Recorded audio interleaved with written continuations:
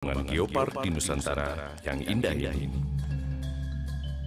Konsep Geopark diterapkan untuk melestarikan sumber daya warisan geologi.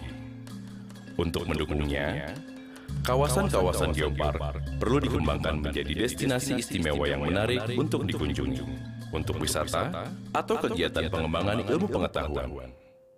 Situs-situs geologi dalam Geopark memiliki unsur keilmuan, kesejarahan, kelangkaan, serta keindahan. Melalui program-program edukasi, manajemen kawasan Geopark akan mendorong kesadaran dan kepedulian masyarakat akan pentingnya menjaga kelestariannya.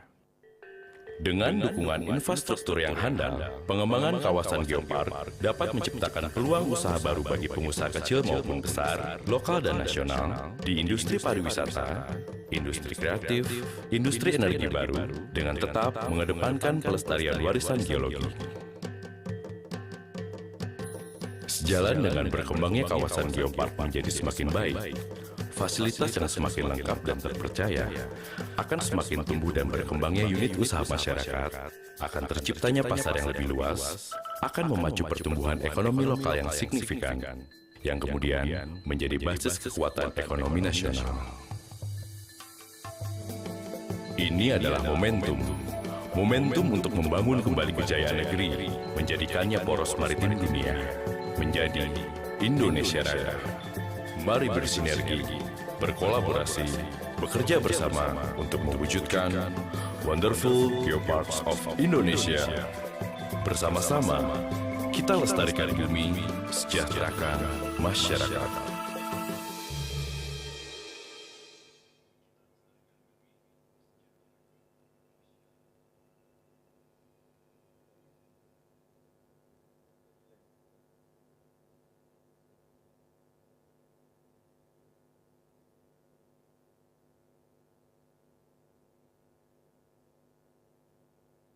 Dipegang erat masyarakat Bali, yakni 3 unsur pembangun kehidupan, keseimbangan dan keharmonisan hubungan antara manusia dengan Tuhan, manusia dengan manusia, dan manusia dengan lingkungannya.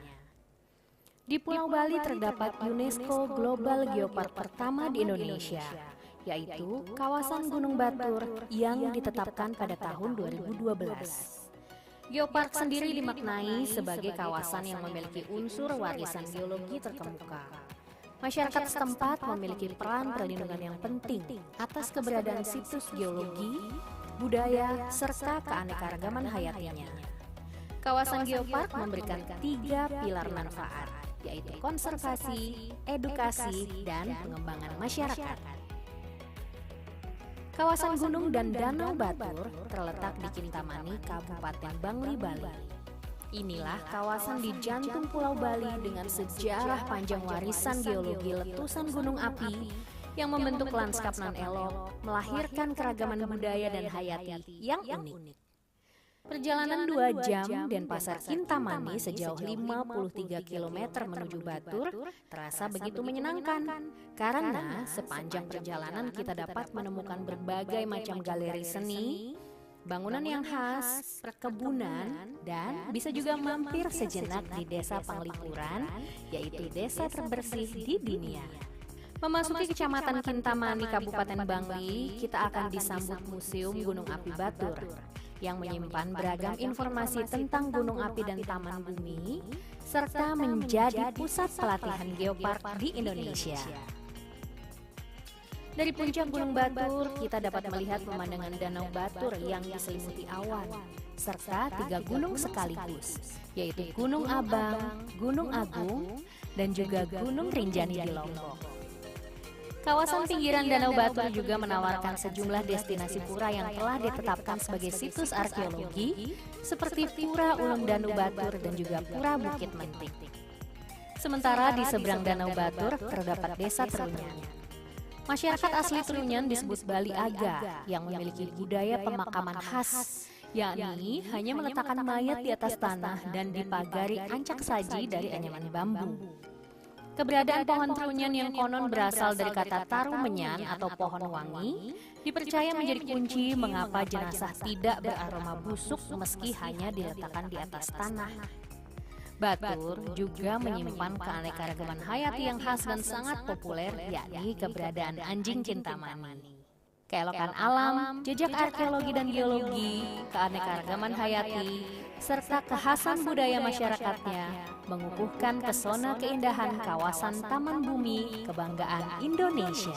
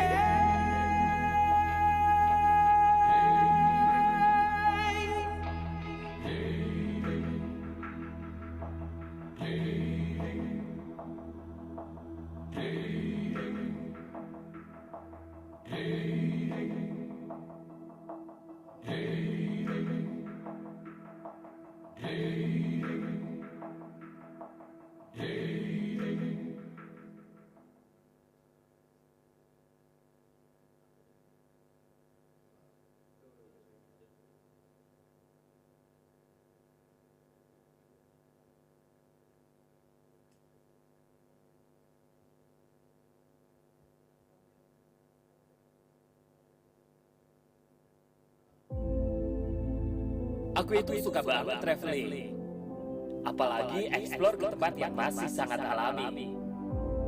Pesona dasar samudra, spesial explore wisata Geopark dasar samudra.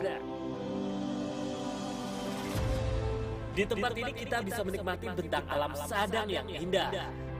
Kita bisa bersepeda santai, mengunjungi museum dan air terjun, hingga loading river tubing yang seru banget. Selain itu, kita juga dipandu oleh guide profesional, jadi aman.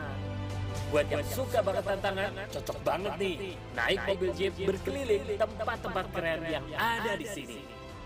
Tunggu apa lagi? Ayo ke sini rame-rame. Pesona Dasar Samudra, spesial eksplor wisata Geopark Dasar Samudra.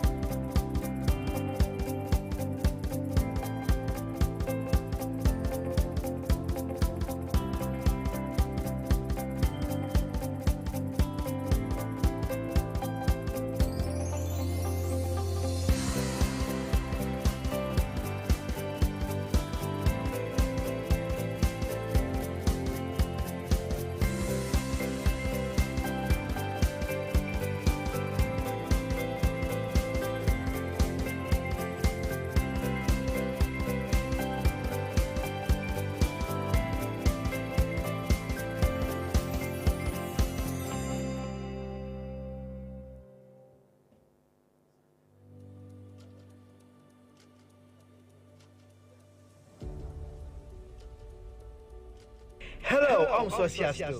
I'm Emmanuel Dio as the first chairperson of the UNESCO Global Geopark Youth Forum. Welcome to Bali. Let's follow my journey to Batur UNESCO Global Geopark in Kintamani and see the sneak peek of the UNESCO Global Geopark Youth Forum seminar and summer camp event. Let's go! Before we go to Batur, I would like to stop by and invite you to Tegalalang region. Behind us, as you can see, is the Subak irrigation system. Subak has been acknowledged by the UNESCO as one of the World Heritage Sites. It's really nice to be here. So now, let's continue our journey to the Batur Museum. Right now, I'm standing in front of Batur Volcanic Museum. As you can see, this volcanic museum is housed in an unusual volcanic shaped building. It's very unique. This place will be used for our seminar and summer camp in September. I know you would like to see it first before you go physically here. Let's get to know more from the staff museum. Operated in 2007, but before this museum known as Museum Gunung Api Batur or Batur Volcano Museum. Museum. And then, as Batur Global Geopark have been approved by UNESCO in 2012, this Batur Volcano Museum became Batur Global Geopark Museum. So now, let's continue our journey to the peak of Mount Batur. Hey guys, I have just arrived on one of the peaks on Mount Batur, exactly on 1717 meters above sea level. Mount Batur is located in the Geopark territory. Batur UNESCO Global Geopark is one and the first UNESCO Global Geopark in Indonesia, validated by the UNESCO in 2012. You can see a lot of monkeys, and there is also Kintamani dog, which is native from here. I will also want to take you to the next destination, which is Geosite Black Lava. Let's go. This area was caused by the volcanic eruption of Mount Batur and it's littered with volcanic debris. This area is very huge. Now, this area has become a research center and used for outdoor activities such as bicycling and running. This place is also where the Eat, Pray and Love movies starred by Julia Roberts' movie took place. This camping ground will be the place where all the delegates stay and spend the time while we are in Batur. From here we can witness and enjoy Mount Batur clearly. I think you will like it here.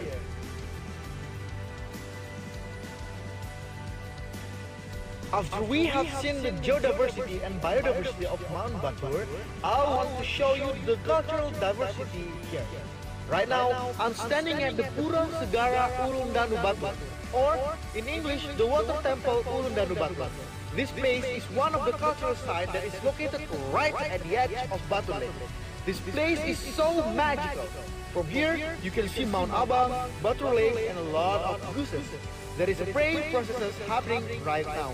I'm using a traditional cap and sarung, which means a covering cloth that you need to use as this is a sacred place.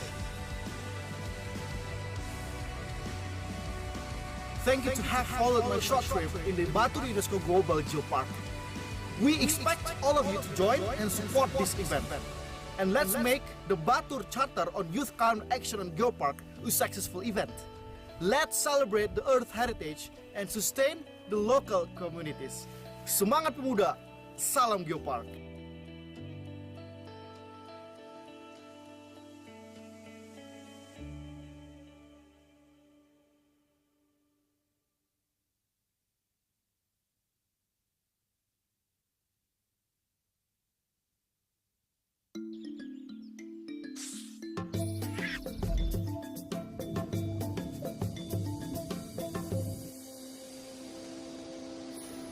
Indonesia.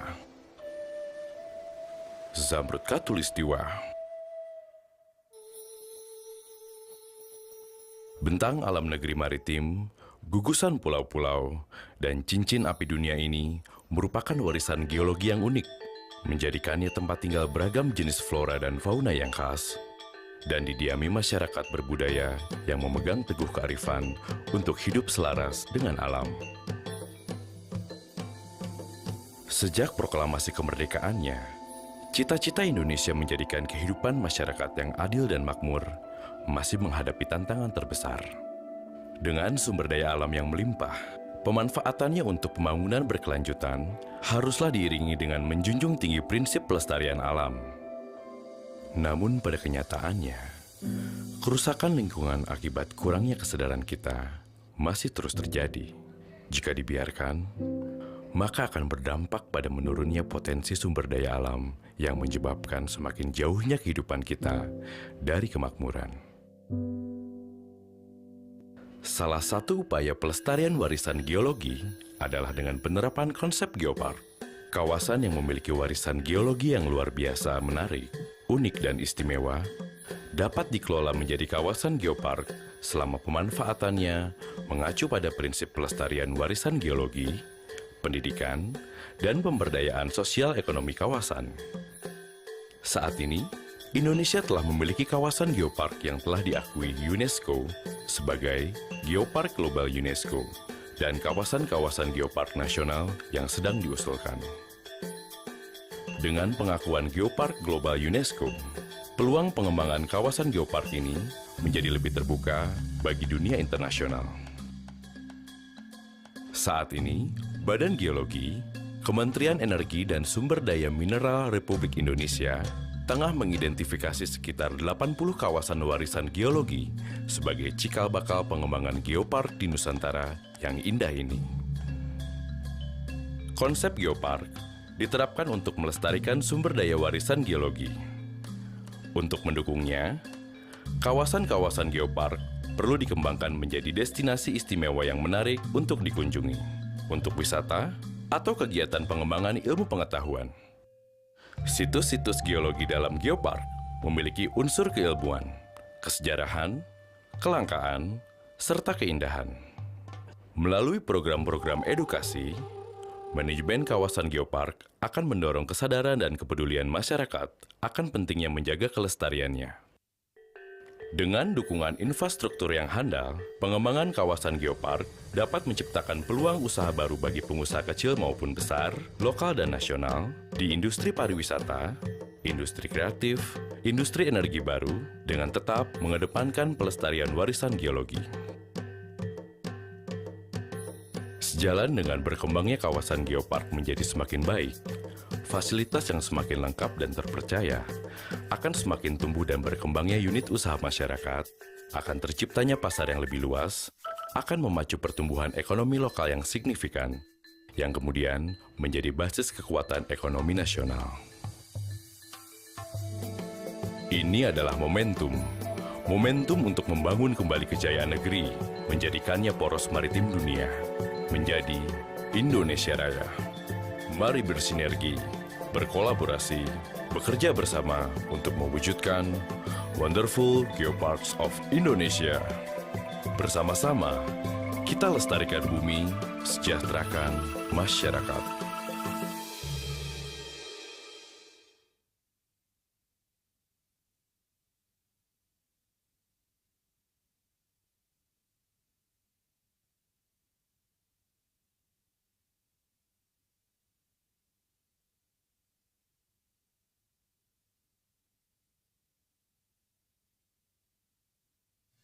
Bali, the island of God. Inilah salah satu pulau terindah di dunia. Hamparan pantai pasir putih, gunung vulkanik, sawah menghijau dan sungai berkelok menjadi rumah bagi keanekaragaman hayati yang demikian kaya. Ritual keagamaan Hindu yang kental serta keberadaan ribuan pura peribadatan mempengaruhi setiap unsur dan gerak kehidupan. Falsafah hidup Trihita Karana dipegang erat masyarakat Bali, yakni 3 unsur pembangun kehidupan, keseimbangan dan keharmonisan hubungan antara manusia dengan Tuhan, manusia dengan manusia, dan manusia dengan lingkungannya. Di Pulau Bali terdapat UNESCO Global Geopark pertama di Indonesia, yaitu kawasan Gunung Batur yang ditetapkan pada tahun 2012. Geopark sendiri dimaknai sebagai kawasan yang memiliki unsur warisan geologi terkemuka. Masyarakat setempat memiliki peran perlindungan yang penting atas keberadaan situs geologi, budaya, serta keanekaragaman hayatinya. Kawasan geopark memberikan 3 pilar manfaat, yaitu konservasi, edukasi, dan pengembangan masyarakat. Kawasan Gunung dan Danau Batur terletak di Kintamani, Kabupaten Bangli, Bali. Inilah kawasan di jantung Pulau Bali dengan sejarah panjang warisan geologi letusan gunung api yang membentuk lanskap nan elok, melahirkan keragaman budaya dan hayati yang unik. Perjalanan 2 jam Denpasar Kintamani sejauh 53 km menuju Batur terasa begitu menyenangkan, karena sepanjang perjalanan kita dapat menemukan berbagai macam galeri seni, bangunan yang khas, perkebunan, dan bisa juga mampir sejenak di Desa Panglipuran, yaitu desa terbersih di dunia. Memasuki Kecamatan Kintamani, Kabupaten Bangli, kita akan disambut Museum Gunung Api Batur yang menyimpan beragam informasi tentang gunung api dan taman bumi, serta menjadi pusat pelatihan geopark di Indonesia.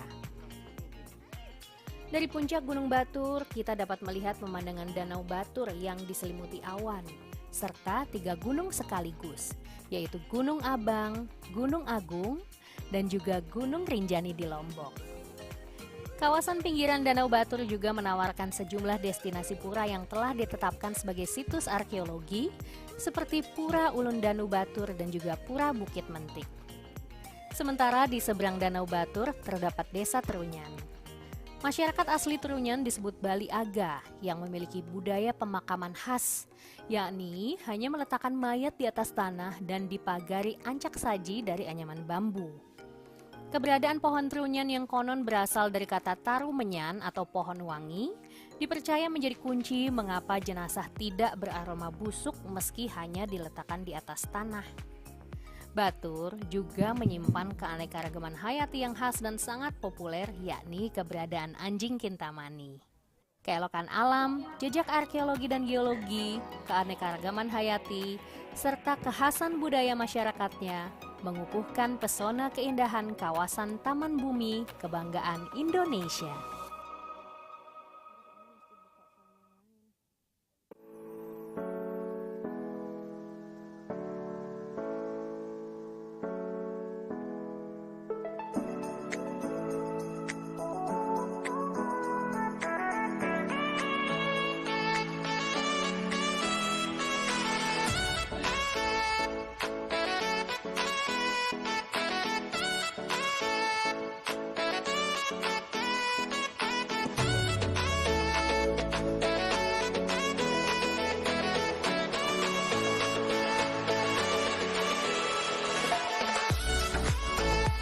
Good morning, ladies and gentlemen,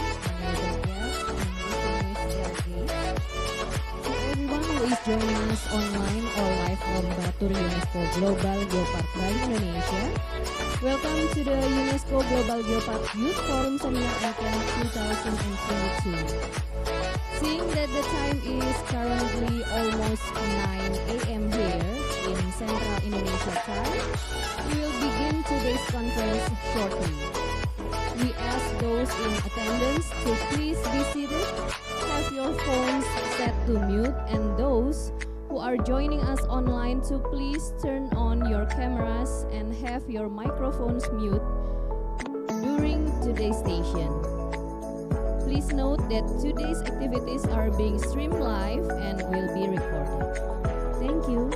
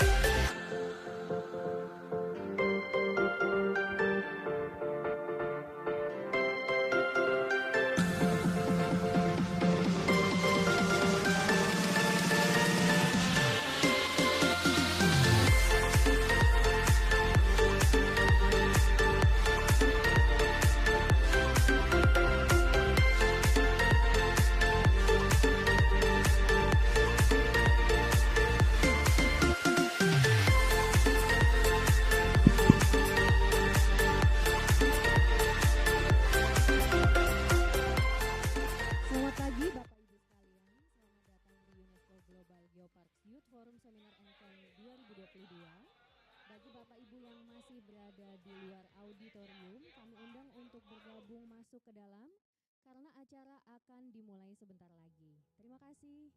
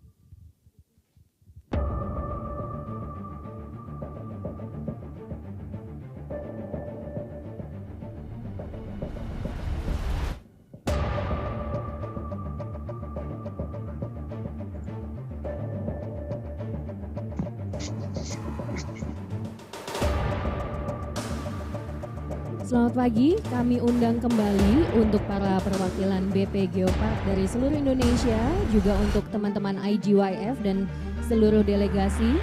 Silakan bergabung ke dalam ruangan auditorium karena acara akan segera kita mulai. Terima kasih.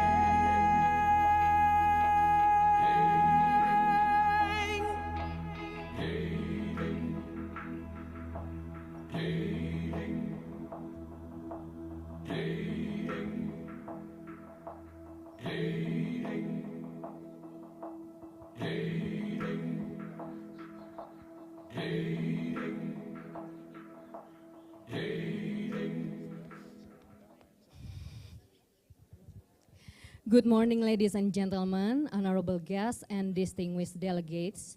To everyone who is joining us online or live from Batur UNESCO Global Geopark Bali, Indonesia, welcome to the UNESCO Global Geoparks Youth Forum Seminar and Camp 2022. Seeing that the time is currently 9 a.m. here, we will begin today's conference shortly.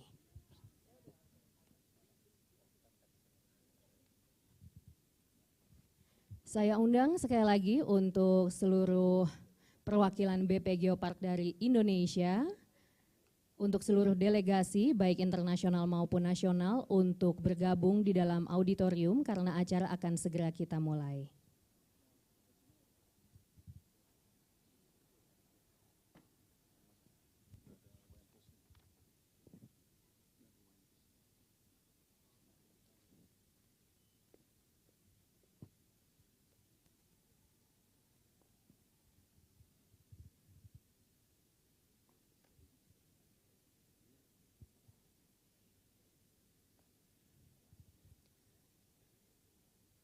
Ladies and gentlemen, Om Swastiastu, Assalamualaikum warahmatullahi wabarakatuh, Namo Buddhaya, salam kebajikan.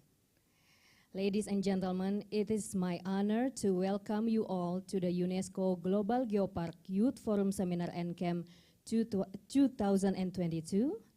This is UGGYFSE is the inaugural session of the UNESCO Global Geopark Youth Forum Seminar and Camp held by UNESCO Global Geoparks Youth Forum, and this year's session is hosted at the Batur UNESCO Global Geopark Bali, Indonesia, and was made possible thanks to the hard work and dedication of the UNESCO Global Geoparks Network, the Indonesian Ministry of National Development Planning or National Development Planning Agency, and the support of the Indonesian Coordinating Ministry of Maritime Affairs and Investment, the Indonesian Ministry of Energy and Mineral Resource, the Indonesian Ministry of Tourism and Creative Economy, the Province of Bali, the Regency of Bangli, the Indonesian State Electricity Company PLN, Geodipa Energy, Telkom Indonesia, Toya de Fascia Geopark Resort and Villas,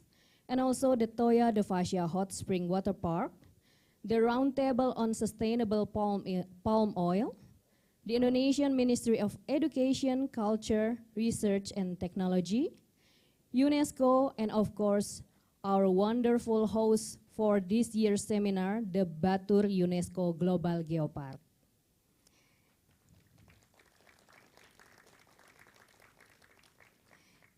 It also goes without saying that this event would not have been possible without its key organizer, the Indonesian National Geopark Action Plan Secretariat, the Indonesia Geopark Youth Forum, and also Camo Conception Asia. Distinguished guests, it is my absolute pleasure to be the one to welcome you all to the UGGYFC 2022.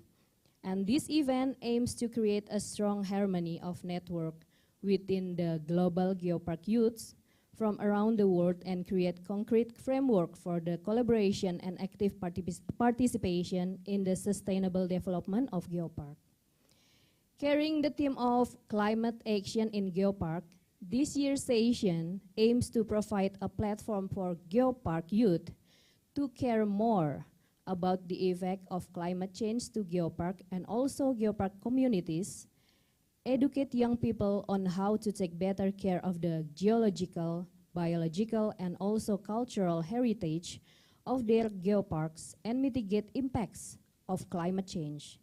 Give youths an opportunity to hold a stronger role in the decision-making process on the local, national, and global level when it comes to geopark development.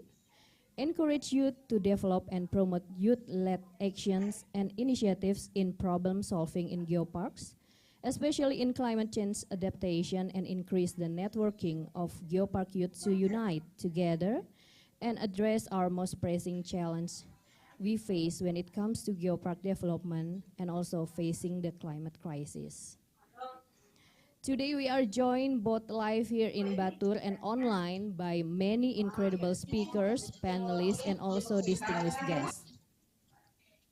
I would like to personally extend a warm welcome to our distinguished guests. In behalf of Mr. Sangyonan Sedana Arta, Region of Bali, there's Bapak Iwayan Diar. Good morning, Bapak. And also Dr. Vivi Yulaswati, Senior Advisor to the Minister on Social Affairs and Poverty Reduction, Ministry of National Development Planning, and the head of the Indonesian SDGs National Secretariat. And also Bapak Darmawan Prasojo, President Director at PT PLN Persero. Our keynote speakers, Mr. Nicolas Zoros, President of the Global Geoparks Network. Ozlem Adiyaman Lopez, Senior Program Manager for the Earth Science and Geohazard Risk Reduction, UNESCO. Ibu Ice Kodijah, Executive Chair of Indonesia National Commission for UNESCO.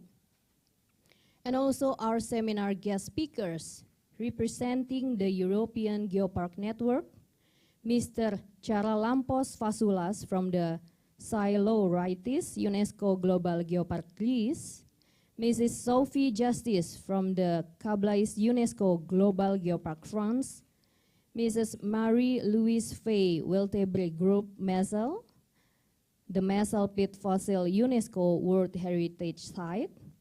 And also representing the Asia Pacific Geopark Network, we have Mr. Tran Tam Phan from the Vietnam Institute of Geosciences and Mineral Resource.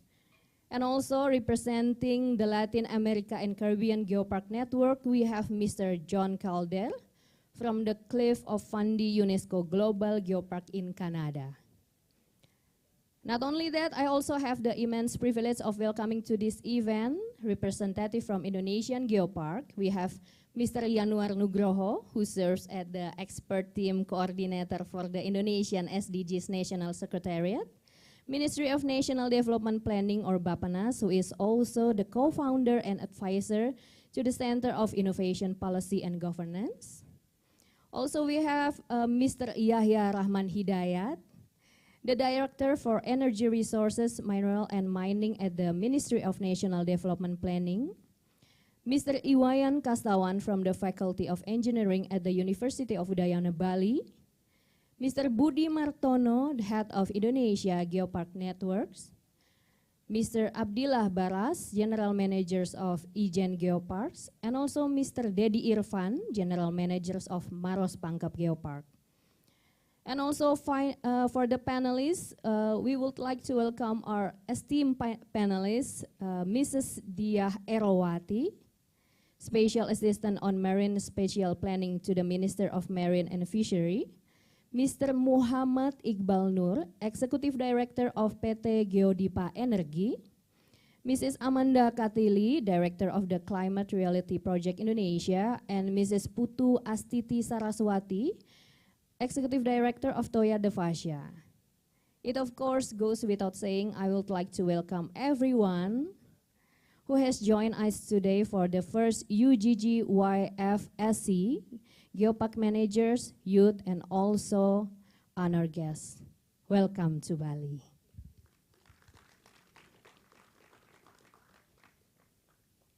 Now for the first agenda, I would like to everyone here to stand up.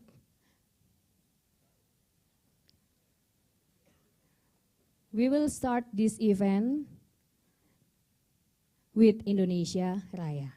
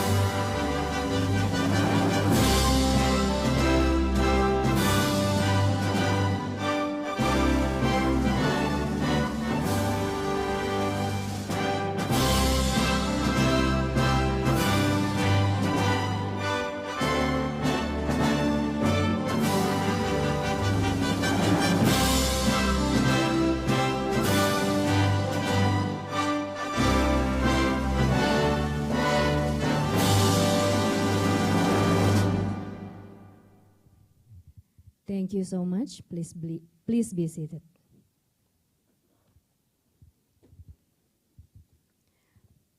Now for the next agenda, this is the traditional dance performance from Bali.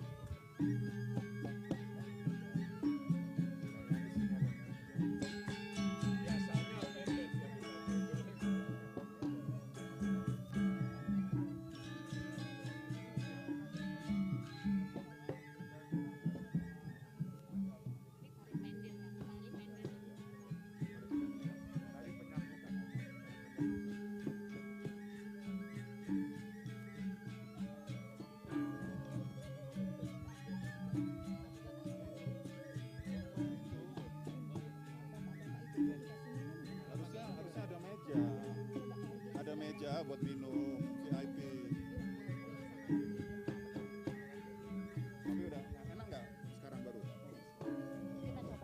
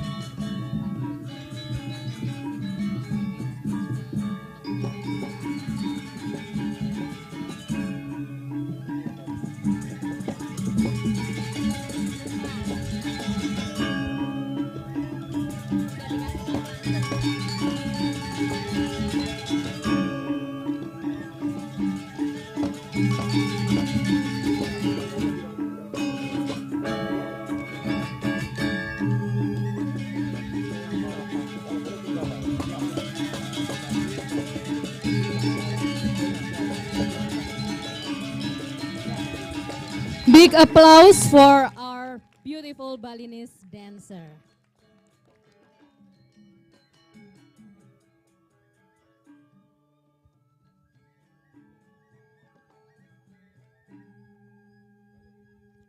We just watched a pendet dance. It's a welcoming dance from Bali.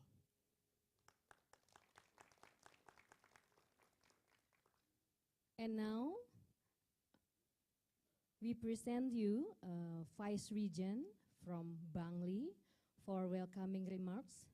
For Mr. Iwayan Diar, we welcome you.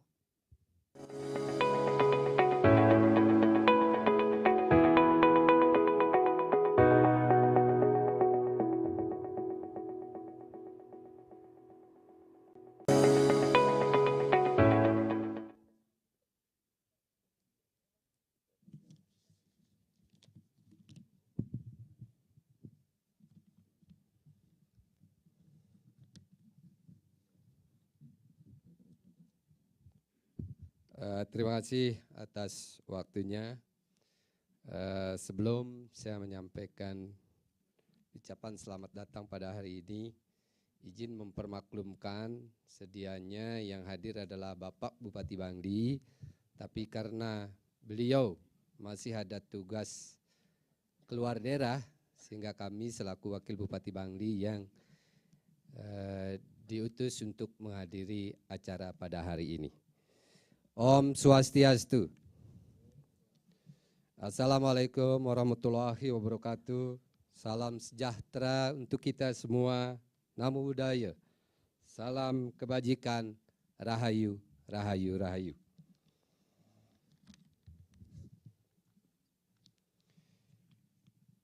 Ibu Pipi Yulia Swati, staf ahli Menteri Bappenas untuk urusan sosial dan pengurangan kemiskinan.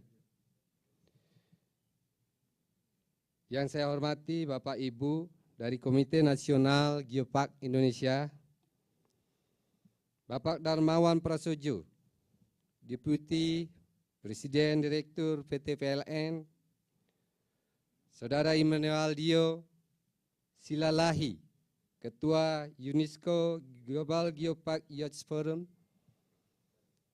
Yang saya hormati, Cannot Speak, Mr.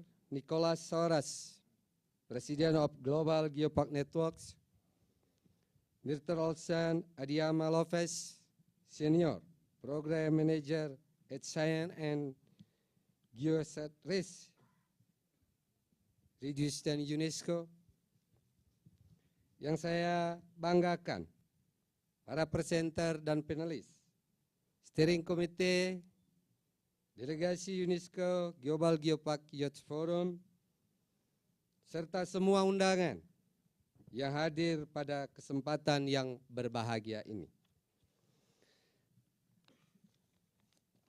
Hadirin yang saya muliakan, Batur UNESCO Global Geopark adalah Global Geopark pertama di Indonesia yang diakui oleh UNESCO tanggal 20 September 2012 pada Konferensi Geopark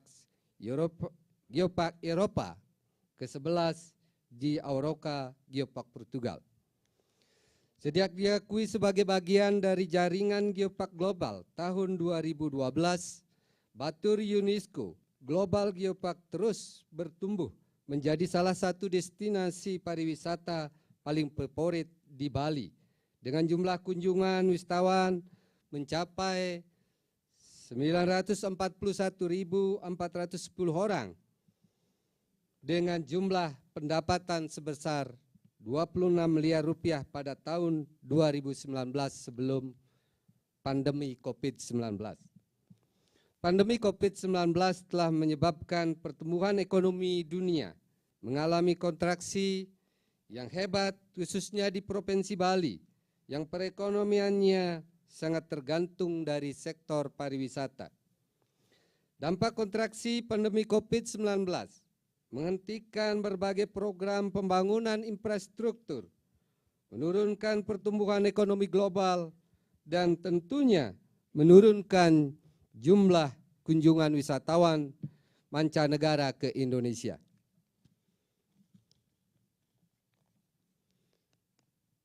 Akan tetapi, dengan keberhasilan program vaksinasi massal dan penerapan protokol kesehatan yang ketat, kondisi pariwisata di Batur UNESCO Global Geopark justru mengalami pertumbuhan yang cukup baik di tengah pemulihan akibat pandemi COVID-19.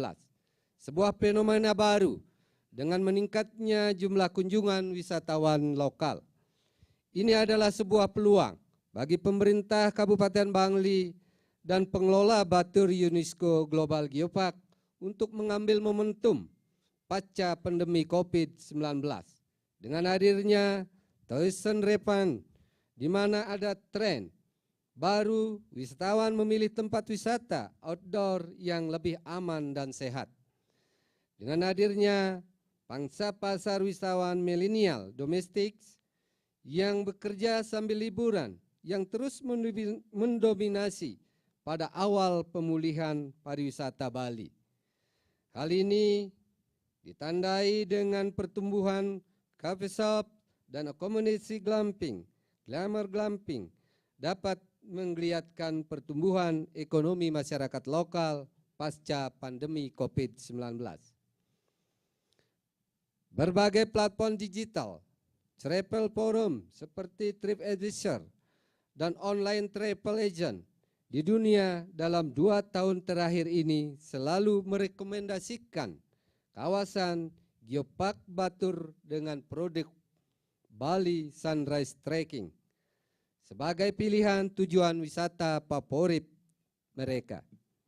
Hadirin yang saya hormati, harus diakui bahwa saat ini kawasan Geopark Batur masih mengalami berbagai permasalahan yang harus kita pecahkan bersama, seperti pencemaran danau, kerusakan gunung, pertambangan pasir, masalah limbah dan sanitasi, serta rencana detail tata ruang kawasan yang belum tersusun dengan baik. Oleh karena itu, kami mohon kepada semua pemangku kepentingan, pemerintah Provinsi Bali, kementerian terkait, dan UNESCO untuk hadir membantu kami di pemerintah Kabupaten Bangli untuk menyelesaikan semua masalah tersebut. Karena gunung, hutan, dan danau batur adalah sumber kehidupan, sumber oksigen, sumber mata air untuk menjaga keseimbangan ekosistem Bali. Kami sangat berharap dengan pelaksanaan The First UNESCO Global Geopark Youth Forum, seminar, dan camp tahun 2022 ini dapat berkontribusi untuk pengembangan dan pelestarian kawasan Batur UNESCO Global Geopark di masa yang akan datang. Kegiatan ini sangat penting untuk membangun jaringan keterlibatan dan kerjasama antar pemuda dunia. Karena pemuda secara nasional dan global memiliki kekuatan tak terbatas untuk meningkatkan pengetahuan tentang geopark kepada masyarakat umum. Oleh karena itu, forum ini adalah ajang yang tepat bagi pemuda untuk mengumpulkan ide-ide dan saran tentang keberlanjutan geopark. UNESCO Global Geopark Youth Seminar and Scam tahun 2002 adalah forum untuk pemuda sebagai agen perubahan, kolaborator dan inovator lokal dan global untuk mengembangkan pendidikan, konservasi, dan pembangunan masyarakat dalam konteks geologi, biologi, dan keragaman budaya demi keberlanjutan geopark dunia. Semoga seminar ini akan menghasilkan sebuah kesepakatan kerangka aksi nyata yang dituangkan dalam Batur Karakter 2022 untuk menanggulangi perubahan iklim yang menjadi ancaman dunia. Di akhir sambutan ini, izinkan kami mengucapkan terima kasih yang sebesar-besarnya kepada semua pihak dan seluruh stakeholder atas partisipasinya dalam mensukseskan acara ini. Selamat datang di Batur UNESCO Global Geopark. Om Santi Santi Santi Om.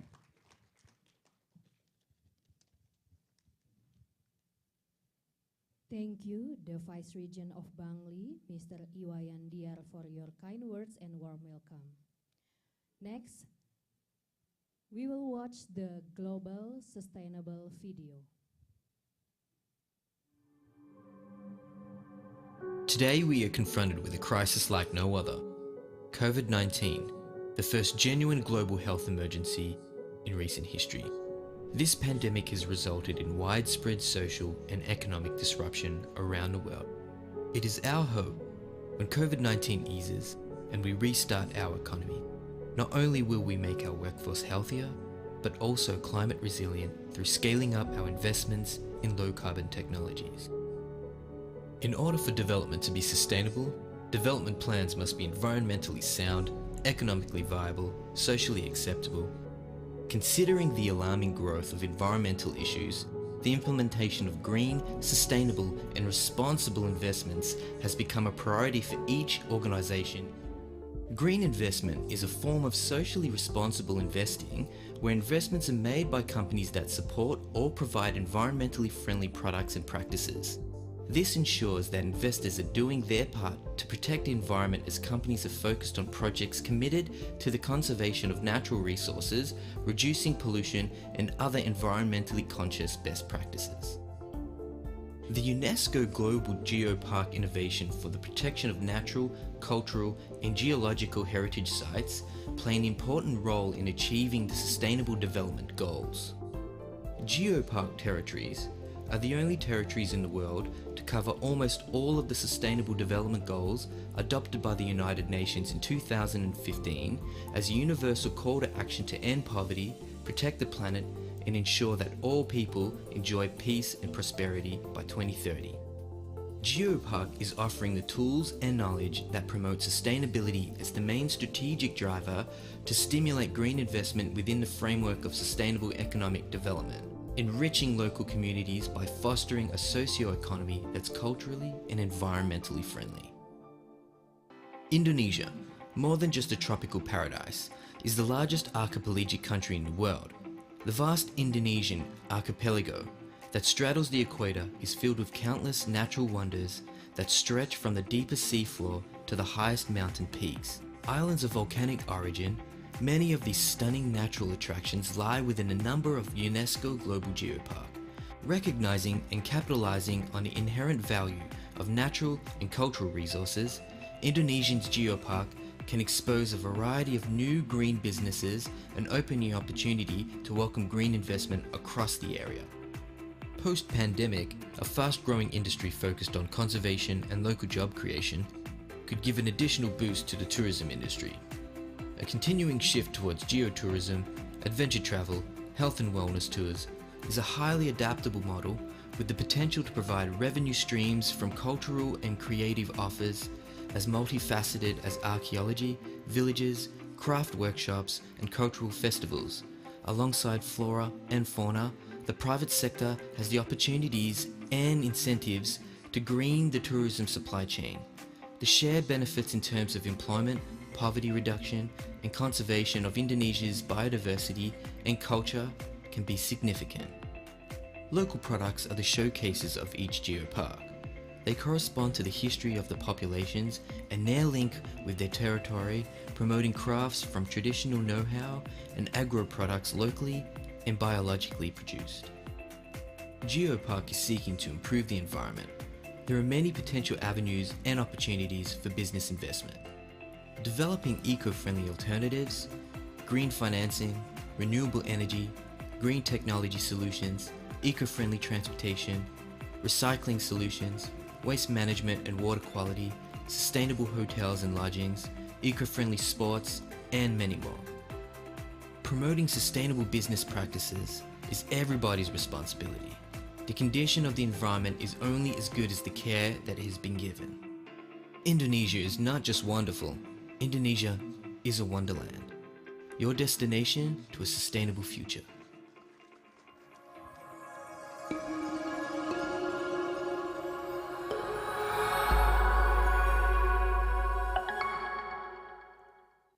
Next, we will be hearing the report of the steering committee.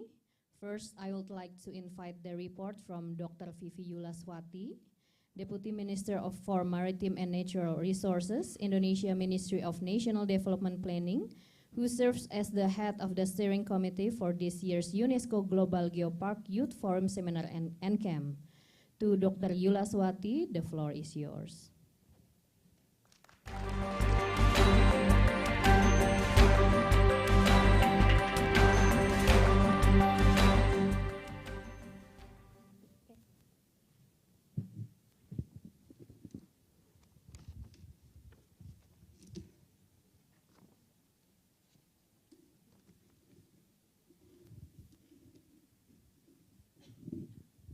Excellency, representatives of Indonesian ministries and agencies, we will have the Coordinating Minister for Maritime and Investment, Minister of Tourism and Creative Economy, Minister of Maritime and Fishery, who will join online, and also Minister of National Planning Agency, who will join with us tomorrow. Excellency Vice Regents Bapak Iwayan Diar, Excellency representatives,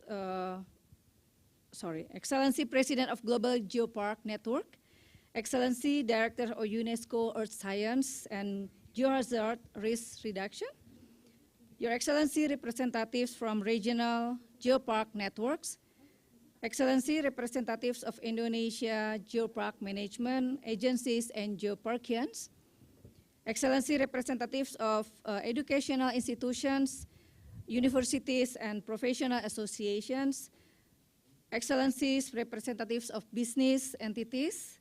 We have here Pak Ketut, Ibu Ayu, together with us here.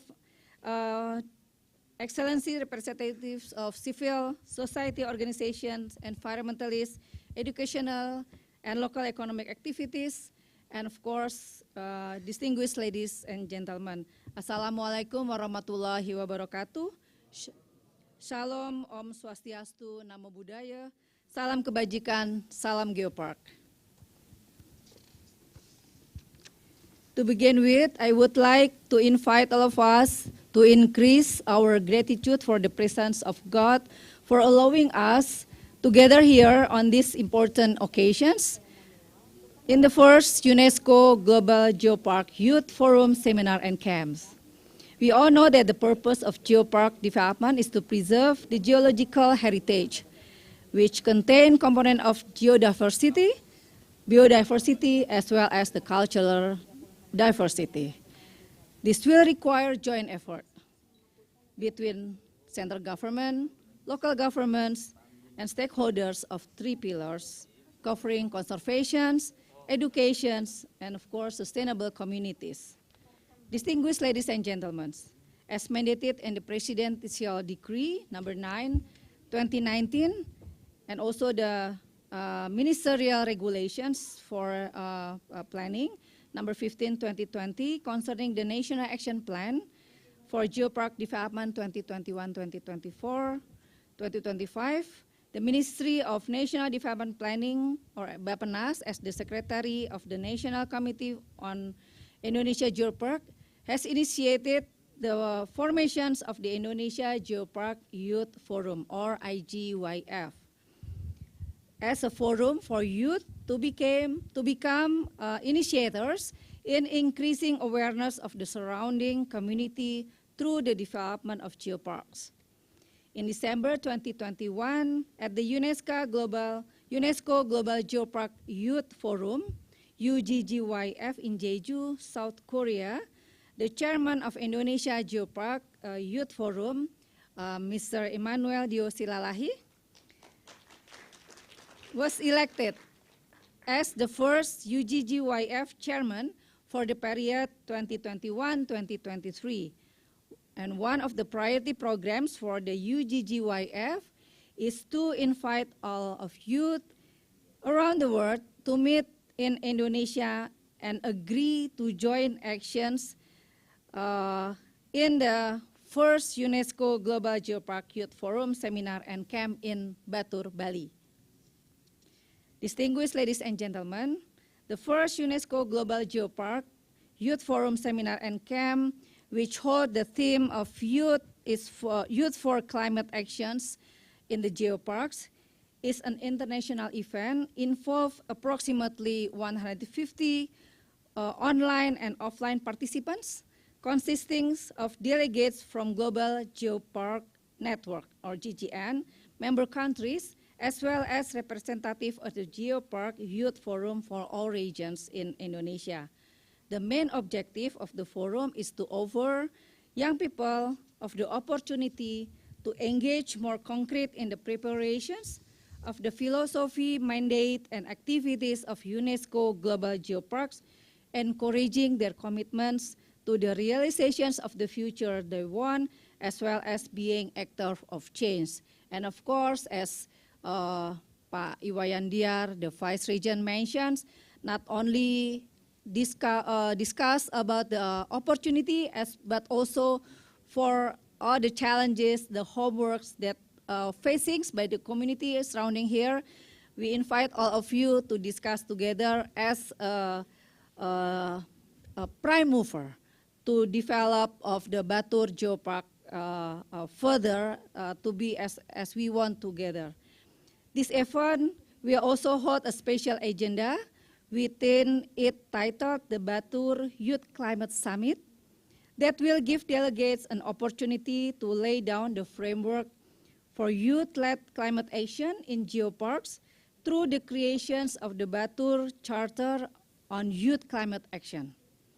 The first UNESCO Global Geopark Youth Forum Seminar and Camp has the support of from the Global Geopark Network, UNESCO, the Ministry of the National Development Planning, or Bappenas, Republic of Indonesia, the Indonesian National Geopark Committee, and the Indonesian Geopark Network.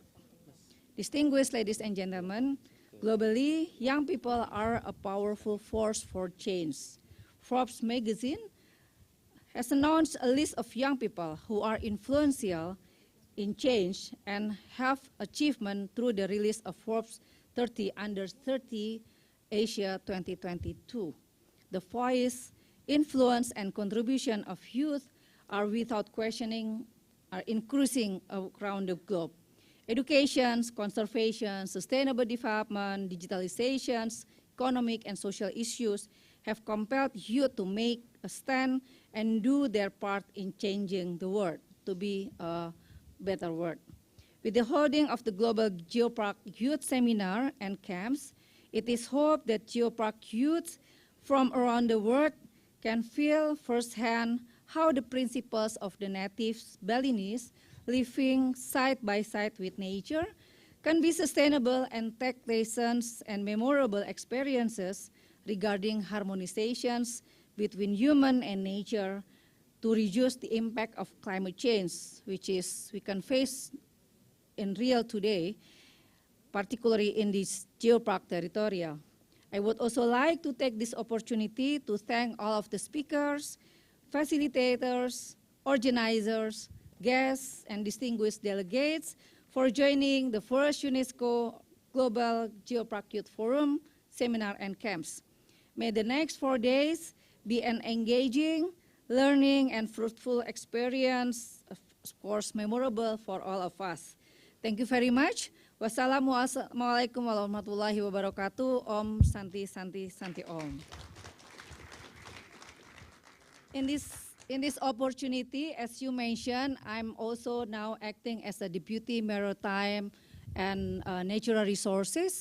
The late deputy just passed away 2 weeks ago, so I would like to use this opportunity for all of us to remember of the late deputy by watching two video atau berjalan, belum ada dirijennya secara nasional. Nah, ini nanti yang akan kita buat sebagai suatu rencana besar untuk pengembangan geopark secara nasional, supaya daerah itu memiliki acuan, memiliki dasar, memiliki gambaran bagaimana merencanakan geopark ke depan dan memiliki juga akselerasinya bisa lebih cepat. Nah, ini yang kita pemerintah pusat mencoba untuk membangun itu. Contohnya misalnya nanti ada beberapa daerah yang menjadi champion, pionir untuk dikembangkan. Nah, saya pikir ini yang nanti bisa kita ketemukan sebagai produk perencanaan geopark mendatang secara lebih baik dengan adanya rencana aksi nasional yang kita buatkan.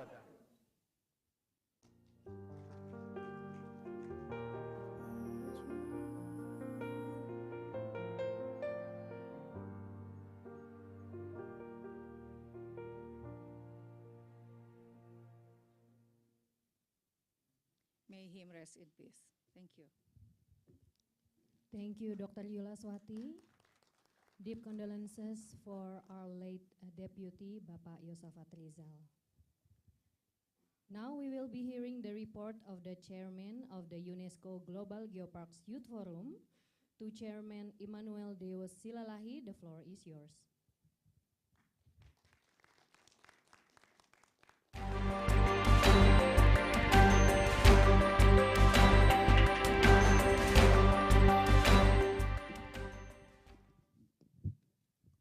Thank you very much for the amazing opportunity that has given to all of us as the youth in this very big event. Greetings to all of us.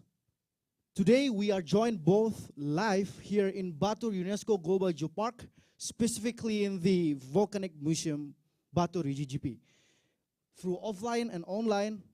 And I would like to welcome to all incredible people that come to this place. Our distinguished guest from the coordinating ministry of the Indonesian Maritime Affairs and Investment, from the Ministry of National Development Planning or National Development Planning Agency or Bappenas, from the Ministry of Tourism and Creative Economy, from the Ministry of Marine Affairs and Fisheries, on behalf from the Ministry from the governor of Bali, from the region of Bali, and the representative, Mr.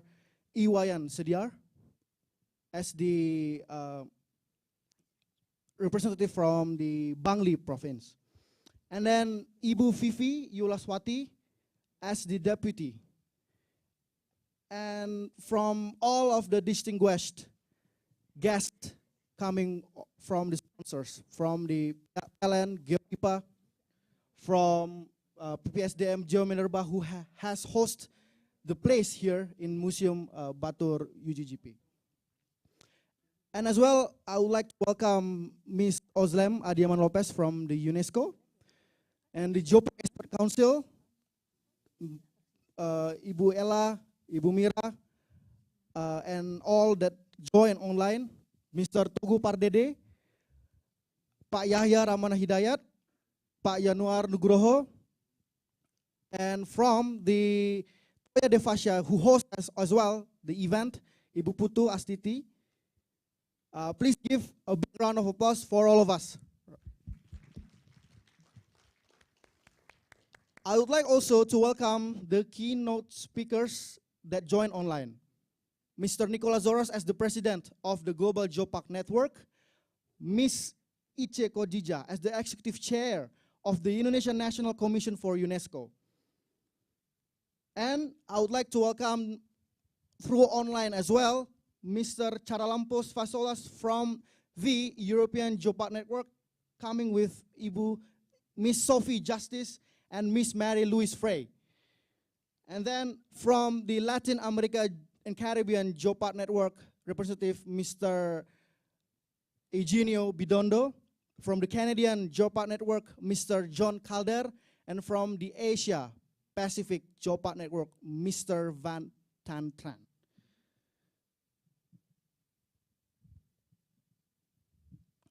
Please allow me for a sec. So to begin, I would like to thank as well the organizing committee for this incredible opportunity and congratulate all of us here for successfully delivering such a spectacular event, of which I'm truly honored to be given the chance to participate in. While I'm fairly new to this great opportunity, I would like to remind everyone that we have been and we are truly in this great journey this far. I am Emmanuel Deo Silalahi, a youth come from Toba Caldera UNESCO Global Geopark. Toba Caldera is known as its super volcano, located in Sumatra Island, and is acknowledged as the most active caldera resurgent in the world. Most of the managers of the Indonesian management body come as well in this spectacular event. And it is such an incredible honor to be standing before all of you in this occasion. Young people have always been a critical gear in the cog that is the Geopark community. We are everywhere, in every level of society, in every corner of this planet. And we will continue to be there for many years to come as we inherit this world. And the same will go on for those who come after us, and those who come after them, and so on and so forth. For so long we have worked endlessly to support plans headed toward a trajectory so far off from our own needs for the kind of future that we desired, the kind of future we were entitled to. It has taken a long time, but today I stand before you all as a demonstration of the progress that has been made towards the inclusion of the young people. You have done well in the past to educate us, employ us, and provide us with many opportunities for our own self-development. But one area where we, the youth, we as the young generations that will inherit this world, you leave us is on what the future world looks like. For too long have we been left unheard and accommodated. For too long we were not included on the table in the debates and deliberations, the decisions-making process of what that future looks like. I hope that with me being here, we begin to put an end to that and usher in an era of active and truly multi-stakeholders participation, just like what Ibu Vivi said in the decision making. Young kids want to be heard. They have a right to be heard, and they ought to be heard. We deserve a seat on the table just as much, because that is our future that you are talking about. And we should have a say in what the future looks like. And that sentiment must be echoed everywhere, in our Geopark communities especially. Since the official appointment and the inaugural of the UNESCO Global Geopark Youth Forum in the digital ninth of international health in Jeju Island, UNESCO Global Geopark, the Youth Forum have been collaborating to organize the programs under the supervision of the Global Geopark Network and the UNESCO. So currently, there are 33 official delegates that represent each country, and 10 of them officially offline coming to UNESCO Global Geopark.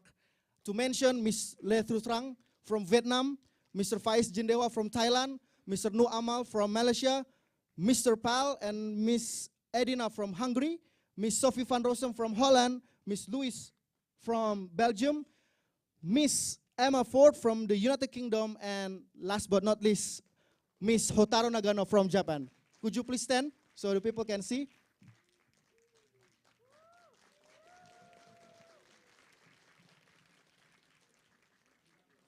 Thank you very much. Indonesia has begun to understand this. The local Geopark youth communities have now banded together under the banner of the Indonesian Geopark Youth Forum, as mentioned before as well. A national association of local Geopark Youth Forum with hundreds of members kicked off, created by the Ministry of Development Planning back in February 2021 in the Belitung UNESCO Global Geopark. As a matter of fact, we currently stand over 500 people. You can only imagine the potential impact that strength in numbers of its own have.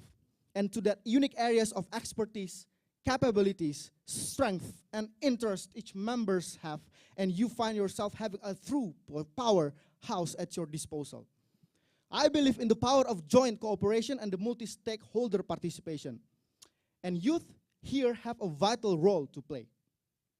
In a few days' time, that is exactly today and tomorrow, the Batur UNESCO Global Geopark will be hosting this first ever UNESCO Global Geopark Youth Forum, Seminar and Camp.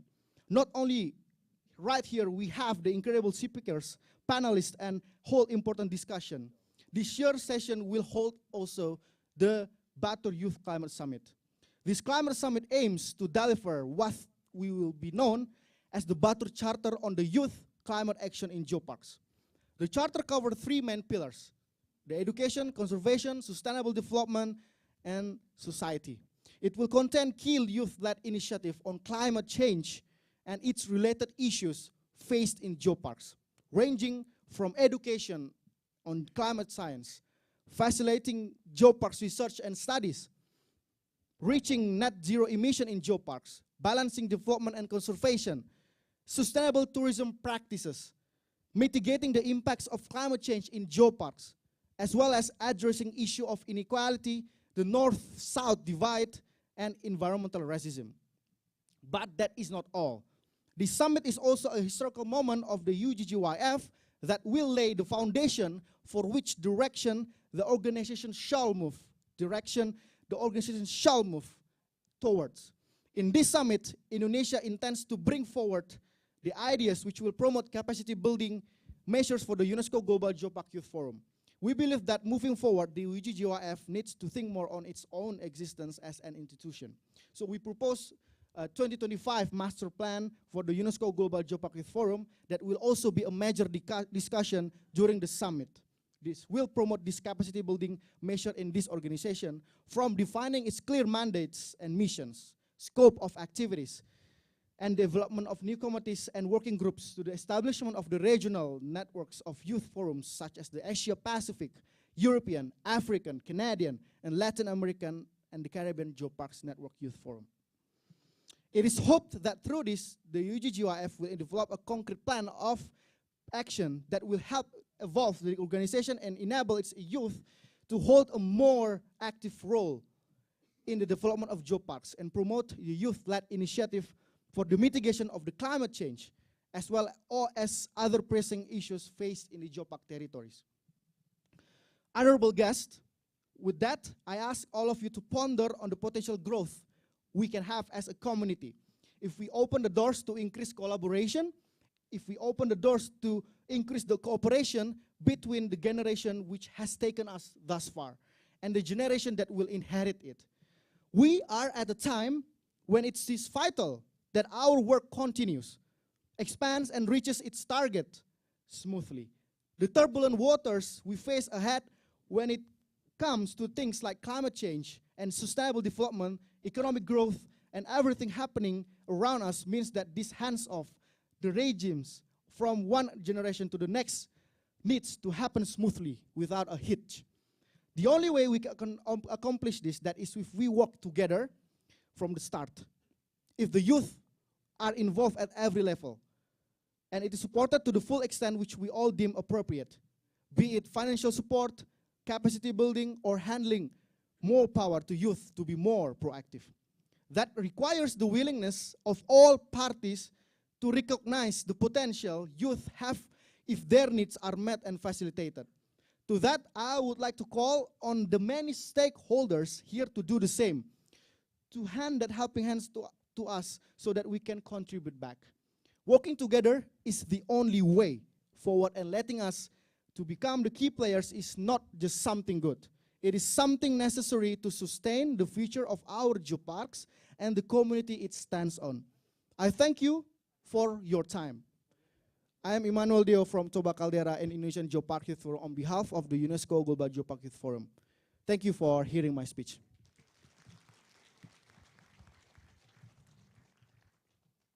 Thank you so much for Emmanuel Deo Silalahi, the chairman of the UNESCO Global Geoparks Youth Forum. Before we moving on, I would like to ask you all to give big applause once more to our international delegates for giving us their time and also their effort to join us here in Batur UNESCO Global Geopark. Now, I would like to welcome Coordinator Minister Luhut Binsar Panjaitan from the Indonesian Coordinating Ministry of Maritime Affairs and Investments to deliver his address. Coordinator Minister Panjaitan has prepared a video for all of us to watch.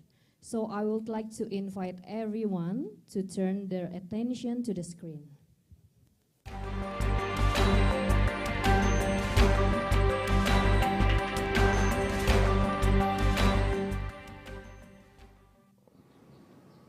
His Excellency, Minister of National Development Planning, Minister of Tourism and Creative Economy, Governor of Bali, ladies and gentlemen, good morning. Global warming has raised the Earth temperature by 1% in the last 7 years. This has put humanity in danger as we see for more droughts, fires, and floods happening in the world. No nation is immune towards climate change. Yet, we continue to feed our fossil fuel addiction in this industrial era. It has done no good, but more damage for the world. If this goes on further, the future would not be, the future would not be on our side. Our children will have to bear the burden that we cause. Hand in hand, we must come together to protect people and the planet. We must start making changes for our future, for our next generation. Last year, world leaders came together in the United Nations Climate Change meeting in Glasgow, committed to keeping the Earth's surface temperature to no more than 1.5 degrees Celsius. We must now move forward together and deliver on the expectation of the Glasgow Climate Pact. I hope youth as the next generation will be brave to stand in the forefront of the fight upon the climate crisis. Today is indeed a great pleasure for me to address the opening ceremony of the first UNESCO Global Geopark Youth Forum Seminar and come in the beautiful Batur Geopark. The theme, Youth for Climate Action in Geopark, has to ignite the spirit of the young people to save the world with a strong and powerful force. Geopark has been a part of Indonesia initiative in climate action. The three Geopark principles, conservation, education, and sustainable development, are all intended to alleviate the climate change problem. But beyond that, it is expected to also build climate resilience community. Geopark has also become a recent popular type of natural tourism attraction in Indonesia. Furthermore, nature-based tourism has been proven to provide employment and significant growth for the economy of Indonesia. Looking ahead, geoparks can also be persuaded to fuel the community's economy. Another important aspect to be taken seriously is to develop sustainable geoparks through building green infrastructure which protects and reserves natural resources. There are three main aspects of green infrastructure. First, the use of renewable energy. Second, application of eco-friendly technology. And third, green waste management. One of the efforts to keep 1.5 degree alive is through green waste management, as the global waste production is predicted to reach 3.4 billion tons by 2050. Now, I look to the youth to bring green infrastructure aspect in innovating, create climate action. We believe that this event will bring concrete action that will meet the needs of the world. Together with the young generation, let's change the course of the planet further, this planet future to be a better one. Let's take care of the earth, our home. Let's work together and we can solve this problem. Thank you.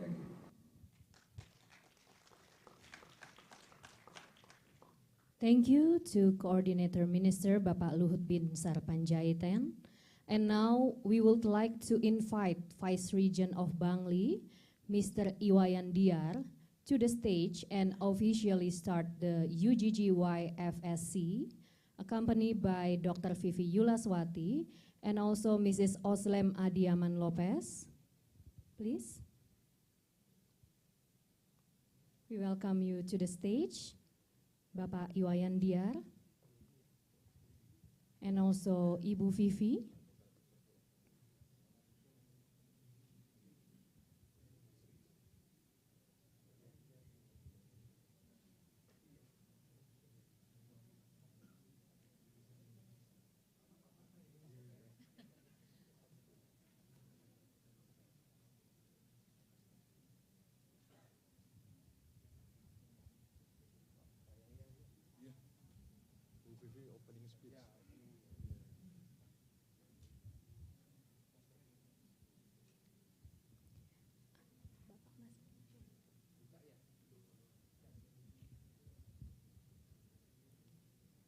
Okay, Bapak Iwayan Diar, can you open the event using the microphone?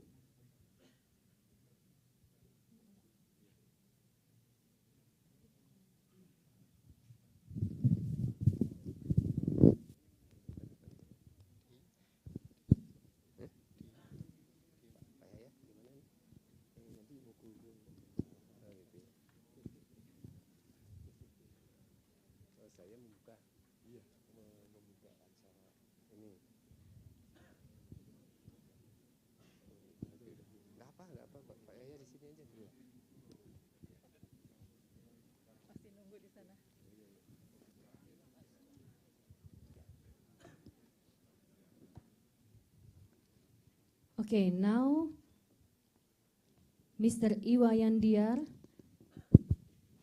we would like to ask you to beat the kendang to start the event. Dengan mengucapkan Om Awigena Mastu Dhamma Sidam, forum YOPT yang pertama di Batur Global Geopark saya buka dengan resmi.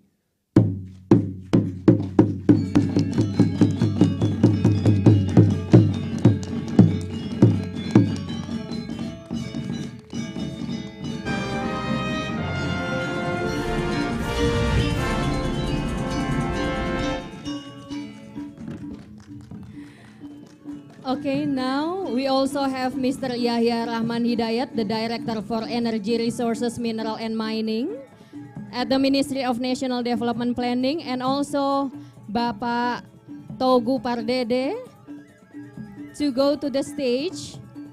Bapak Togu Pardede as the Coordinator of Geopark Development from Bappenas RI.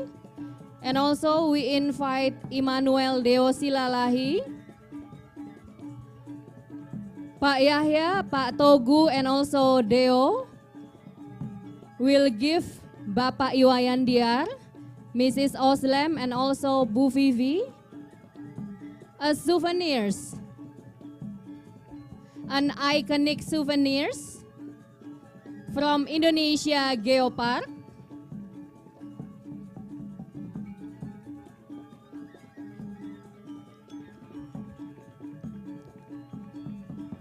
To Bapak Iwayan Diar, Mrs. Oslem, and Bu Vivi, you can open the package, the tote bag. Yeah. It is an iconic T-shirt from Geopark Indonesia.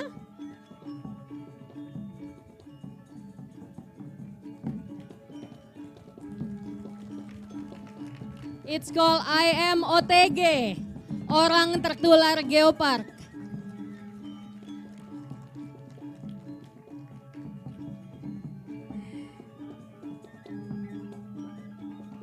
Okay, now we can take a picture using Salam Geopark.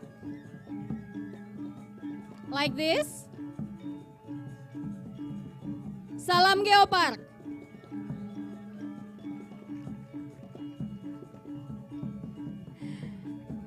Thank you so much to Mr. Iwayan Diar, Mrs. Oslem, Mrs. Vivi, Pak Yahya, Pak Togu, and also Deo. Thank you so much to all our guests, to our international delegates, national delegates. Now, we will take a picture together.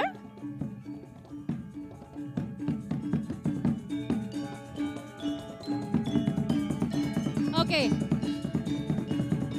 we will take a picture.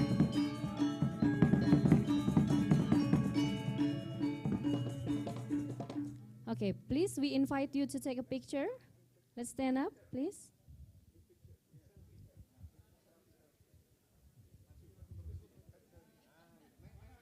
Pak Togu, you can you can guide us to take a selfie.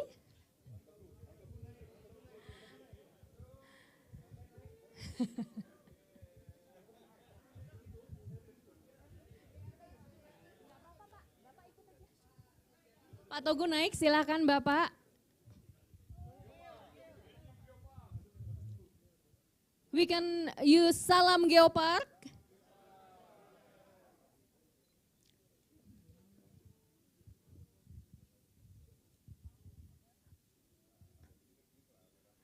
Okay, Mr. Togu, can you guide us to take a selfie from the stage?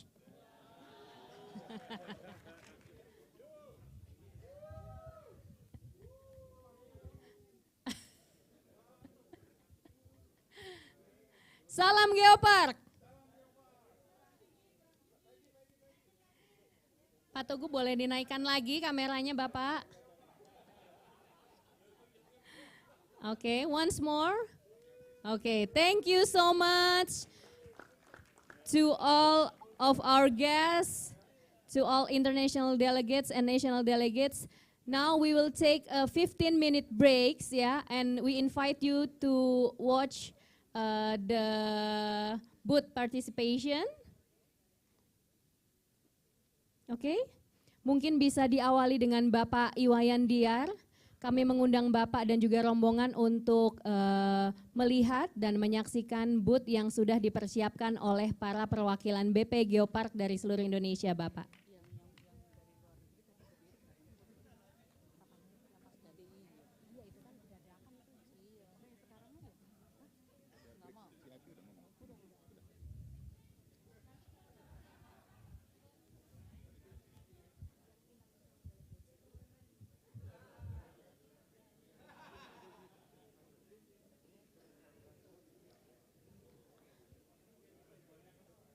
To all our VIP guests, we also prepare the coffee break in the VIP room.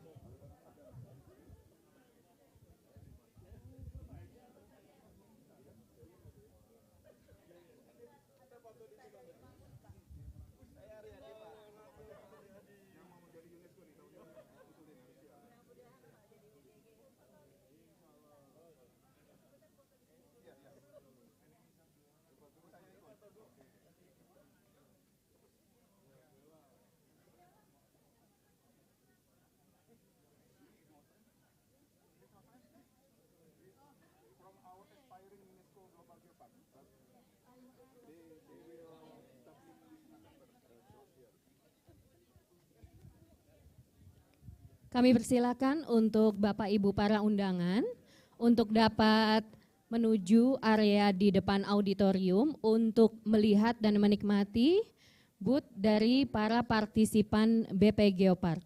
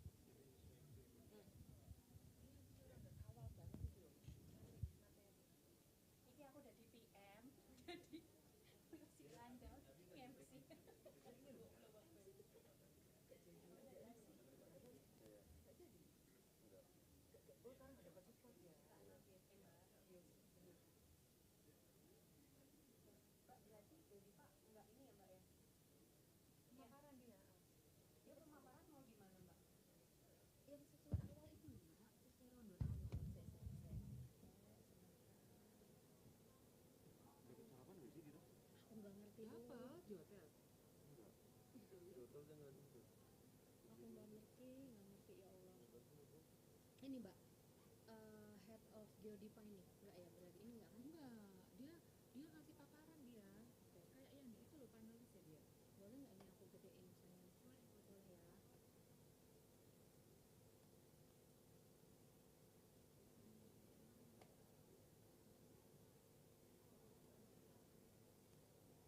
Hapus ya Mbak, aku hapus ya dia paparan ya berarti ya. Oke, sekarang kita cari lagi Geodipanya di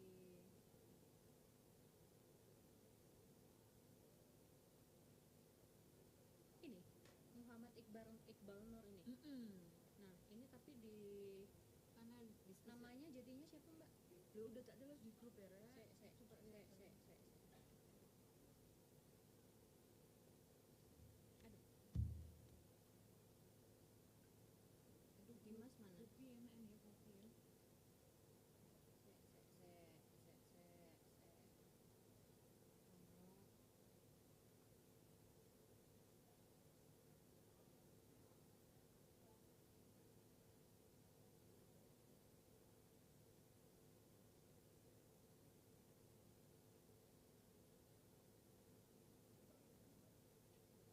Di grup.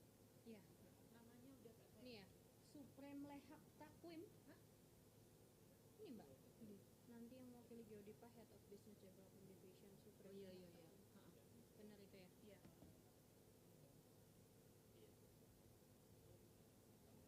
Supreme Lehak Takwim. Dimas Hawkins mana ya? Ada yang bisa panggilin dia nggak? Tolong dong. Ada yang ada kontaknya Dimas Hawkins? Dimas tuh buru-buru loh.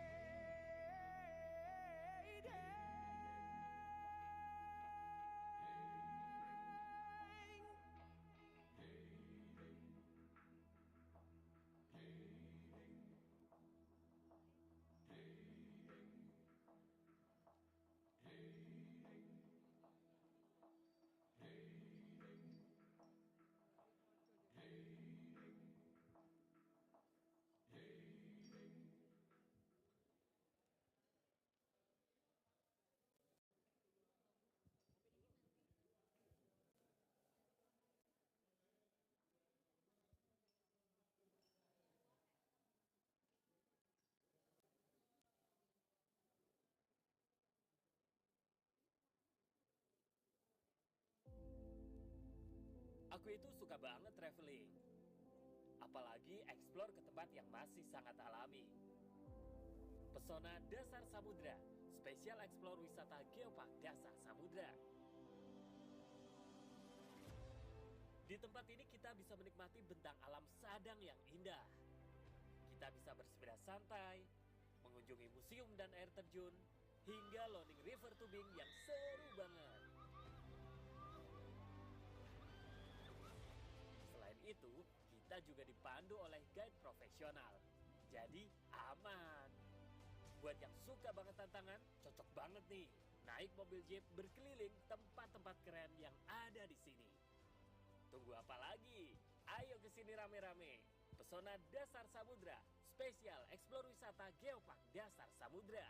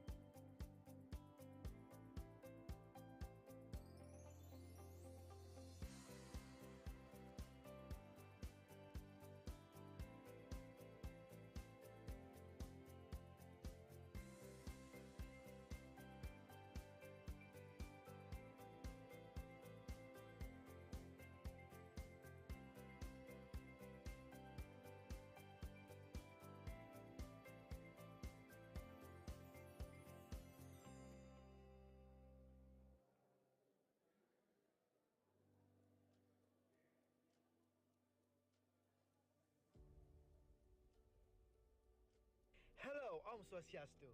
I am Emmanuel Dio as the first chairperson of the UNESCO Global Geopark Youth Forum. Welcome to Bali. Let's follow my journey to Batur UNESCO Global Geopark in Kintamani and see the sneak peek of the UNESCO Global Geopark Youth Forum seminar and summer camp event. Let's go! Before we go to Batur, I would like to stop by and invite you to Tegalalang region. Behind us, as you can see, is the Subak irrigation system. Subak has been acknowledged by the UNESCO as one of the World Heritage Sites. It's really nice to be here. So now, let's continue our journey to the Batur Museum. Right now, I'm standing in front of Batur Volcanic Museum. As you can see, this volcanic museum is housed in unusual volcanic shaped building. It's very unique. This place will be used for our seminar and summer camp in September. I know you would like to see it first before you go physically here. Let's get to know more from the staff museum.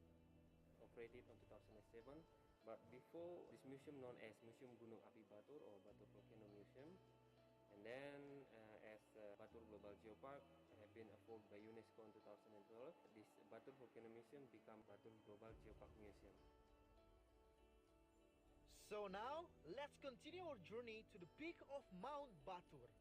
Hey guys, I have just arrived on one of the peaks on Mount Batur, exactly on 1717 meters above sea level. Mount Batur is located in the Geopark territory. Batur UNESCO Global Geopark is one and the first UNESCO Global Geopark in Indonesia.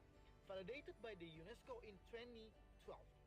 You can see a lot of monkeys, and there is also Kintamani dog, which is native from here. I would also want to take you to the next destination, which is Geosite Black Lava. Let's go. This area was caused by the volcanic eruption of Mount Batur, and it's littered with volcanic debris. This area is very huge. Now, this area has become a research center and used for outdoor activities, such as bicycling and running. This place is also where the Eat, Pray, and Love movies starred by Julia Roberts' movie took place. This camping ground will be the place where all the delegates stay and spend the time while we are in Batur. From here, we can witness and enjoy Mount Batur clearly. I think you will like it here.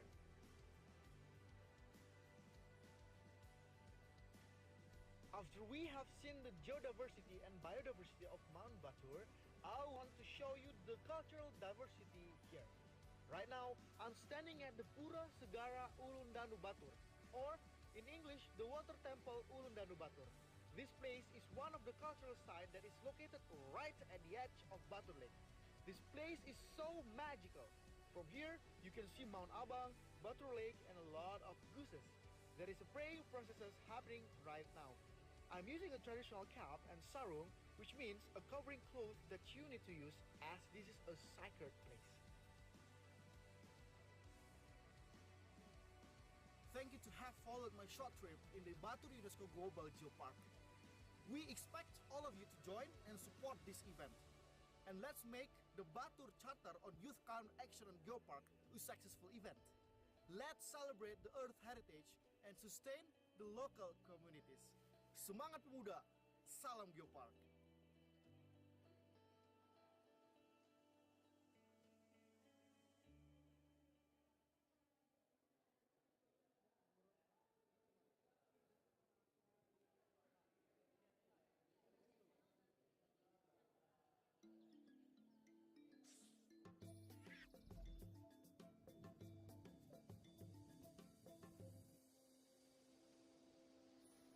Indonesia,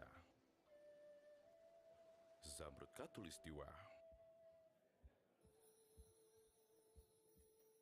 bentang alam negeri maritim, gugusan pulau-pulau, dan cincin api dunia ini merupakan warisan geologi yang unik, menjadikannya tempat tinggal beragam jenis flora dan fauna yang khas, dan didiami masyarakat berbudaya yang memegang teguh kearifan untuk hidup selaras dengan alam. Sejak proklamasi kemerdekaannya, cita-cita Indonesia menjadikan kehidupan masyarakat yang adil dan makmur masih menghadapi tantangan terbesar. Dengan sumber daya alam yang melimpah, pemanfaatannya untuk pembangunan berkelanjutan haruslah diiringi dengan menjunjung tinggi prinsip pelestarian alam. Namun pada kenyataannya, kerusakan lingkungan akibat kurangnya kesadaran kita masih terus terjadi. Jika dibiarkan, maka akan berdampak pada menurunnya potensi sumber daya alam yang menyebabkan semakin jauhnya kehidupan kita dari kemakmuran. Salah satu upaya pelestarian warisan geologi adalah dengan penerapan konsep Geopark, kawasan yang memiliki warisan geologi yang luar biasa menarik, unik dan istimewa, dapat dikelola menjadi kawasan Geopark selama pemanfaatannya mengacu pada prinsip pelestarian warisan geologi, pendidikan, dan pemberdayaan sosial ekonomi kawasan. Saat ini, Indonesia telah memiliki kawasan geopark yang telah diakui UNESCO sebagai Geopark Global UNESCO dan kawasan-kawasan geopark nasional yang sedang diusulkan. Dengan pengakuan Geopark Global UNESCO, peluang pengembangan kawasan geopark ini menjadi lebih terbuka bagi dunia internasional. Saat ini, Badan Geologi, Kementerian Energi dan Sumber Daya Mineral Republik Indonesia tengah mengidentifikasi sekitar 80 kawasan warisan geologi sebagai cikal bakal pengembangan geopark di Nusantara yang indah ini. Konsep geopark diterapkan untuk melestarikan sumber daya warisan geologi. Untuk mendukungnya, kawasan-kawasan geopark perlu dikembangkan menjadi destinasi istimewa yang menarik untuk dikunjungi. Untuk wisata, atau kegiatan pengembangan ilmu pengetahuan. Situs-situs geologi dalam Geopark memiliki unsur keilmuan, kesejarahan, kelangkaan, serta keindahan. Melalui program-program edukasi, manajemen kawasan Geopark akan mendorong kesadaran dan kepedulian masyarakat akan pentingnya menjaga kelestariannya. Dengan dukungan infrastruktur yang handal, pengembangan kawasan Geopark dapat menciptakan peluang usaha baru bagi pengusaha kecil maupun besar, lokal dan nasional, di industri pariwisata, industri kreatif, industri energi baru, dengan tetap mengedepankan pelestarian warisan geologi. Sejalan dengan berkembangnya kawasan Geopark menjadi semakin baik, fasilitas yang semakin lengkap dan terpercaya, akan semakin tumbuh dan berkembangnya unit usaha masyarakat, akan terciptanya pasar yang lebih luas, akan memacu pertumbuhan ekonomi lokal yang signifikan, yang kemudian menjadi basis kekuatan ekonomi nasional. Ini adalah momentum untuk membangun kembali kejayaan negeri, menjadikannya poros maritim dunia, menjadi Indonesia Raya. Mari bersinergi, berkolaborasi, bekerja bersama untuk mewujudkan Wonderful Geoparks of Indonesia. Bersama-sama, kita lestarikan bumi, sejahterakan masyarakat.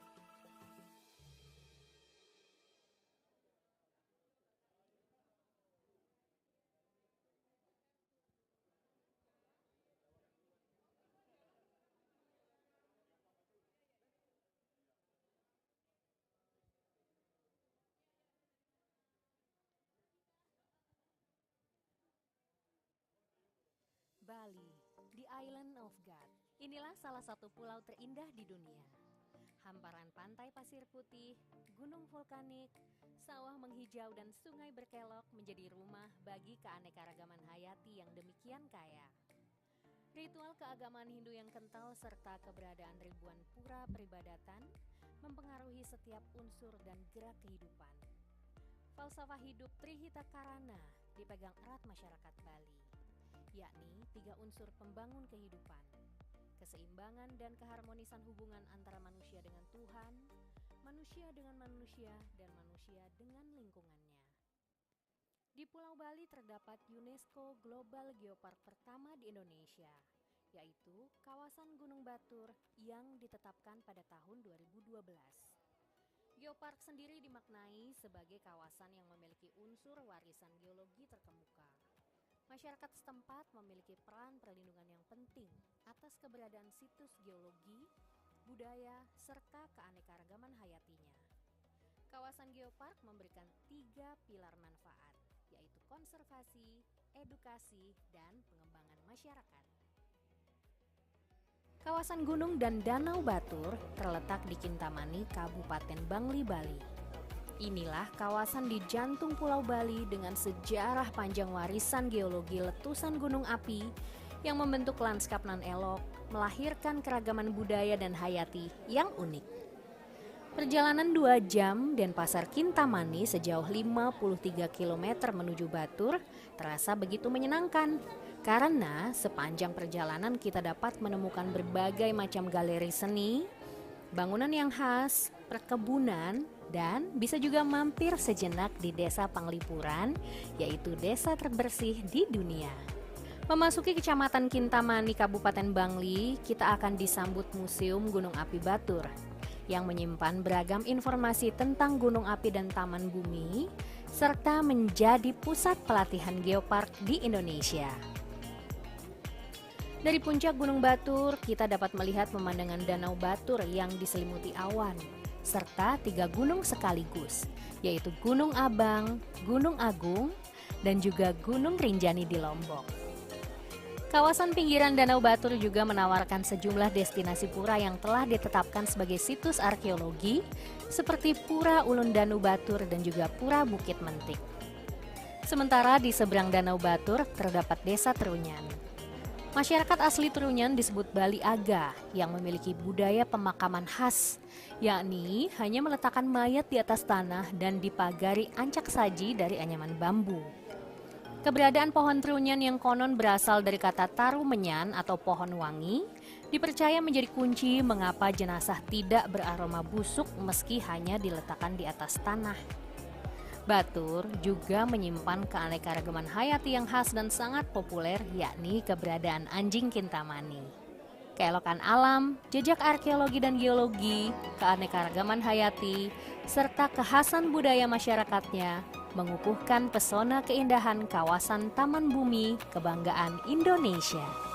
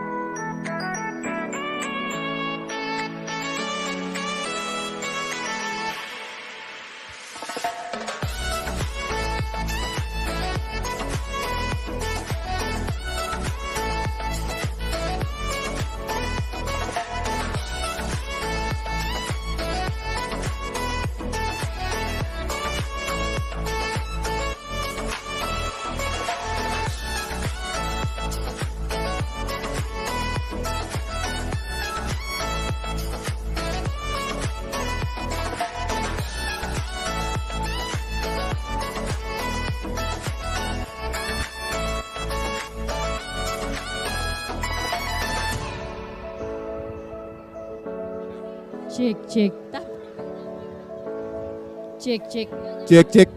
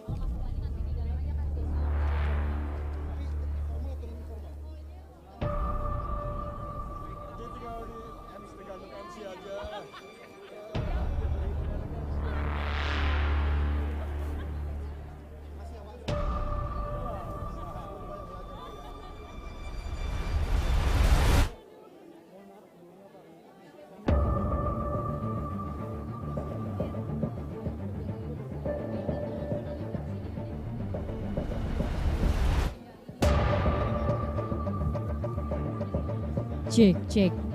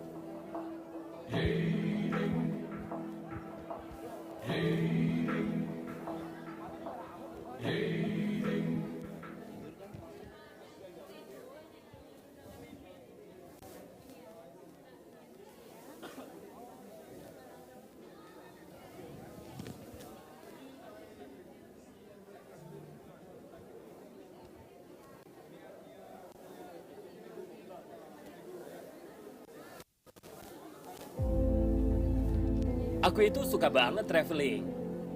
Apalagi explore ke tempat yang masih sangat alami. Pesona Dasar Samudra, spesial explore wisata Geopark Dasar Samudra. Di tempat ini kita bisa menikmati bentang alam Sadang yang indah. Kita bisa bersepeda santai, mengunjungi museum dan air terjun, hingga loading river tubing yang seru banget. Selain itu, kita juga dipandu oleh guide profesional. Jadi aman. Buat yang suka banget tantangan, cocok banget nih. Naik mobil jeep berkeliling tempat-tempat keren yang ada di sini. Tunggu apa lagi? Ayo ke sini rame-rame. Pesona Dasar Samudra, spesial explore wisata Geopark Dasar Samudra.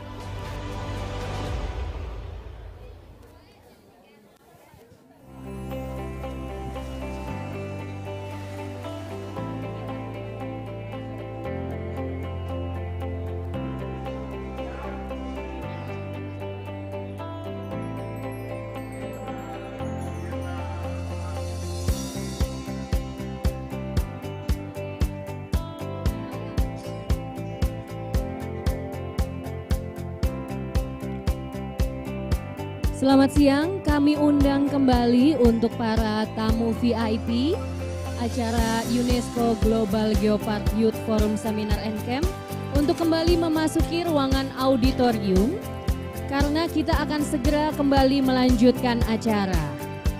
Setelah ini masih ada sambutan dari Menteri Pariwisata dan Ekonomi Kreatif Bapak Sandiaga Uno, sambutan dari Menteri KKP Bapak Sakti Trenggono, sambutan dari PLN, dan juga sambutan dari para pembicara lain, serta kita akan segera memulai seminar sesi pertama.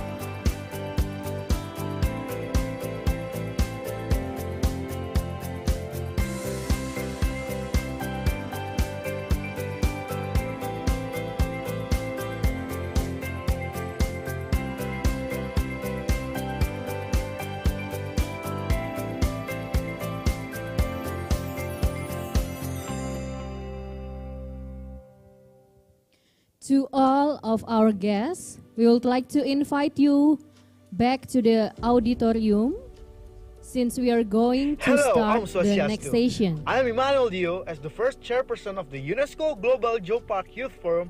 Welcome to Bali. Let's follow my journey to Batur UNESCO Global Geopark in Kintamani and see the sneak peek of the UNESCO Global Geopark Youth Forum seminar and summer camp event. Let's go! Before we go to Batur, I would like to stop by and invite you to Tegalalang region. Behind us, as you can see, is the Subak irrigation system. Subak has been acknowledged by the UNESCO as one of the World Heritage Site. It's really nice to be here. So Kembali now, saya let's continue our mengundang journey Bapak to Ibu the para Batur tamu Museum. undangan untuk segera Right now, memasuki I'm standing in front auditorium of karena Batur kita akan Volcanic segera memulai Museum. sesi As you can see, berikutnya. this volcanic museum is housed in unusual volcanic shaped building. It's very unique. This place will be used for our seminar and Untuk summer para camp in tamu September. VIP dan I juga know para you would like partisipan, to see it first before silakan you untuk go kembali physically here. memasuki Let's get ruangan to know auditorium. more from the staff museum. Operated on 2007, but before this museum known as Museum Gunung Api Batur or Batur Volcano Museum, and then as Batur Global Geopark have been approved by UNESCO in 2012, this Batur Volcano Museum become Batur Global Geopark Museum. So now, let's continue our journey Kami to the undang peak kembali of untuk Mount para Batur. tamu Hey VIP, guys, untuk I para have just arrived delegasi, on one of the untuk peaks kembali of Mount memasuki Batur, ruangan. exactly on 1717 meter above sea level. Mount To Batur is all located of in the our Geopark guests, territory. we would like to Batur invite UNESCO you Global go back Geopark to is the one and auditorium. the first UNESCO We will Global start the Geopark next in Indonesia, station. Thank validated you. by the UNESCO in 2012. You can see a lot of monkeys, and there is also Kintamani dog, which is native from here. I would also want to take you to the next destination, which is Geosite Black Lava. Let's go. This area was caused by the volcanic eruption of Mount Batur and it's littered with volcanic debris. This area is very huge. Now, this area has become a research center and used for outdoor activities such as bicycling and running. This place is also where the Eat, Pray, and Love movies starred by Julia Roberts' movie took place. This camping ground will be the place where all the delegates stay and spend the time while we are in Batur. From here, we can witness and enjoy Mount Batur clearly. I think you will like it here.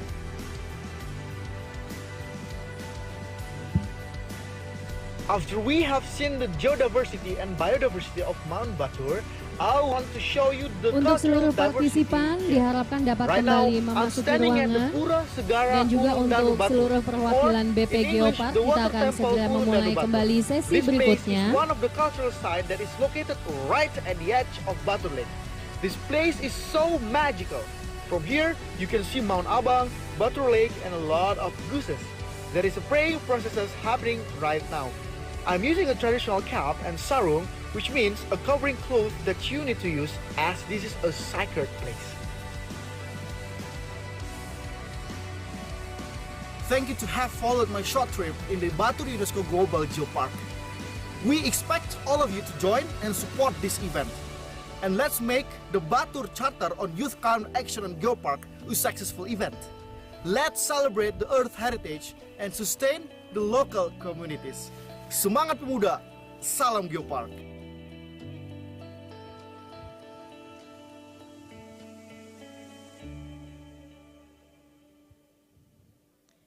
Thank you. We welcoming you back to the first UNESCO Global Geopark Youth Forum Seminar and Camp. And now I will present Bapak Sandiaga Salahuddin Uno, the Minister of Tourism and Creative Economy of Indonesia, to give his speeches.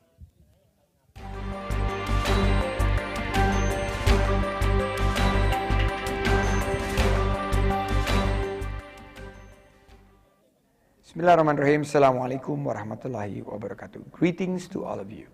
It is an honor for me to welcome you virtually here, where many international delegates from 41 countries and national delegates from Indonesian Geopark Youth Forum from 21 regions in Indonesia meet at the first UNESCO Global Geopark Youth Forum Seminar and Camp in Batur, UNESCO Global Geopark, Bali.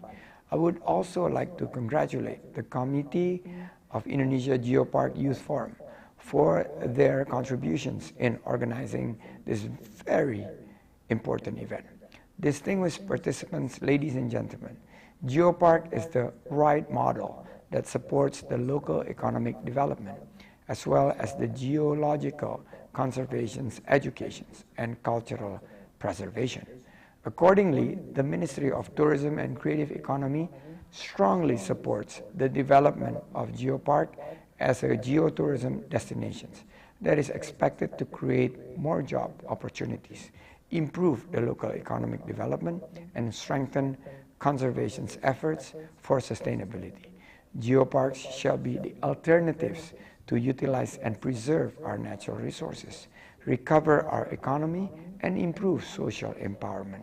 Speaking of creativity, this event is a momentum for us to collaborate and expand on your creative ideas. Thus, I encourage all delegates to be actively involved and be an agent of change within the community of UNESCO Global Geopark in your beloved countries. Excellencies, ladies and gentlemen, young creatives, I thank you very much for all participants of this seminar. This event should be a momentum of collaborations, initiating fruitful ideas and innovations for global geopark development, as well as strengthening youth network in Indonesia and the world. I wish you a very successful event, and I hope to see more collaborations and research results from this event. I thank you. Wassalamualaikum warahmatullahi wabarakatuh. Thank you to Mr. Sandiaga Salahuddin Uno, Minister of Tourism and Creative Economy of Indonesia. Now I present you Bapak Sakti Wahyu Trenggono, the Minister of KKP, for his speech.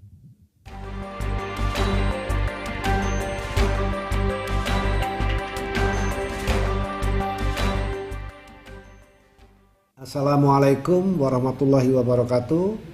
Selamat pagi, salam sejahtera bagi kita semua. Om Swastiastu, Namo Buddhaya, salam kebajikan.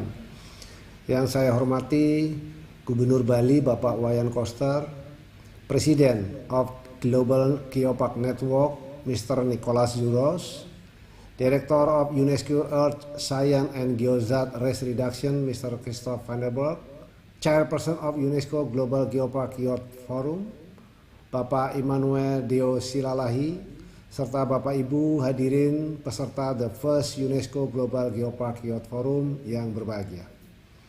Puji syukur kita panjatkan kepada Allah Subhanahu wa Ta'ala atas segala rahmat dan hidayahnya sehingga kita dapat bersilaturahim dalam keadaan sehat pada acara The First UNESCO Global Geopark Youth Forum Seminar and Camp dengan mengusung tema Youth for Climate Action and Geoparks. Bapak Ibu hadirin yang berbahagia, memiliki 17.054 pulau, Indonesia merupakan negara kepulauan terbesar di dunia. Dengan 6,4 juta kilometer persegi, wilayah perairan dan zona ekonomi eksklusif serta ribuan spesies ikan, rumput laut dan biota terumbu karang, Laut Indonesia merupakan sumber pangan dan pekerjaan bagi jutaan masyarakat pesisir. Peran laut dalam pengendalian perubahan iklim merupakan salah satu hal yang dapat dilihat dari kemampuan ekosistem pesisir. terutama mangrove dan padang lamun, dalam menyerap dan menyimpan karbon. Laut Indonesia merupakan rumah bagi sebagian besar lamun dan mangrove yang mampu memulihkan setidaknya 17% karbon biru global. Oleh karenanya, diperlukan perluasan wilayah konservasi perairan laut. Saat ini Indonesia telah memiliki 26,4 juta hektar kawasan konservasi dari target kawasan konservasi perairan laut.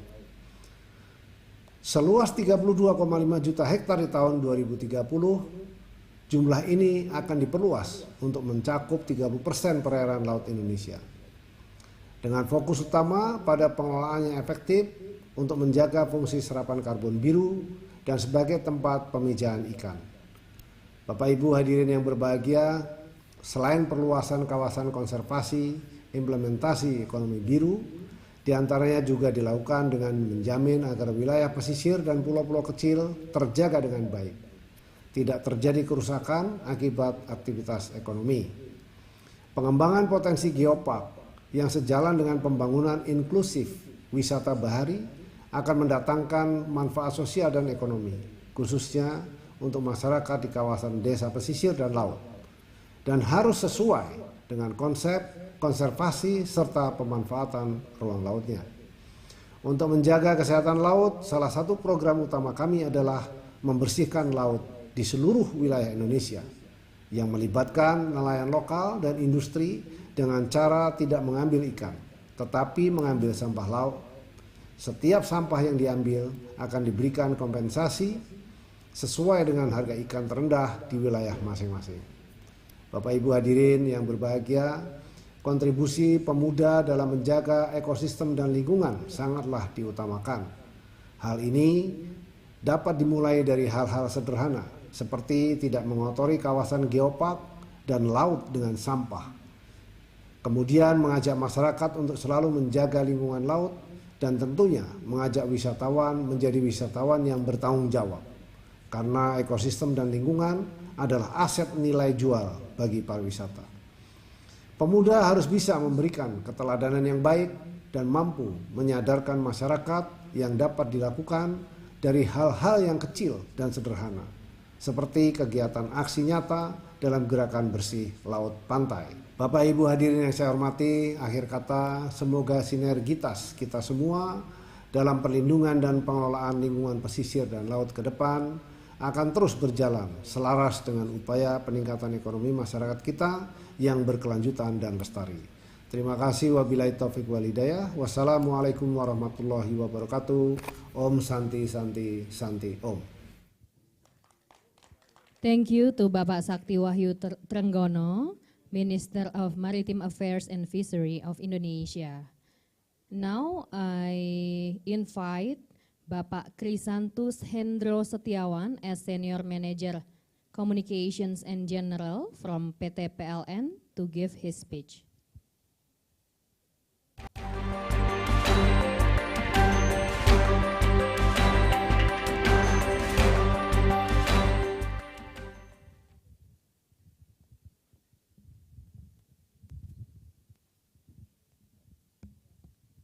Terima kasih. Izinkan saya menyampaikan sambutan. Om Swastiastu. Assalamualaikum warahmatullahi wabarakatuh. Salam sejahtera buat kita semuanya. Namo Buddhaya, salam kebajikan. Rahayu, rahayu, rahayu. Yang terhormat Menteri Koordinator Bidang Kemaritiman dan Investasi Republik Indonesia, Bapak Lut Binsar Panjaitan atau yang mewakili. Yang terhormat Menteri Pariwisata dan Ekonomi Kreatif Bapak Sandiaga Uno atau yang mewakili. Yang terhormat Menteri Perencanaan Pembangunan Nasional Bapak Suharso atau yang mewakili. Yang terhormat Gubernur Provinsi Bali Bapak Iwayan Koster atau yang mewakili. Yang terhormat Wakil Bupati Bangli Bapak Iwayan Diar. Yang terhormat Presiden of Geopark Network Mr. Nicholas, para keynote speaker, dan seluruh peserta Global Geopark Youth Seminar and Camp 2022. Pertama-tama, saya ucapkan apresiasi atas terselenggaranya acara ini kepada seluruh panitia acara Global Geopark Youth Seminar and Camp 2022 dan tentunya kepada tamu peserta dari mancanegara yang luar biasa antusiasnya dalam mengikuti acara ini.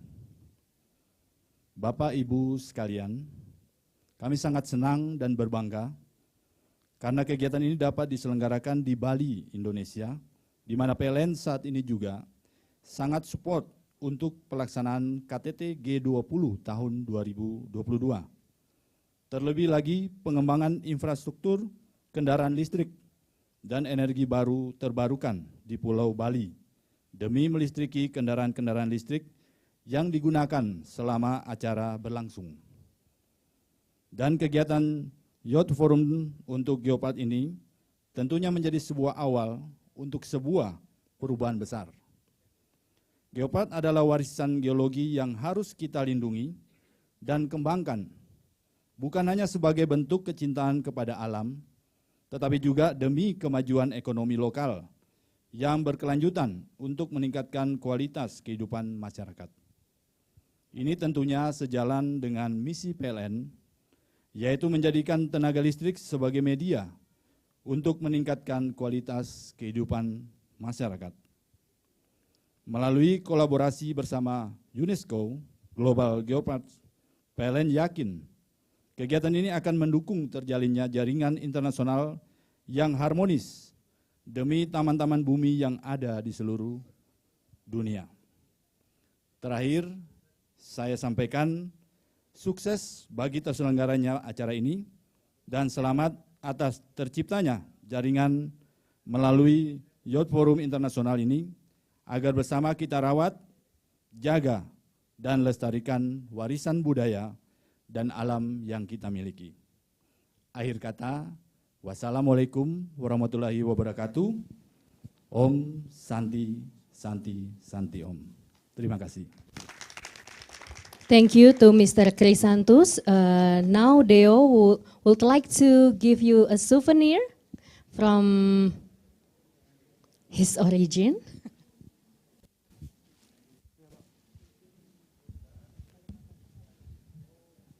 So this is a traditional cloth from my own kampung, from my own town. We call it ulos.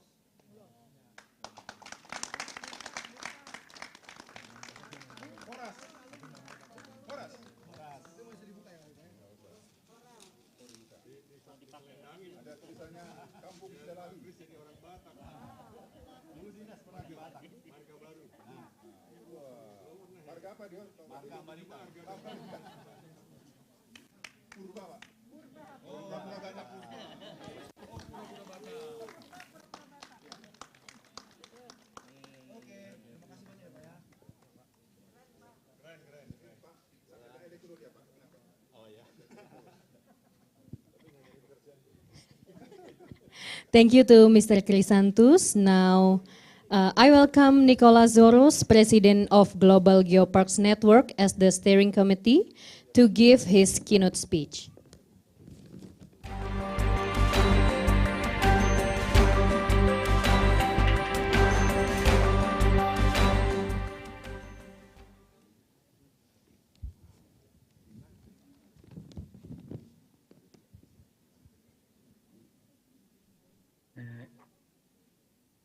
Your Excellencies, ladies and gentlemen, dear members of the UNESCO Global Geoparks Youth Forum, participants coming from 41 different countries, it's a great pleasure and honor in the name of the Global Geoparks Network to greet this first meeting and present the Global Geoparks Network, which is the network of all the UNESCO Global Geoparks aiming to sustain local communities.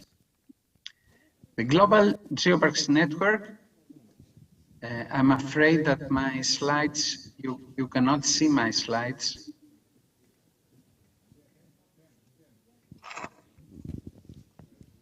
We see it clearly, Mr. Zoros. But I have go on with the slides, but I'm not so sure that you see. It's okay? Yes, we can see it clearly. Okay. The Global Geoparks Network was born in 2004 through an international conference that took place in Beijing, China, and at that time it had only 25 members. Almost 20 years after that, in 2015, UNESCO adopted the proposal for the establishment of the UNESCO program with two pillars. One of them is the UNESCO Global Geoparks. Nowadays, we have 177 geoparks in 46 countries.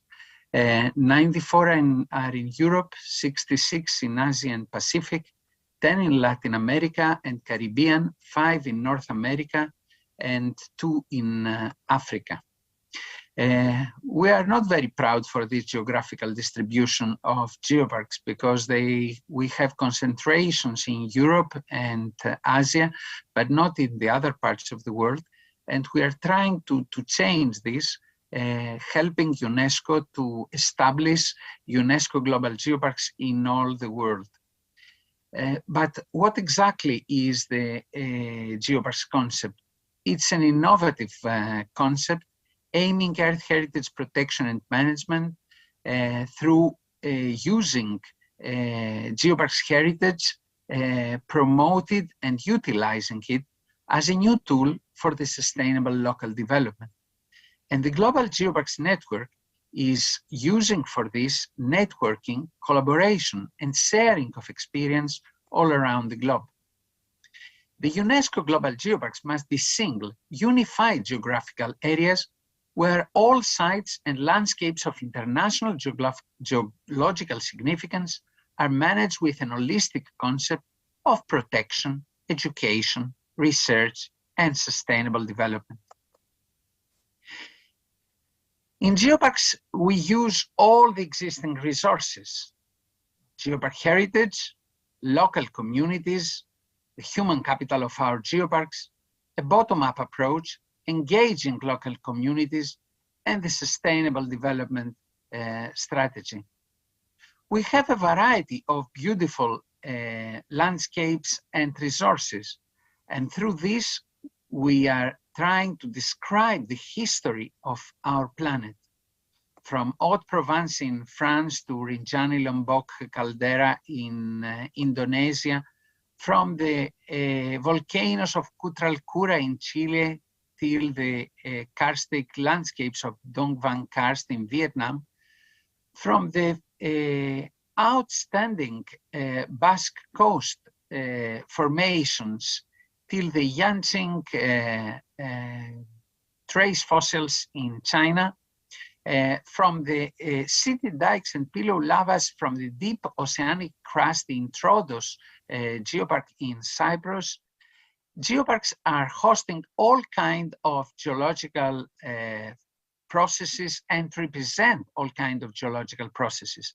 But geoparks are not just about rocks. They also host unique natural ecosystems, from the conifer forest in Finland to the mangrove forest in Langkawi in Malaysia, a unique sites of biodiversity, hotspots of biodiversity like the Ngorongoro Lengai Geopark in Tanzania, and of course host biodiversity and endemic species. But geoparks also host cultural heritage sites like the sites of Cilento e Vallo di Diano UNESCO Global Geopark in Italy, in Mount Aisan in central Catalonia. Different cultural sites are hosted in UNESCO Global Geoparks. Geoparks are working to as places that should familiarize the society at large with the goals, the sustainable development goals proclaimed by the United Nations. And geoparks have many challenges to do so. The main challenge is to connect geoparks with society. Geoparks have to prove that they are fulfilling their missions on territorial, natural, and cultural heritage protection and enhancement, contributing to the sustainable development through their effective operation, implementation of specific actions, and creation of measurable results. Because at the end of the day, what is most important is to show to people living in our territories that we really have impact that improves the quality of their lives. Geoparks are working on geoconservation, on nature conservation, building community resilience on natural disasters and climate change, work for the education, for geotourism, and also to raise visibility of our territories through the promotion of the achievements and benefits for local communities in rural areas and the society at large from the geoparks. But geoparks are also working on climate change. Climate change is the biggest challenge for our planet. Geoparks are doing a variety of activities for raising public awareness, for explaining climate change related hazards like floods, wildfires, droughts, extreme storms and temperatures, cyclones to the society and explain why this happens.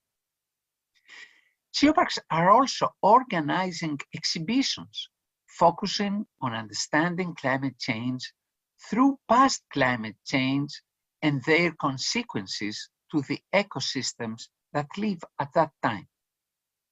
Geopark also try to build energy efficient in the infrastructure, use of electronic vehicles for visitors transportation, and of course, try to help in education on climate change and create workshops for the local communities. All these achievements have been presented in the last UN Climate Change Conference, which took place last November in Glasgow.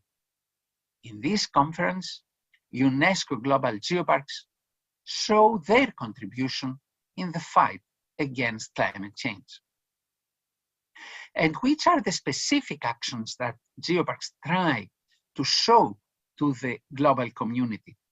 Activities like reforestation activities and measures against wild forests in geopark territories, greening of geopark buildings and infrastructure to become of zero gas emission, biobleach activities, citizen science helping to gather biodiversity data, outdoor activities aim at raising awareness on the effects of climate change, implementation of nature-based solutions in agriculture, using the wisdom of local indigenous community to boost climate resilience, and presenting a geopark code of practice for sustainable tourist business.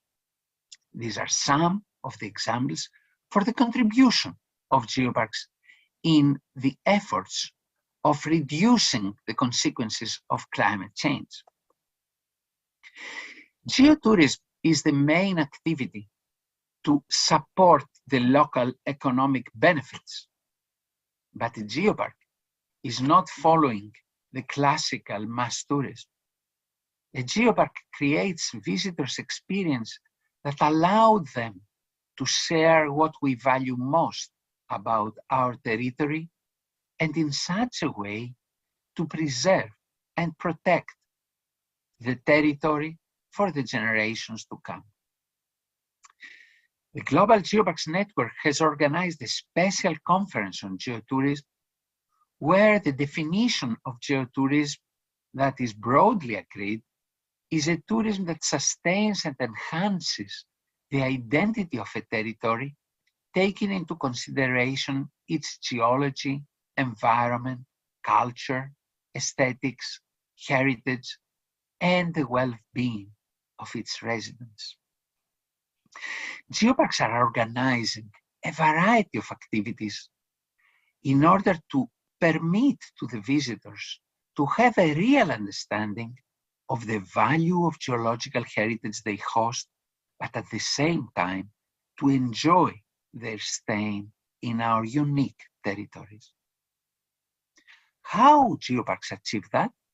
Through geosite interpretation, organizing guided walks, trekking, horse riding, cycling activities, rafting activities, running, boat cruising, canoe kayak, scuba diving, sea snorkeling, and sailing along the coasts to observe coastal geodiversity. All these activities organized by the geoparks make the geoparks as signing destinations for the development of geotourism. But what is the benefit of the local communities?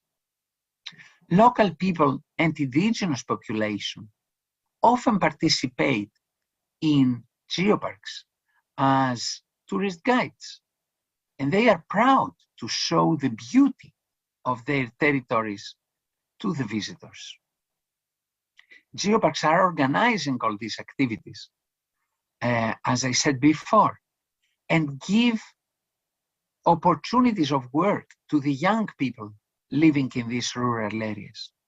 There are so many activities engaging local communities in our geoparks and give real benefit, economic benefit, keeping the young people away from migrating to the big cities, keeping them in the rural areas, offering new opportunities for work and social cohesion in the rural areas of the geoparks. There are unique opportunities in geoparks, and geotourism offer a real contribution to the development of the local communities. Geoparks, through these activities, contribute to the sustainable local development and have concrete results.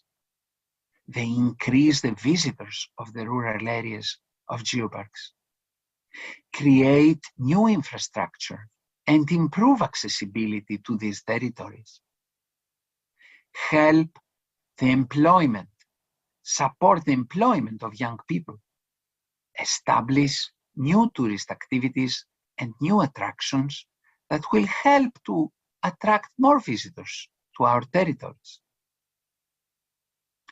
Promote local accommodation and gastronomy, because it's the way of living of the local people that need to be promoted to the visitors. The authenticity of the visit in a geopark is one of the most important elements.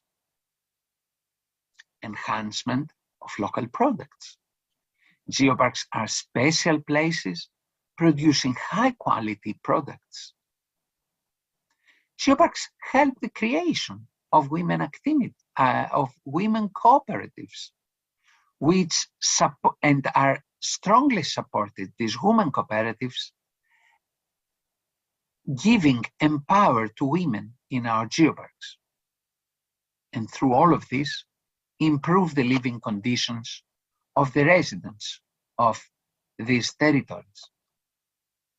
There are a variety of activities, new enterprises created by young people in geoparks, new accommodation, way of promoting local culture and local way of living, and also shows and festivals where we promote local products and local food.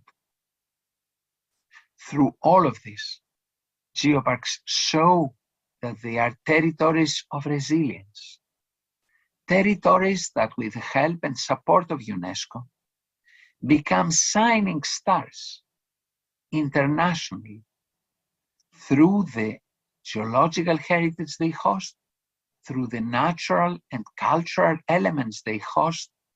They can attract more people and share the beautiful history of our planet. This is the role of the geoparks. And of course, in this role, young people have a great contribution. We are waiting your proposals, your ideas, your contribution in building an even stronger and more effective global geoparks network. Warm congratulations to all the representatives that participate in the International UNESCO Global Geoparks Youth Forum. Warm congratulations to all the youths participating in the Indonesian Geopark Youth Forum, and wish you all the best for this seminar and camp, and warm congratulations also to all those who supported the organization of this very important event. Many thanks and warm congratulations.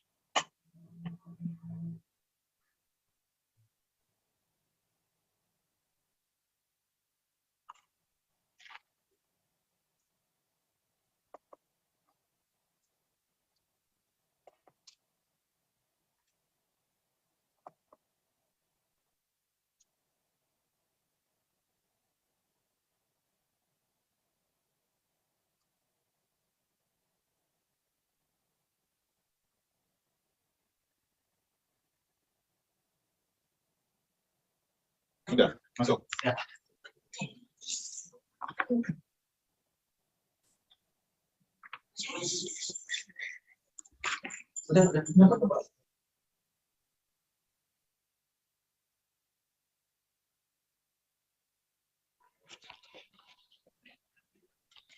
Thank you to Mr. Nicolas Zoros, President of Global Geopark Network, as the steering committee. Now I will welcome Mrs. Oslem Adiaman Lopez, Senior Program Manager, Earth Sciences and Geohazard Risk Reduction from UNESCO, to give her speech.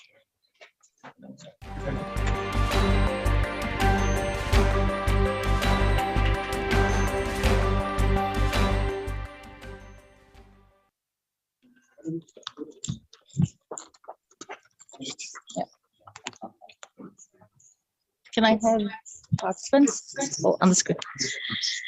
Good morning, good afternoon, good evening. Hi. I think we need to welcome more than how many 100 participants globally joining us. So we have a feeling that we're all here. It's quite crowded, I think you see on the screen, but I've been just told that we have more than 100 people. And I know we have a big time difference. So I decided to wake up all these people because I know it's midnight in some places. It's very early morning in some places. So I will try to be entertaining and change the topics because we've been listening since this morning. The benefits, the advantages, the impact of UNESCO Global Geoparks. Yes, they are here. Can we say hello to all our participants? Thanks for joining us. We know it's very early. We know it's very late. Hello, everybody. So we know you are there. And I don't know how you do this.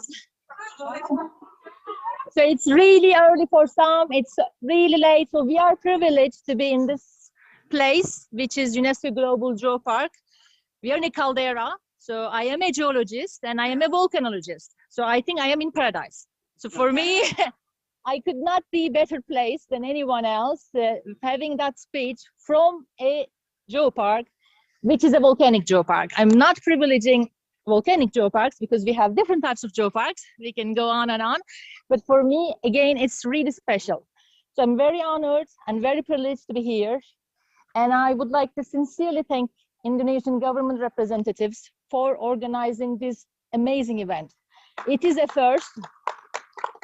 And on behalf of UNESCO, on behalf of my team, my manager, Christoph Vandenberg, my director, Noeline Ramatova, my Associated Director General, Dr. Shamila Nair Bedwell, and my Director General, Odur Azule, I really want to thank you. And we are grateful for this huge event. And we saw earlier this morning all the ministers are participating. So I had a long list to write the names, but I said, no, it's going to take 10 minutes. And we saw all of them, actually. They took their time. They told us the benefits of Geopark. They explained us why Indonesian government, why Minister of Tourism, where Minister of Planning, where Minister of Fisheries and Maritime are contributing. So this is amazing, because in this country, we have a presidential decree and we have all ministers supporting this event. So young people, you're really lucky. You're in a really nice place because you're in the right place. And I do lots of Geoparks training. I do lots of Geoparks capacity building, geoscience capacity building, and I need to explain everything from scratch. I'm not going to do today because this is all said all morning by very senior people. What Vivid said was a lecture, so she actually said exactly what I wrote here, so I'm going to throw away that because it's totally pointless. So the one thing is good, being the last speaker, you listen everybody and you say, okay, what I'm going to say different to change these people's mind and learn something they don't know. So I don't want to repeat the advantages of Geoparks. We all know, because Indonesia has already 6 Geoparks. They are successfully rehabilitated last week. We were UNESCO Global Geoparks Council, and UNESCO Global Geoparks Council accepted, approved for the endorsement of UNESCO Executive 2 new Geoparks. So hopefully Indonesia will have soon 8 Geoparks, which makes Indonesia one of the, yes, they are here. Look at them. So they are here. They're here. So they got last week the good news. And they got with no discussion very easily. So you see how Indonesia is prepared, how Indonesian government is supporting them. And they had everything because there's an experience. Long years of experience working with Global Geoparks Network. We just listened to our Professor Zuros, who's the president. So Indonesia was receiving supports from GGN for many years, and they now know what to do. So this is a really right place. And I've been also talking to young people who are here, and they are here to understand what they can do. So some of them, I think, seriously asking, okay, what I'm going to do? Instead of I will listen and I will go. So I discussed last night with some of them, and I feel that they have a motivation. It's always the case with youth. I have 2 children, 13 and 16 years old. So I am a mother, and I know young generation is motivated. Young generation wants to change the things, wants to be part of it. But what we were talking is we need to focus them, concentrate them to make what is doable, because you can't do everything. It's not your job, it's government's job, it's local government's job, it's sometimes academy's job. So within this big picture of UNESCO Global Geoparks family, we are here for 2 days to discuss what you can make in short term, in long term. So youth is not new in Geoparks. So our Professor Zuros explained, every Geoparks have a youth involvement as a learner or as a teacher. I've been in many Geoparks. I saw 18 years old, 25 years old training or getting trainings or doing PhD. I know so many people doing Geopark PhDs in their trainings. So youth is always involved in Geoparks. I think what we would like to get from this forum, and that's why I think UNESCO sent me here, is really align UNESCO Global Geoparks youth contribution to United Nations 2030 agenda. So I'm not here to motivate Geoparks development. I'm here to help Indonesia, Malaysia, Vietnam, and say all the Hungary, United Kingdom, Brazil, to get their countries to contribute, because government signed this. They made a commitment that by 2030, these 17 goals will be achieved, and we are reporting them. So within this, UNESCO's role is to support 193 member states. It could be from education, because UNESCO is education, science, culture, and science is natural sciences and social sciences, culture and communication. So UNESCO is not only about Geoparks. UNESCO has a huge 75 years of remit of education. And we train children, we gave them books, we've been working with children for years and years. You all know UNESCO World Heritage Sites. They are most famous sites. Every country, everybody wants to have it. So we have a really long history of Romanian biosphere program. We have biosphere reserves. Each tool has their specific mandate, their objective. So one doesn't stop others, one helps others. So I am very pleased to be in a team of earth sciences and ecological sciences within the natural sciences sector. So I work with water team, I work with science policy team, I work with ecologists, geologists. So the concept of UNESCO in 2015, adopting existing 120 existing geoparks, UNESCO didn't adopt these geoparks to have geoparks because UNESCO member states anonymously saw that this tool will help their country's sustainable development. They saw that with UNESCO Global Geoparks, we can make education, we can protect geoheritage, we can do geoheritage, earth heritage training and capacity building. So your ambassadors, your representatives at UNESCO, they saw the advantage of it. And they asked us, we were mandated to help these countries in collaboration with Global Geoparks Network, who is our partner organization, to help you to understand how each of you can contribute. So I'm here for next 2 days, and I'm really keen to get this declaration. So I'm not gonna go from here without seeing what we will decide. And I really want to see what we can achieve in a year, in 2 years. So this is very important. So I was on the corridors watching Emmanuel's videos. So he is doing something I can't do. I'm 50 years old, so I do speeches. But if you give me a video and I need to do recording, I am totally rubbish. So there is no way I can do. But youth, you're comfortable with screens, you're comfortable with TikTok, you're comfortable with everything. So for me, that's another scale. And what we want to get is the young generation. So Emmanuel can get their attention. When young people got their attention by you, they can come to me and I can teach them the details. But for me, I think I'm less interesting, let's say, than these young people, because they want to listen to you. I have children, they say, Mommy, we don't want to listen to you. We want to listen people like us. Okay, that's very nice of you. But this is it. So youth are our ambassadors. I spent 2 days with Danny. He was my guide. I think now he's new Geopark's ambassador. He was asking so serious questions. I never got these questions, let's say, at UNESCO from more senior people.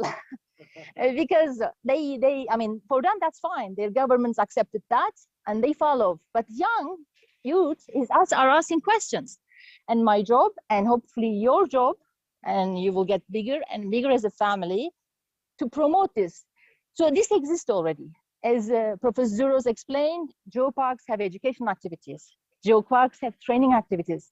Climate change, this is the thematic of these 2 days. Climate change was the hot topic for years. We published, if you go to UNESCO website, success stories of most geoparks, how they touch renewable energy, how they fight with climate change, what they do climate change action. So we have already lots. So you are not starting from zero. That's what you need to know. So there is huge work already, years and years of work. So please don't repeat them. Please don't invent the wheel again. So please don't think that you're the first one coming. This is one of the point with youth. You need the first learn is like the history. When I was younger, I never wanted to study history because I didn't understand. And now I see, okay, if you know history, you just avoid repeating it. So please don't repeat. Please don't think that we, let's say older ones, don't know anything. So we've been around for a while. Work with us. So work with us, ask with us. So contact me, contact all these people on site. There's Marie-Lise Frey, I saw Babis. So you have great people and they've been around longer than I do. So you can get this information, and UNESCO's job, so that's, I think we need to really understand, role is to connect you with whoever you need. So we don't make geoparks. This is not my mandate. My mandate is help member states why UNESCO is dealing with geoparks. Because your countries, your governments are paying my salary.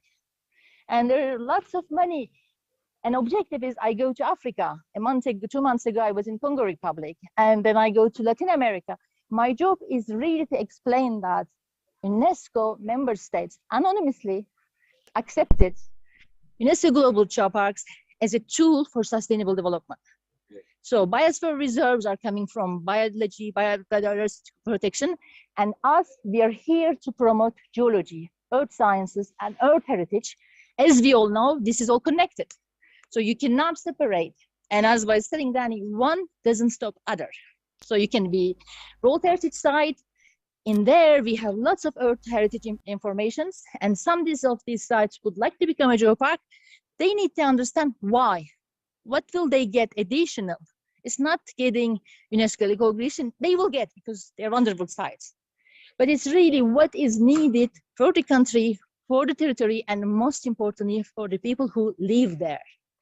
So the geoparks are the people who live there, not for me who live in Paris, but it's the local people living there. As Professor Zuro said, young people don't go to big cities. They stay, they're proud of their geoheritage, they are proud of their cultural heritage, they are proud of what they have, and they create business, education, training, which they learn. And your job, Togu's job, my job, is to get that spirit that we distribute and yacht, and we have a video, if you could do it, at the end we finish with the pride. So all you have is you have a pride of what you have in the area you live, and in the area you would like to leave your children. Because I know what I'm leaving to my children. But you still have a chance to leave something different to your children, from climate change action, from education action, and geoparks are too. So we are here, GGN is always here, and I have my email everywhere, so ask me, write me, I'll be happy to help you every time I can. And thanks again, Indonesia. This is unique. Thank you very much.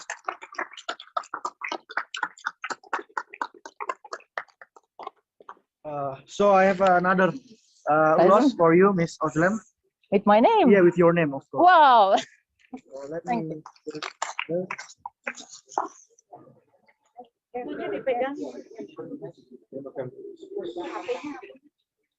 Can I get it on?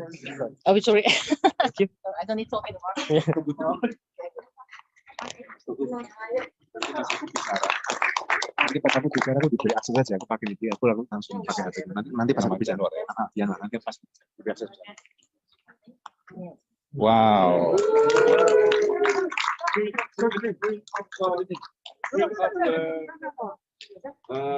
Geopark, but you say the name. Yeah. No. Let's do it properly. No. The other way around. No, the other way around. Sorry. Ini kan. Ya. Baik. Kembali. Upside down. Nah, kamera. Tapi itu di atas. Nah. Wow. Side, itu di dalam.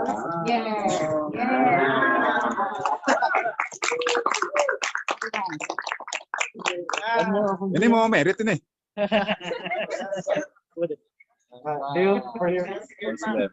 Thank you. Thank you very much. Pre-wedding. Theo, pre-wedding. Usually in our culture it's for wedding.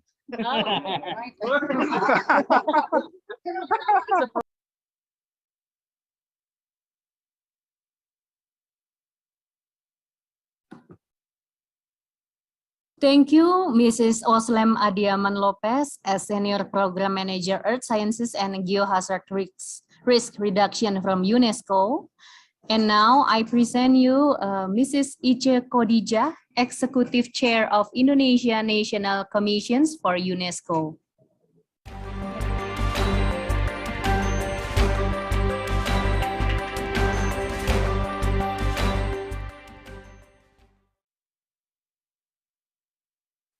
Thank you very much. Good morning, good afternoon, good evening for whoever, wherever you are now. His Excellencies, Mr. Luhut Binsar Panjaitan, Coordinating Minister for Maritime and Investment Affairs, Mr. Iwayan Dia, Vice Regent of Bangli, Mr. Yahya Rahman Hidayat, Director of Energy, Resources, Mineral and Mining at Ministry of National Development Planning Bappenas, Ms. Vivi Yulaswati, Senior Advisor to the Minister on Social Affairs and Poverty Reduction, Ministry of National Development Planning, Bappenas.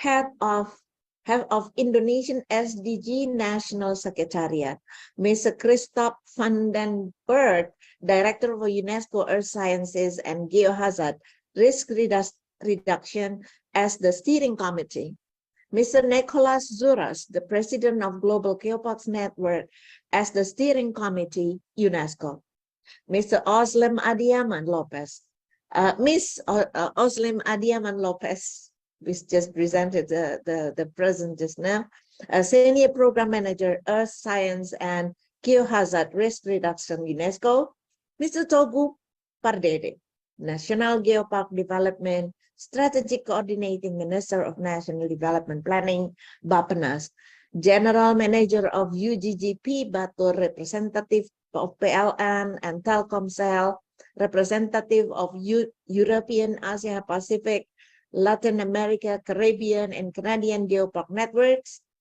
and last but not least, Emmanuel Deo Silalahi, the chairperson of UNESCO Global Geopark Youth Forum. Please accept my apology for not being able to be there with you at this time.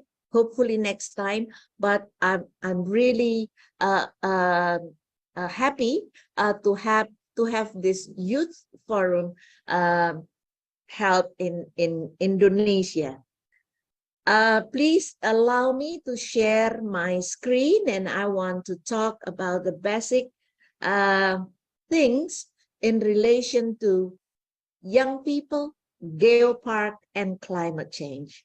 And that's why I am so happy to be given opportunity to talk in this event, because I am very much into the development of young people, and especially in relation to geopark and climate change. And my objective is to motivate all young people all over the world to change and adapt to sustainable lifestyles through Geopark program. Now, first of all, give me opportunity to mention a little bit about Komisi Nasional Indonesia untuk UNESCO, or Indonesian National Commission for UNESCO. This is a non-structural government agency that attached to the Ministry of Education, Culture, Research and Technology, chaired by the Minister Nadiem, and I am the executive chair for Indonesian National Commission for UNESCO. And this agency, this institution is a consultancy, consultation, liaison, and information office, and mobilizing and coordinating partnership with national partner, including civil society. And KNEU makes also substantial contribution in the advancement of UNESCO's objective and in implementation of its program. So KNEU is collaborating with the permanent delegation of Republic of Indonesia to UNESCO in Paris, France, to implement its responsibility. Now, what's the role of an Indonesian National Commission to Geopark Development Program? So in relation to Geopark, KNEU or INCU is responsible for coordinating geoparks at national level and the submission of candidates for UNESCO Global Geopark or UGGP designation. And INCU is also responsible to convey and socialize UNESCO's decisions, informations to geopark management bodies. UNESCO Global Geopark. UNESCO Global Geopark are single unified geographical areas where sites and landscape of international geological significance are managed with a holistic concept of protection, education, and sustainable development.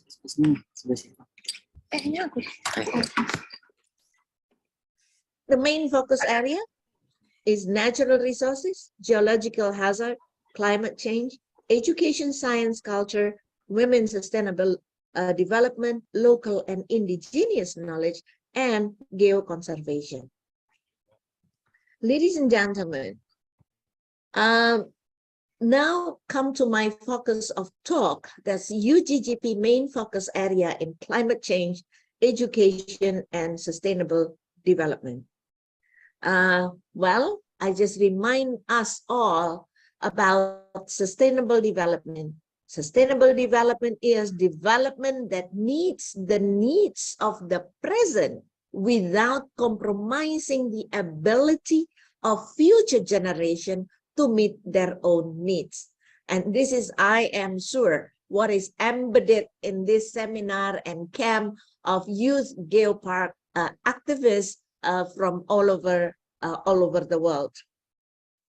So Geopark and sustainable development is, even if an area has an outstanding world-famous geological heritage of outstanding universal value, it cannot be a UNESCO global geopark unless the area also has a plan for the sustainable development of the people who live in the area.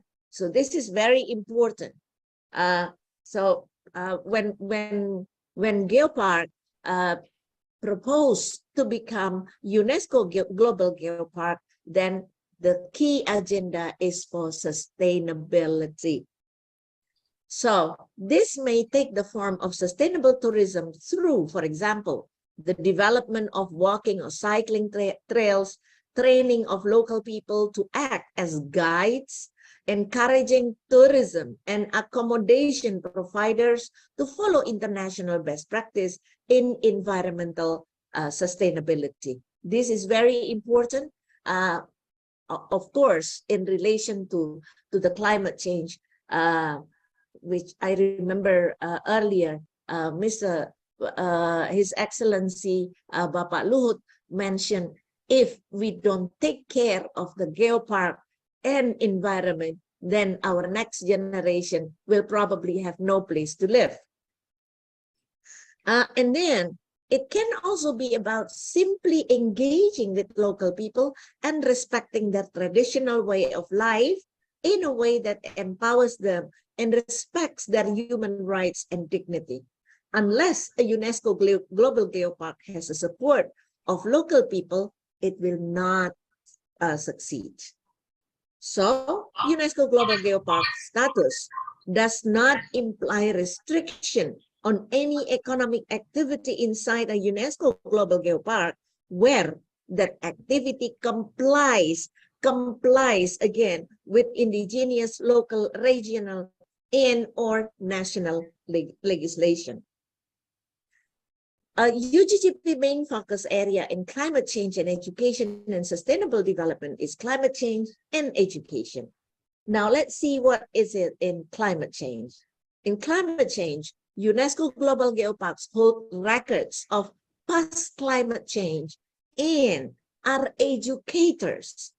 So UGGP is educator on current climate change, as well as adopting as best practice approach to utilizing renewable energy and employing the best standards of green tourism.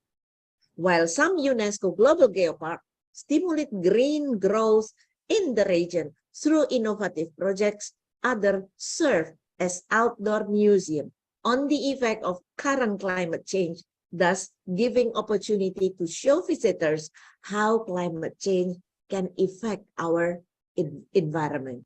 So this is why, as the representative of UNESCO in Indonesia as the National Commission, I really hope that this event this time will result a lot of initiative for the geopark in Indonesia as well as in other parts of the world. Such community and educational activities and projects are important in order to raise awareness on the potential impact of climate change on the region and to provide local communities with knowledge to mitigate and adapt to the potential effect of climate change. And in education, it is prerequisite that all UNESCO Global Geopark develop and operate educational activities for all ages to spread awareness to our geological heritage and its link to other aspects of our natural, cultural, and intangible heritage. UNESCO Global Geopark offer educational programs for schools and offer special activities for children. Then UNESCO Global Geoparks also offer education, both formal, informal, for adults and retired people, while many provide training for local people who can then in turn teach others. So actually, UGGP commitment to the SDG number 1, SDG number 4, SDG number 5, SDG number 8, 11, 13, and 17. It's not just 1 or 2. This is to show how important it is to keep and to sustain, to mitigate action that will keep the geopark all over the world, not just geopark which are awarded by UNESCO. So SDG is all about human being, about human well-being. So there are 4 education for sustainable development aims to promote balance among the pillars of culture, society, economy, and environment by empowering people through education, formal and non-formal, to lead sustainable lifestyles. So young people and lifestyles, when talking about young people, model of consumption is the key to happy and fulfilling lives in the daily basis of young people. Unsustainable consumption are extremely harmful, contributing to climate change and other environment challenges such as raising sea levels, water shortage, food insecurity, etc. This behavior will eventually minimize young people's opportunity for better and sustainable future. Now, taking action. What action we can take? Climate change is happening and it needs to be dealt now.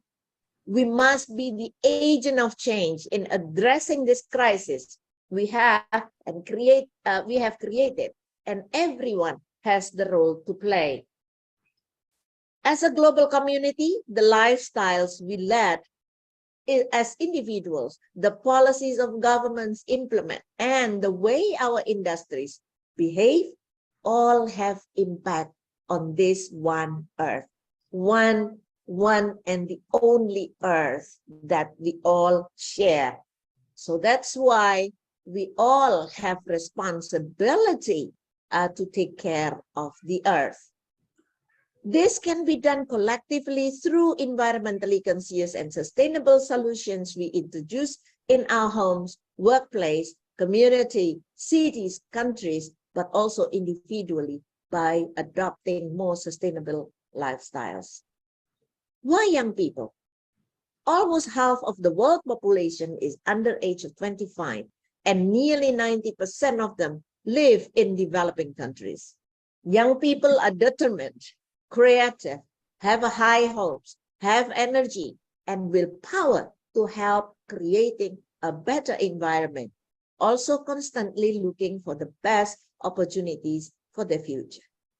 Youth is a critical stakeholder in the global economy and will be the main actor and motor for change. Choice of action to face climate change. You can read here that at global level, there are 5 main types of action that could reduce global warming. Changing the behavior of institutions, individuals, and business, increasing energy efficiency, switching to low or zero carbon energy sources, speeding up the development of new technologies, using natural carbon sink, especially forests. These are at least the 5 main types of action. But we can also do changing individual behavior in the trigger for many other actions, because as consumers, voters, and citizens, we can influence the decision of others.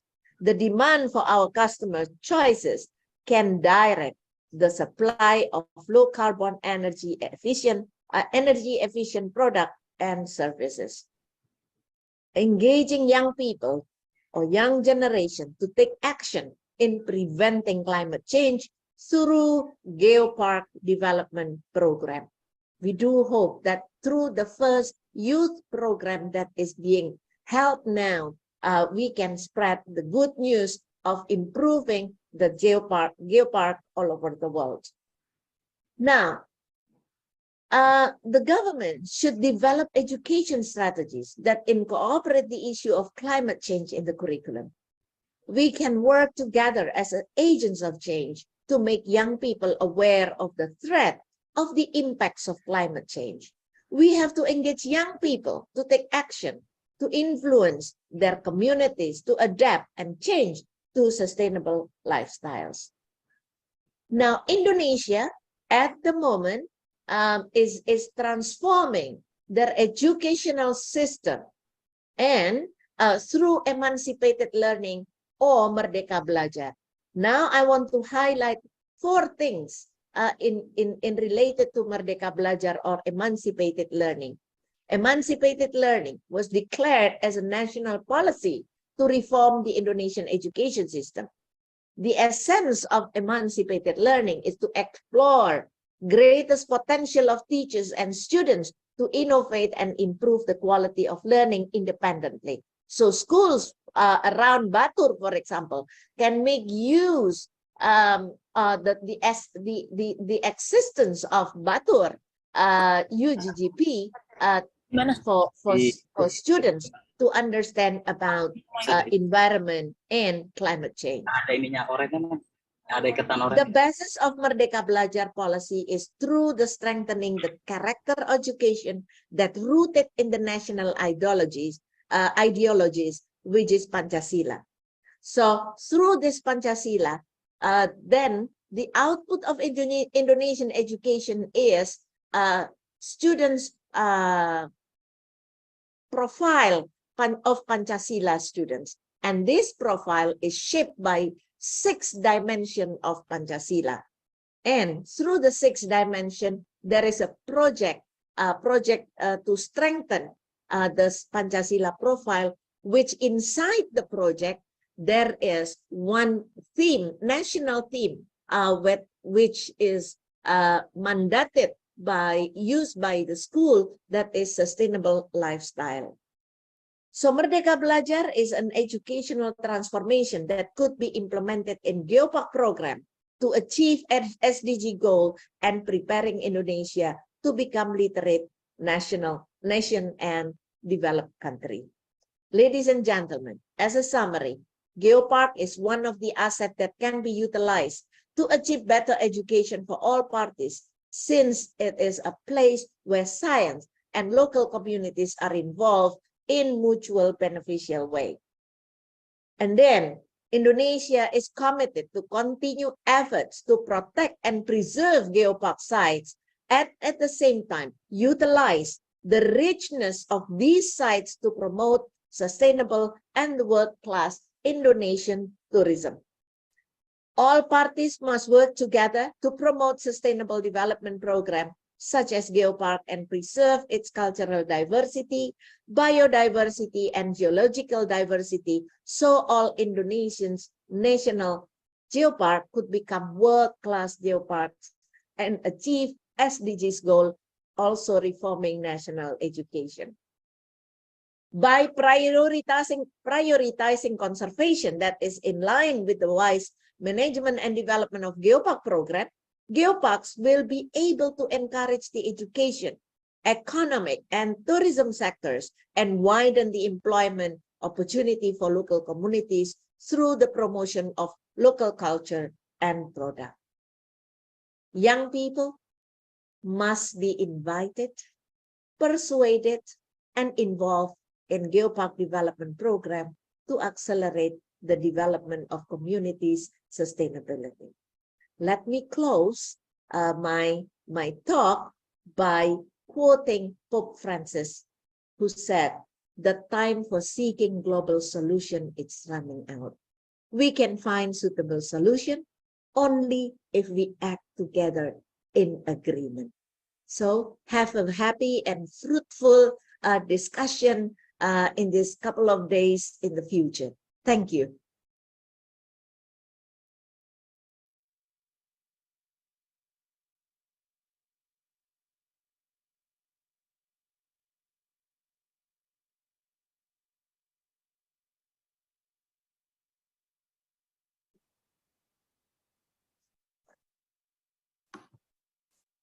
We thank you, Mrs. Ice Khadijah, Executive Chair of Indonesian National Commissions for UNESCO. And now, this is the Geopark Youth video.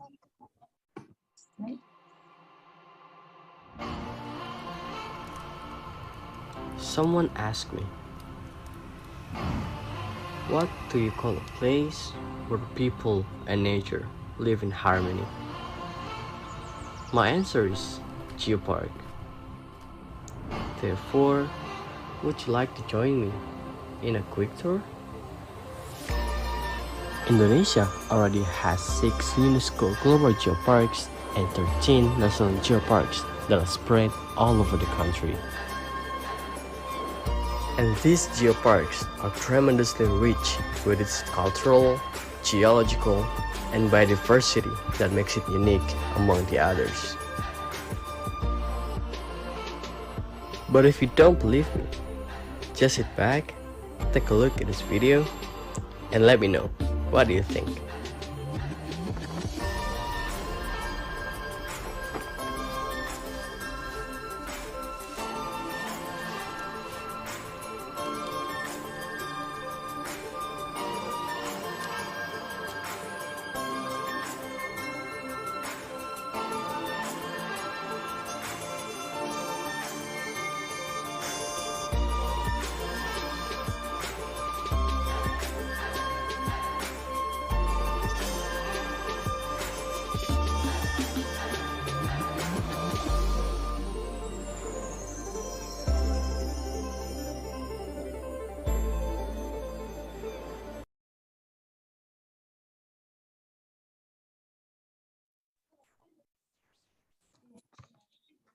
Thank you all. And now I invite Dimas Hawkins as the moderator for seminar session 1.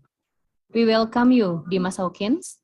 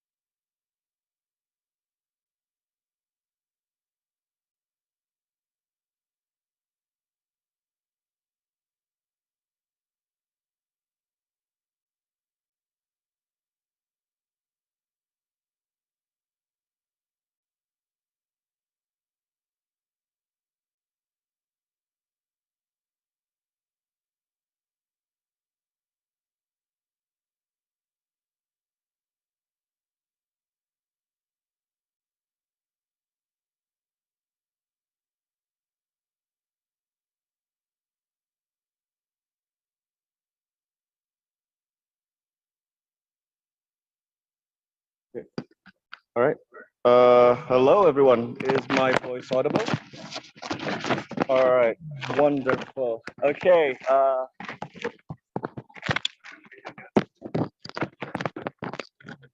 Okay. How about now? All good? Okay. All right. Greetings, everyone. Welcome back to the first UNESCO Global Geoparks Youth Forum. First of all, thank you, Ms. Yofi, for handing that off to me.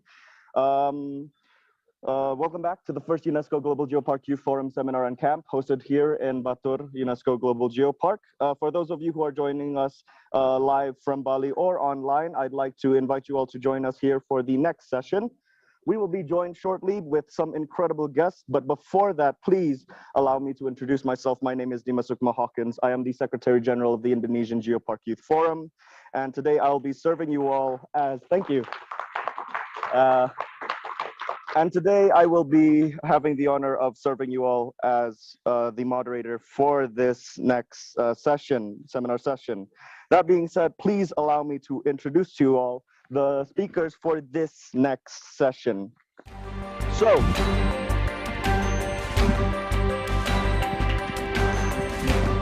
as you can see, joining us, we will have some incredible speakers that I'd like to invite onto the floor. If I could quickly get the list right here.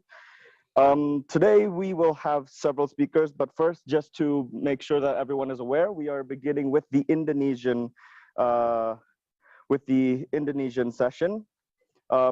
With us, I would like to invite onto the stage here with me, if I could get the connection to work. Having difficulties with the internet here.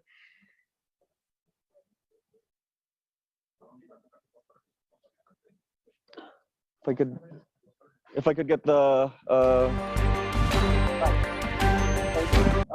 with us, I would like to invite onto the floor. Thank you. First off, we have Mr. Yanuar Nugroho, Expert Team Coordinator for the Sustainable Development Goals National Secretariat of Indonesia in the Ministry of National Development Planning, Bappenas, and co-founder and advisor to the Center for Innovation, Policy, and Governance. Nice to meet you, sir. Welcome. Next, we will also be having with us Mr.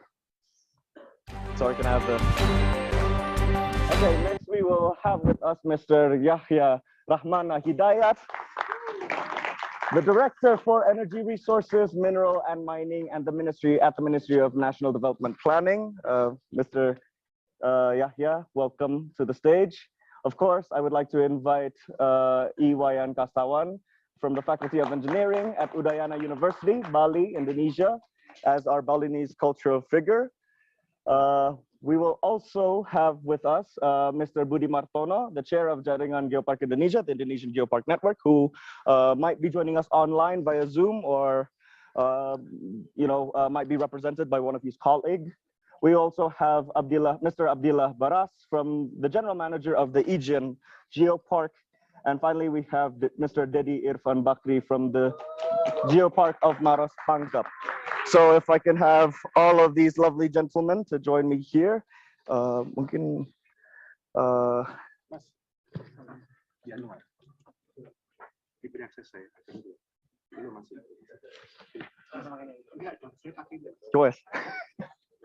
right, we have these incredible speakers with us here today, and I'd like to invite you all to give another round of applause to these extraordinary gentlemen here who will be joining us.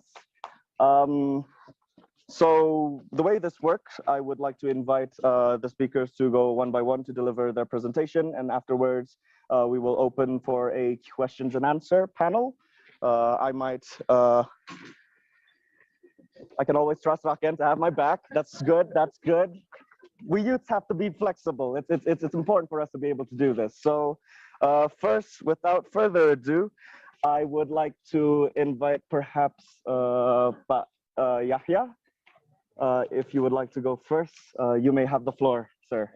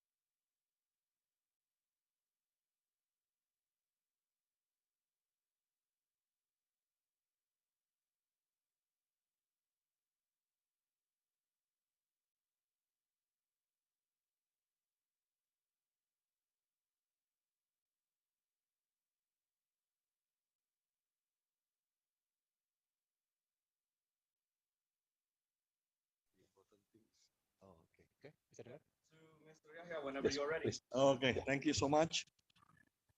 Distinguished youth Geoparkians, speakers, and seminar participants, selamat siang, good afternoon, God bless to you all, Om Swastiastu, Assalamualaikum warahmatullahi wabarakatuh.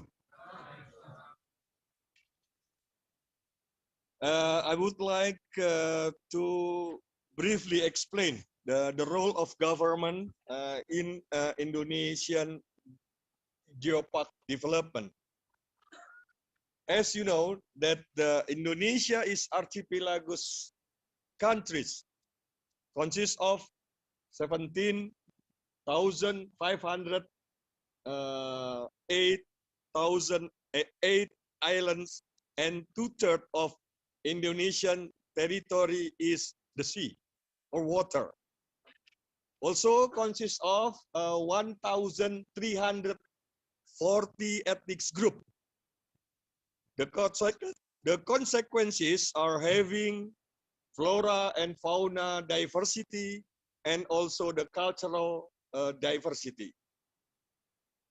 Besides that, Indonesia is located on 3 continental plates. It has positive and negative effect. One of the positive effect, Indonesia has high potential geological heritage or geological diversity. But Indonesia also have some negative effect are geological disasters like earthquake, eruption, tsunami, and also land sliding. So Indonesia have a main strategy is sustainable development goal. How to manage, how to conserve, and how to utilize the natural beautifulness for Indonesian and global people welfare. And Geopark is going to properly way to aim our SDGs goals. As you know that the Geopark is a single or unified geographical areas which has integrated geological, biological, and cultural diversity. It has to be managed by a holistic concept, a holistic pillars of conservation, education, and empowerment community economy. This concept of Geopark could contribute to 11 goals of the 17 SDGs goal. So the government has been intervening how to accelerate geopark development. Some regulation already issued until this time. The first one is Presidential Decree number 9, 2019, concerning about Indonesian National Geopark Committee. The second one, Energy and Mineral Resources Ministerial Regulation number 1, 2020, concerning how to determine geological heritage and aspiring national geopark. The third, Tourism and Creative Economy Ministerial Regulation number 2, 2020, concerning how to geopark as tourism destination. And also National Development Planning Ministerial Regulation number 15, 2020, concerning National Action Plan of Geopark Development 2021 until 2025. Also, Geopark Development has designated as national program in our medium and long-term development planning, regulated by Presidential Decree and Law. Distinguished youth Geoparkian, Indonesia has many aspiring geopark, but until now, it has 6 UNESCO Global Geopark. Hopefully for the next year will be 8 UNESCO Global Geopark. Maros Pangkep and Ijen Geopark. As you know that the Ministry of National Development Planning already issued the National Action Plan for Geopark Development is a guideline for the central and regional government as well as our as well as other stakeholders. The action plan covering some program refer to the pillars of the conservation, education, economy empowerment, and management support, including institutional setting and financing. The action plan also focused on 16 areas of the geopark development in line with what UNESCO Global Priority Program. Some of them such as climate change adaptation and mitigation, capacity building for youth and communities, sustainable tourism, and partnership networking.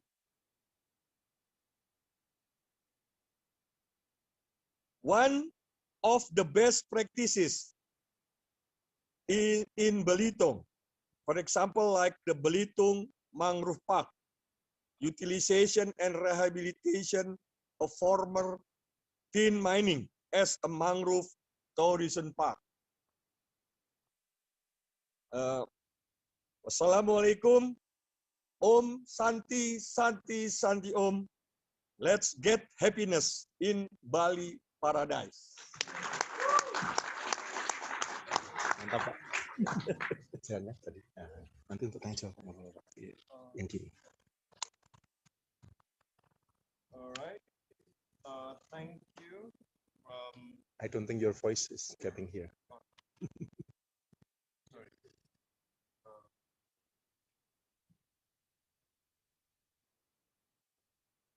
I still can unmute myself. Please help unmute him, the moderator. Please help unmute the moderator.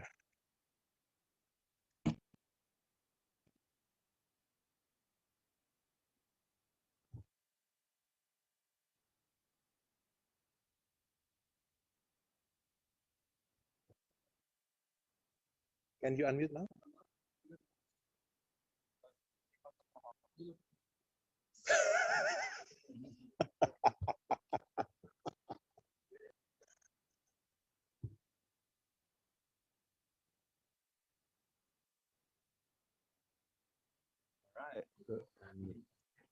Try. Okay. Yes, it's good. Okay. Thank you. Thank you, Mr. Yahya, for the incredible presentation. It was succinct, but it was quite insightful. Just to recap, Mr. Yahya briefly elaborated on the government's role in geopark development.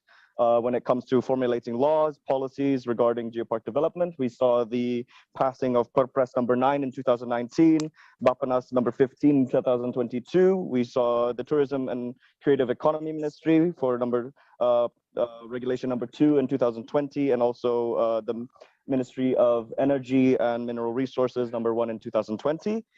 We see how they have developed an action plan that has outlined key focus areas of development regarding conservation, education, sustainable development, and also implementation. I think it was quite insightful, and moving on, when we get into the question and answer, I think I might put you on the spot regarding perhaps how youth can be involved within how they benefit from these regulations. But before we get into that, because I'm getting ahead of myself here, I would like to first invite Mr. Yanuar to give his delivery. So Mr. Yanuar, you may have the floor. I will prefer standing over there. Oh, please feel free, sir. Can help me put the slides? Okay. So I hope you've been enjoying Bali so far. I have 15 minutes approximately. Okay. Okay. I'm Januar Nugro. I'm looking to be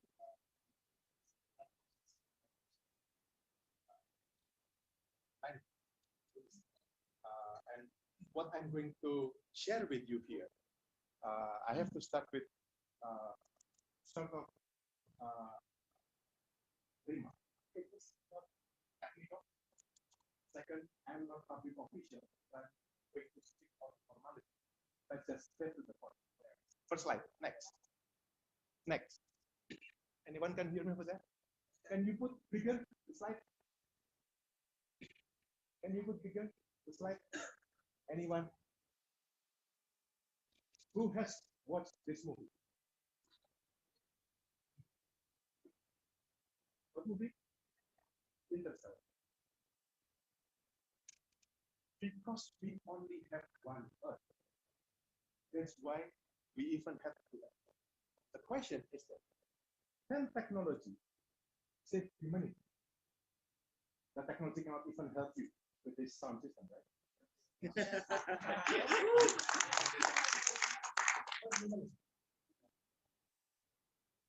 Second question, next. Can complex modern civilization collapse? Who believes that it can? Raise your hand. Okay. Who believes that it cannot collapse? So, this is the answer. Next.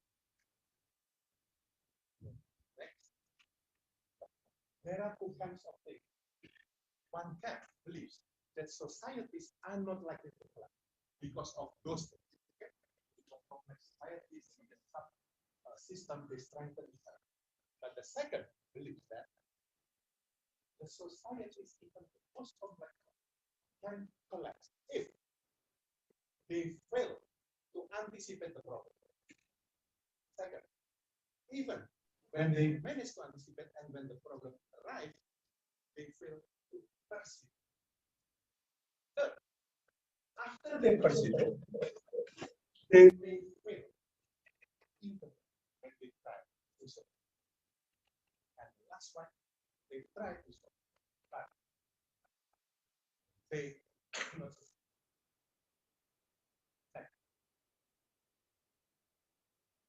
This is the problem that is coming.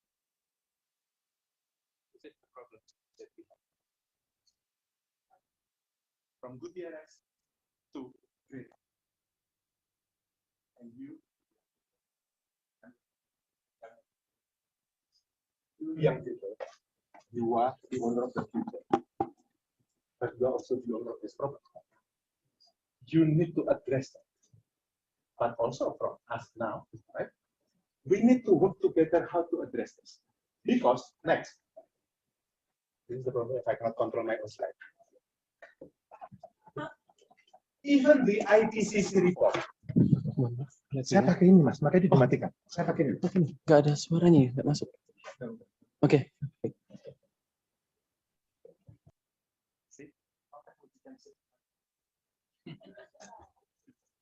Even the intergovernmental plan, unless I'm cut, no, I'm still here.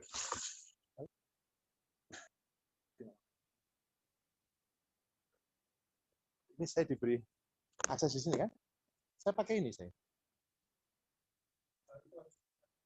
Nah, ini kan saya pakai ini mas, saya pakai Bluetooth ini di telinga saya ini. Nggak masuk? Enggak, kedengeran. Kedengeran kok semuanya di tempat Anda. Oke, itu. Tapi di online kedengeran. My first degree.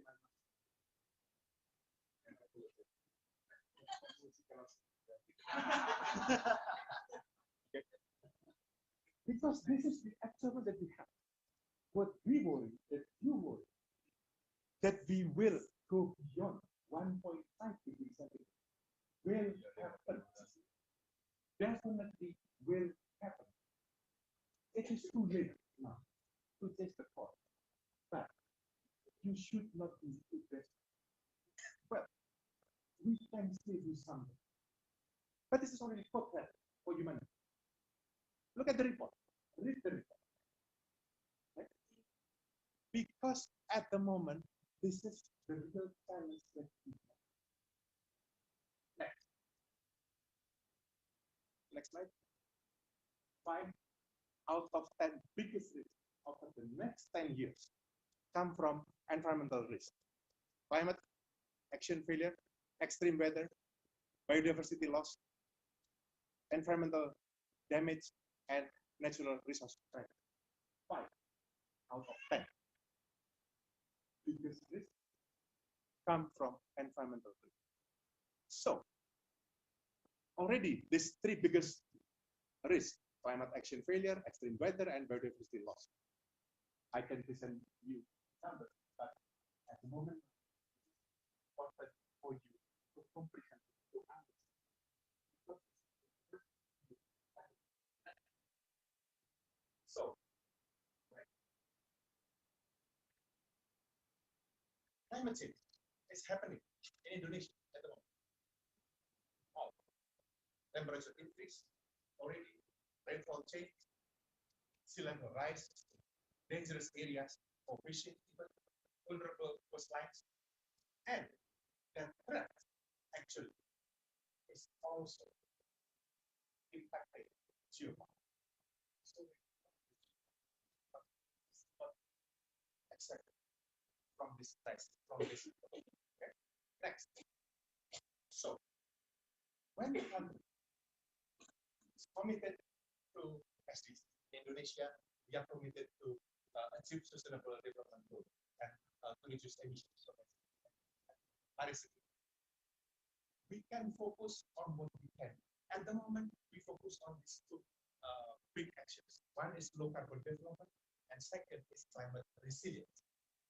We try to do it as a national agenda, as a national priority, because what we want and what we understand is that the World 30 climate change actually it is the main basis to support all other pillars: social, economic, environmental, as well as the enabling and means of implementation, which is 7. This is why it is so important at the moment. We need not only to understand, but get some ideas how we can each of us take care of it. Next. Just to give you a better picture about this, how we implement SDG 13 climate change, because we certainly cannot stop at the policy level. We need to go to action. We need to go to the real change. We expect this condition. We have the vision of advanced Indonesia 2045, where Indonesia is out from this middle track. We want this, but we cannot achieve this and we fail here. What we want to achieve, what we want to do is we want to align the targets between SDGs and here, as we stand here, we are here together with this Geopark action plan. This impacts directly women, children, indigenous groups and communities, persons with disabilities, disaster-prone areas. These are all that we need to address. We need to have a better understanding and comprehensive picture about what we are dealing with. So it's not just the gathering. Of course, gathering is important. It's important. It's not just about good food, good music, you come together, but also how you can come with ideas, coming up with initiatives that we probably, the older one, do not take. Young people are known for creativity. You are known for your innovation. What we can do together. What we can do. Next. Next. I think these are how in Indonesia we try to do this national priority, both low carbon development here and climate resilience. These are the 5 main strategies that we have.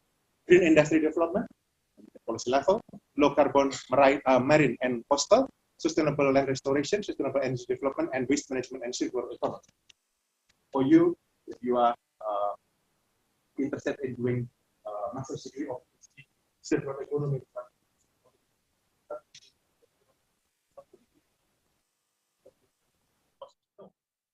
some policies fail because they cannot understand.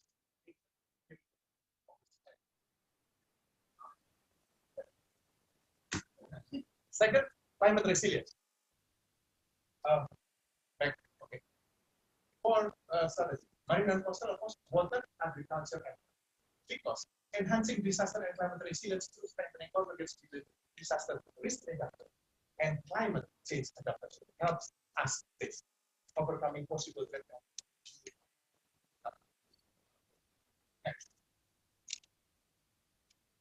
So I mentioned to you earlier that if we focus on this vulnerable groups to climate change, we have early childhood, elderly, communities with poor health level, and communities with low access and mobility levels. But in all, I think what we mentioned earlier, we need to understand how this climate change, climate risk, it affects the life of so many people. Next. Now, back to what Pak Yahya mentioned. This is just one example. How we can transform tourism. You are in Bali. I came here to make a public crisis on this island.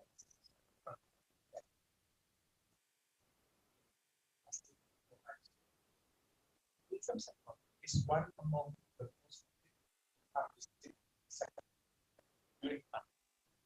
Now it is now back alive, and I'm happy for this. But we need to make sure that tourism should be transformed. Make sure we need that tourism should help us achieve our future story. So, according to UNWTO or IBM research, tourism sector CO2 emissions by at least 25%.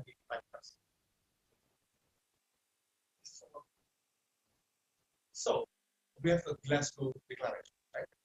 Commitment to educate on climate action tourism. Okay. It proposes a committed plan for tourism to support global commitment to halve emissions by 2030 and achieve net zero by 2050, and requesting tangible commitments around planning, measuring, and your degree statements from Bali are in line with this. Because this island, Indonesia, we also one of the sectors that play important role. Next, I think this must be the last slide. What about now geopark and climate change? I just took from the official statement. UNESCO Global Geoparks, correct me if I'm wrong, utilizing renewable energy and implementing the best standards of green growth. Second, stimulating green growth in the region through innovative.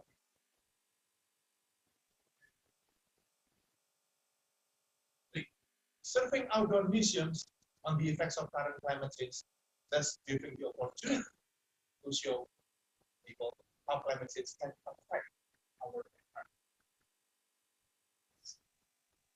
And then also, when we talk about community and educational activities and projects, why they are important? Because they help us raise awareness on the potential impact of climate. They help us provide local communities with knowledge, and they help us mitigate and adapt to the potential effects of climate. Next, I think why it is important for us all to change, our mindset about all of this, and I speakers before me, the importance of stakeholder communities. One thing, the government cannot do one thing. But government cannot do every day. The work has become much more complex. We need government needs insight. It's even to understand what's the problem out there. Remember, the collapse society. If the government fails to understand the problem, that's why multi-stakeholder partnership is I do not stress more. But as someone, I'm not serious, but I joined the government.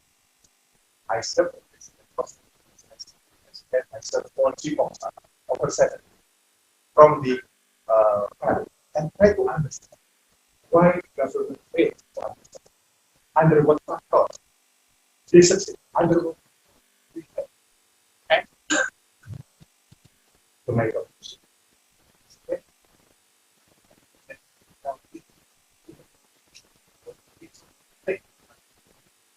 Everything. You're right. Next. So these are just technical. I will skip this part, but because it's very clear, Pak Yaya already mentioned how geoparks and SDGs target are aligned. Those are the detail of targets. I'm not reading this. I'm leaving the slides with you so you can read later. But basically, why it is important for youth in Geopark National Action Plan, we have put this four: training and capacity building for decent work, creation of new business and jobs for local youth. 3. Involvement in geopark conservation and protection, innovation for geopark management. These are 4 areas that you can, the young people can be. And I will conclude with this last slide. Next. Your contribution. Your contribution as young climate activists.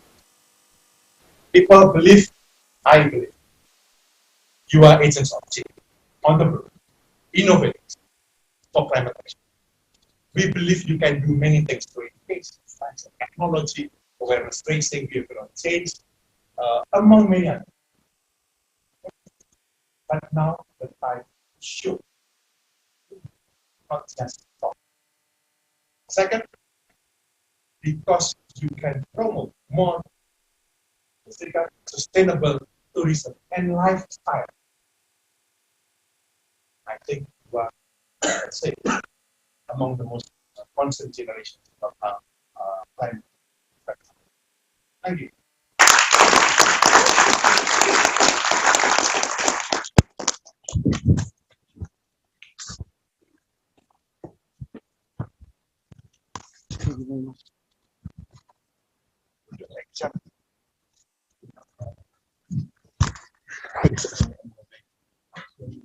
Again, you cannot unmute yourself. Unmute. Help him unmute.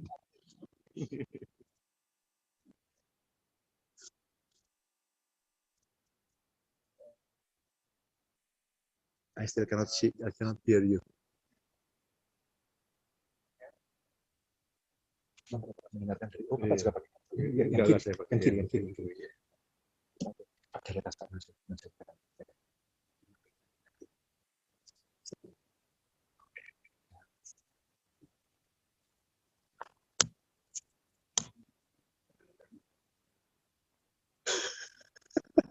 Gara-gara konslet. Ini gara-gara konslet.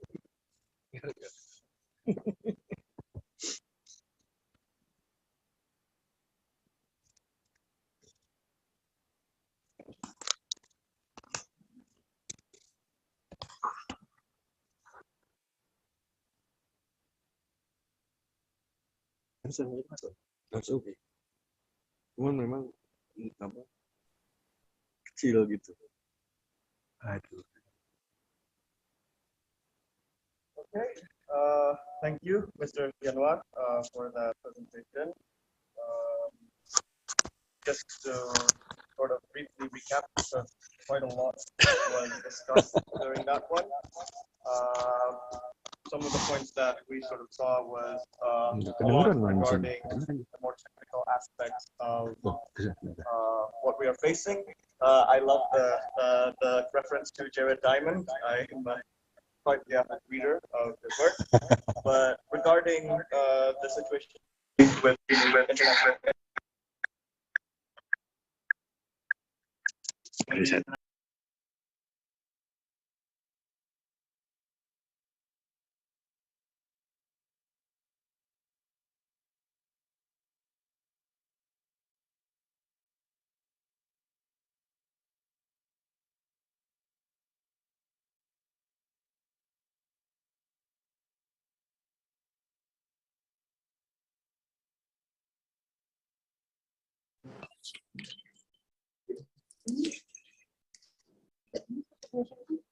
Rakan-rakan.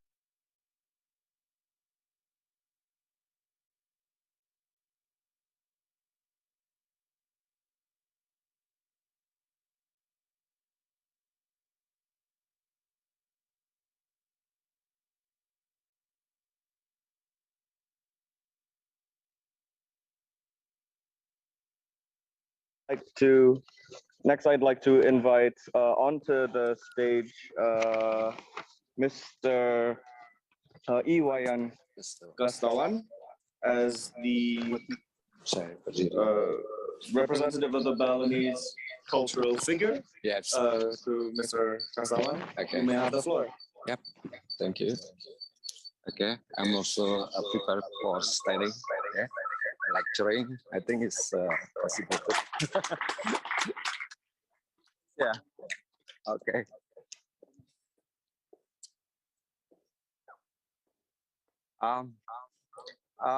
Welcome to Bali. Yeah, I'm as Balinese. Yeah, very happy for all of you join on this youth forum of Geoparks. Yeah. Actually, I'm an architect. Yeah, I'm an architect, and then I'm lucky. I have a big experience. Prepare the master plan for the nomination of Geoparks. First is Batur UNESCO Global Geopark, and the second Toba Caldera UNESCO Geopark in North Sumatra.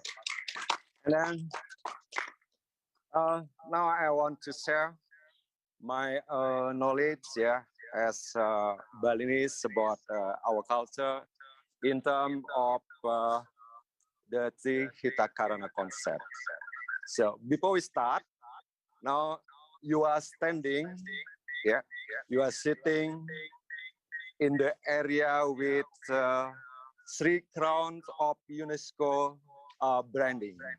The first is Batur is also the World Heritage Site, UNESCO Heritage Site, and second also as the UNESCO Global Geopark Site, and the third is the area with intangible UNESCO Cultural Heritage Site. So there are 3 UNESCO band of Bali Island, and then not so many places around the world that has 3 crown of UNESCO brands.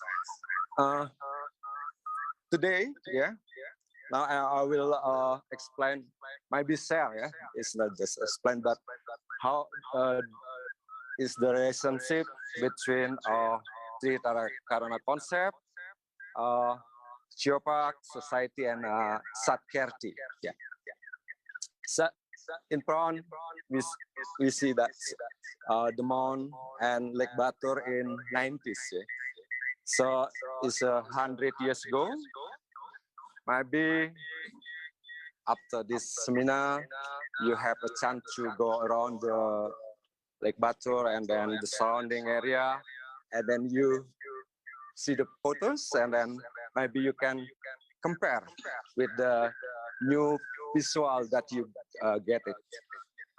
Okay, next.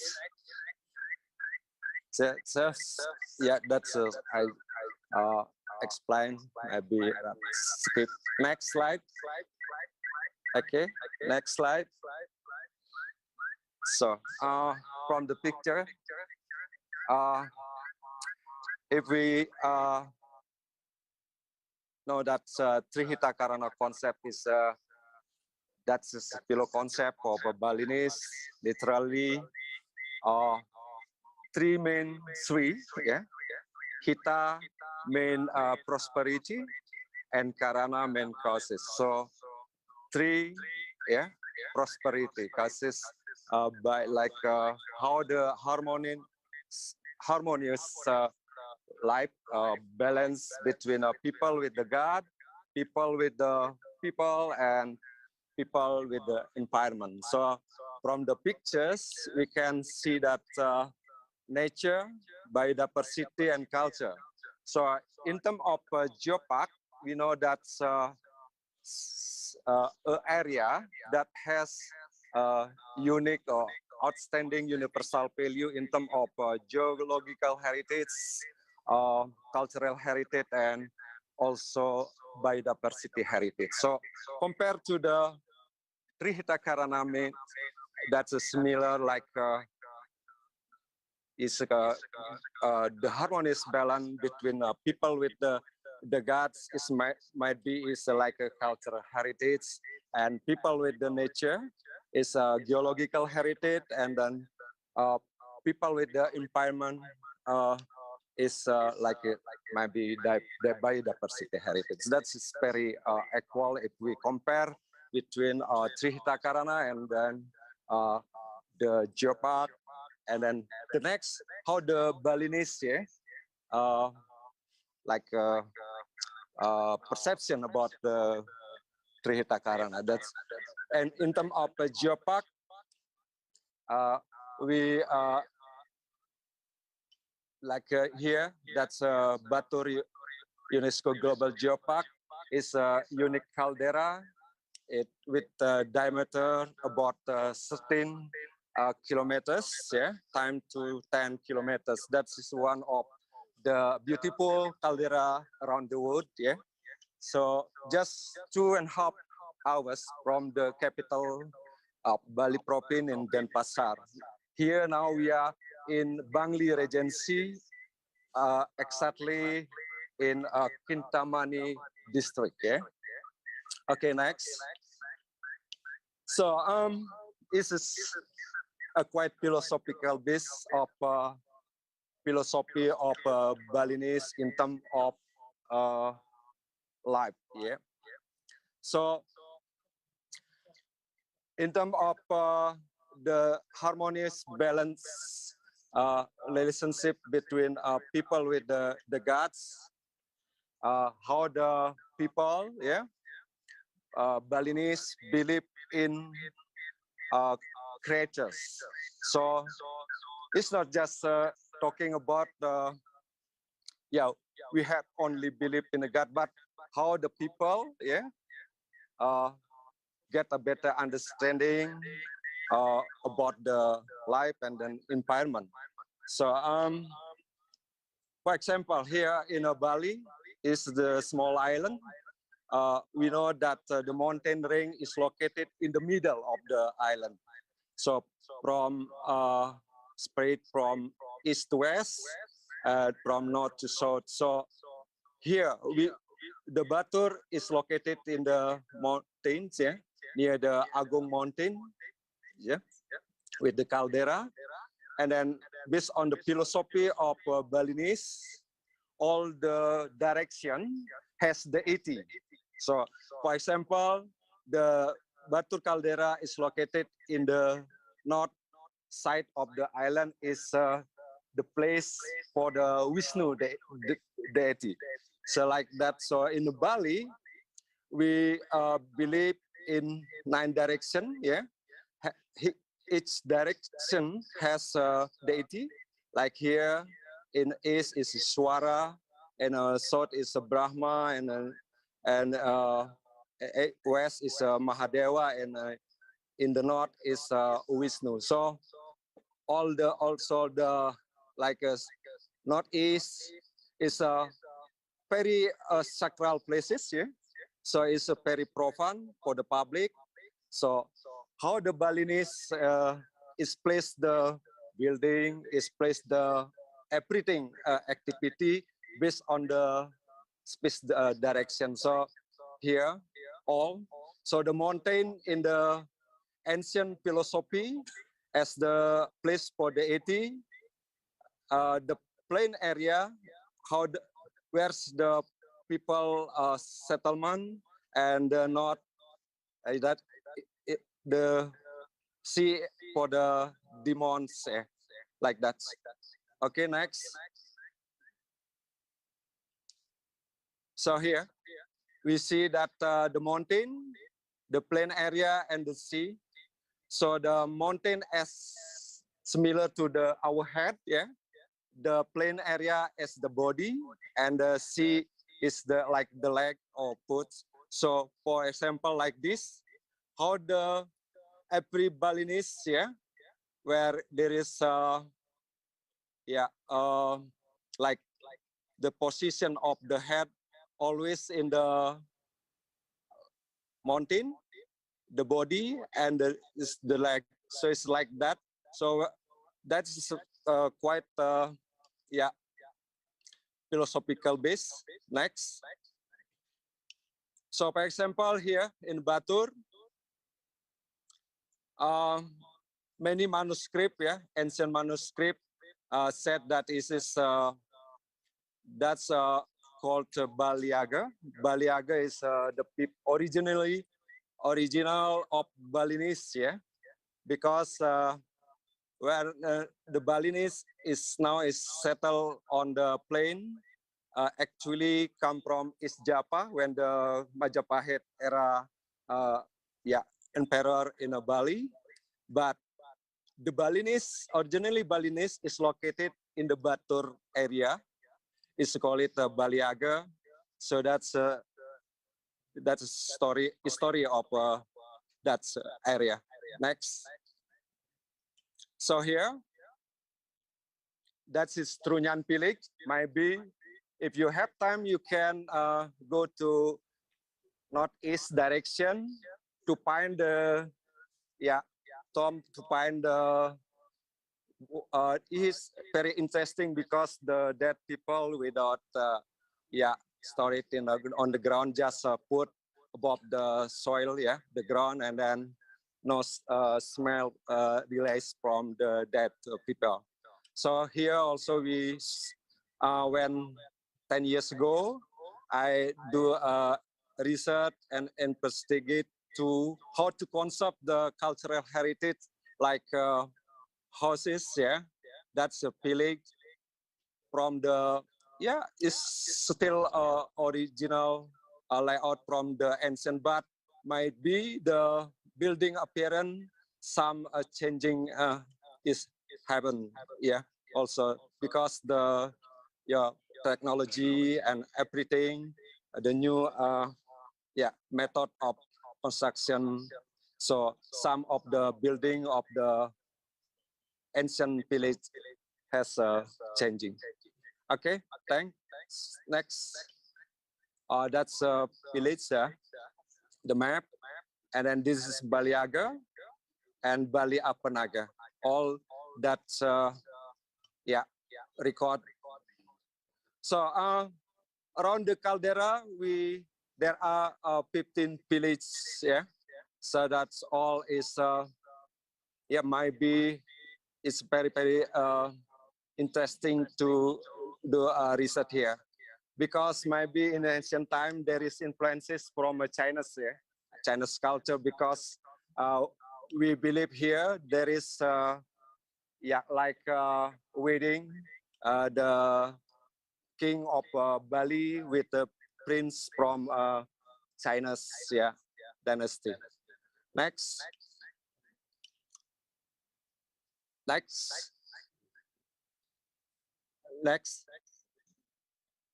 Okay, next. So before we talk about the cultural heritage, so that is similar to cultural heritage of the Geopark, and then next is about, we talk about the social system. Maybe, you know, sometimes we write or find in a reference book about the Banua concept. Banua is a concept of traditional village in that area. Maybe in some places in Indonesia, we also find the word Banua. Yeah, here Banua is very specific village with the also with the social ecosystem. Yeah. Next. That's Trunyan. Next. So in terms of biodiversity heritage, the Batur UNESCO Global Geopark, has some like biodiversity, like a piece that's called Mujair, yeah. Maybe you can find the menu in a restaurant, like Mujair Nyat-Nyat, yeah, that's very unique food from that area. And then here, that's the original dog, yeah, of Kintamani, has been has been recognized by the world, yeah, veterinary as that is endemic species of Batur UNESCO Global Geopark. And then maybe you know that's Kintamani Cafe. That's distributed by maybe like a Starbucks and something like, and this is Kintamani orange, that's something like that. Yeah. Next. Yeah, that's space. Okay, next. So from the description about cultural, natural, and biodiversity. So in terms of all of them, all of the aspect, so we can state that the man as a center of the Geopark. Yeah. So what is Geopark? Geopark is the people. Geopark is the man. The sustainability of the Geopark is based on the people. Okay. Next. Yeah. Next. Next. That's some of ritual. Yeah. In terms of Satkerti. So the Bali Governor Vision now is Satkerti. Satkerti is like very detailed compared to the Trihita Karana concept. We have Atmakerti, that is soul harmony. Samudra is ocean. Danu is lake harmony. Wanakerti is a forest. Jagat is a wood harmony. And Janana is knowledge harmony. This all is Satkerti. Now as Governor Bali Governor Vision. Yeah. Next. That is like sacrifice or in Batur, yeah. Use the like a buffalo, yeah, to in a ritual offering in Danau Batur. Next. That's like ngaben, yeah. Ngaben is ritual, that ritual ceremony in Bali. So the Balinese that is settled in surrounding the Lake of Batur. So when the ngaben ceremony is all of the people bring the like that's for the dead building is just go to the Lake of Batur. Next. Yes, this is a program of the Batur is based on the Trihita Karana, based on the Geopark and then society. Next. There's a Geo Trail. I hope you has time to climb the Batur Mountain. Yeah, that's very beautiful scenery from the peak. You can see the mountain, the Agung Mountain and the Abang Mountain in the east. And sometimes you can also see the Rinjani, yeah, UNESCO Geopark from the in the northeast direction. Next. That's just like so. Next. So based on the our research, yeah, the sustainability of Geopark is based on the how the people get a better understanding than better awareness how to conserve their culture, conserve their environment, conserve how to make a relationship, better relationship with others, yeah, That's a very important point to note. Next. So all of the description can be formulated in like a diagram here. So the geopark, we know that's cultural diversity and geological heritage. So Triheta Karana, we call the Parhyangan.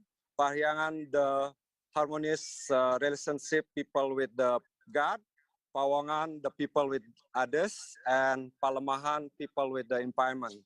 So from the Satkerti, so that's inline cultural heritage, Atmakerti and Parahyangan.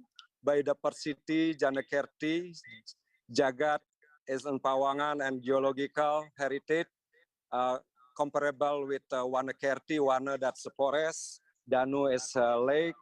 Segara is the ocean. Yeah, and Palemahan is as the environment. So that is conclusion from our presentation.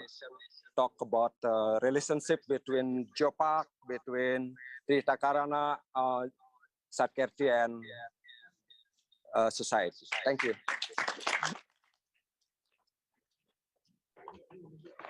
Thank you very much, Mr. Mawan, for the incredible presentation regarding Balinese culture. Moving on, we will go to our last speaker who's here with us on Zoom, Mr. Dedi Irfan. If Mr. Dedi could join us, you may now have the floor.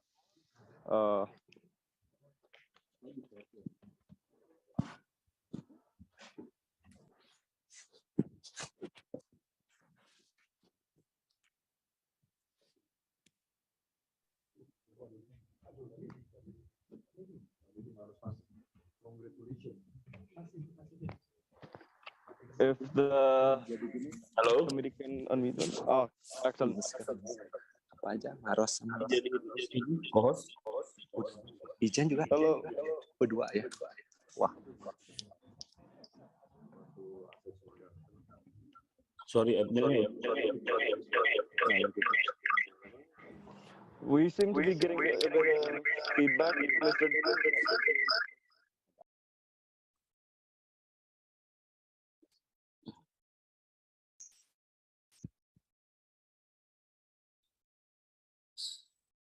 Okay.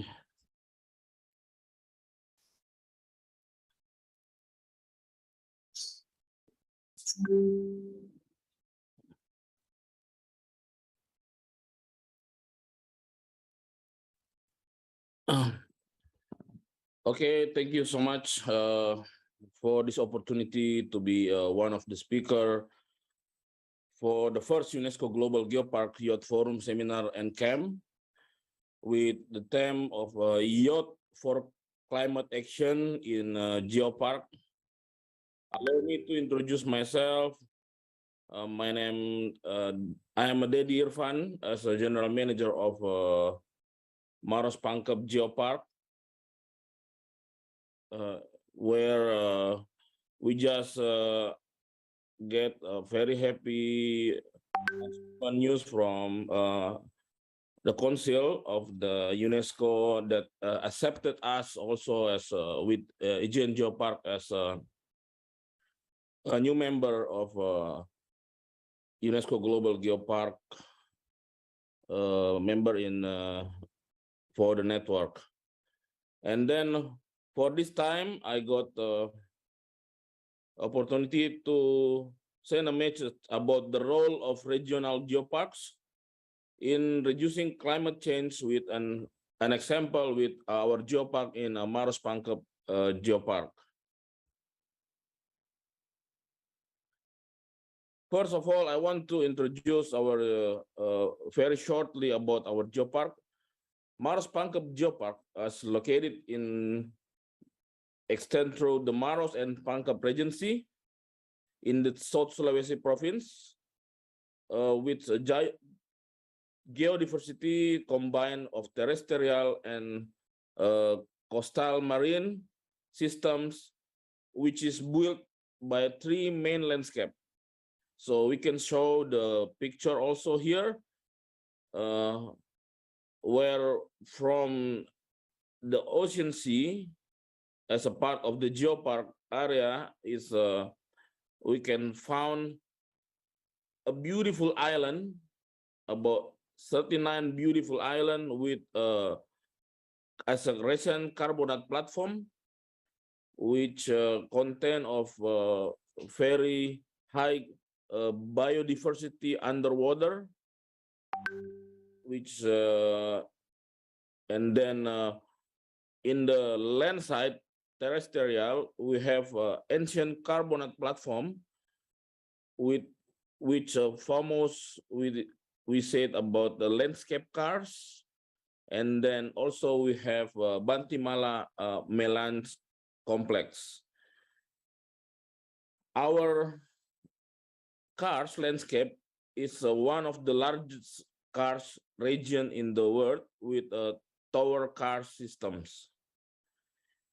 In Maros-Pangkep Geopark, we found 100 cave, as we know that in the karstic area it's very easy to get dissolution by weather temperature for the stones, so more easier to found. We found right now we found 100 cave, which the number of prehistoric cave also site in the Maros-Pangkep in June 2022 is about 519, and we found 346 of them are consist of illustrated with a rock art, where the archaeology team found that the oldest rock art painting in the world with age about 40,000 to 45,000 years ago. So we found that the rock art painting from the prehistoric human in the world is founded in our geopark area.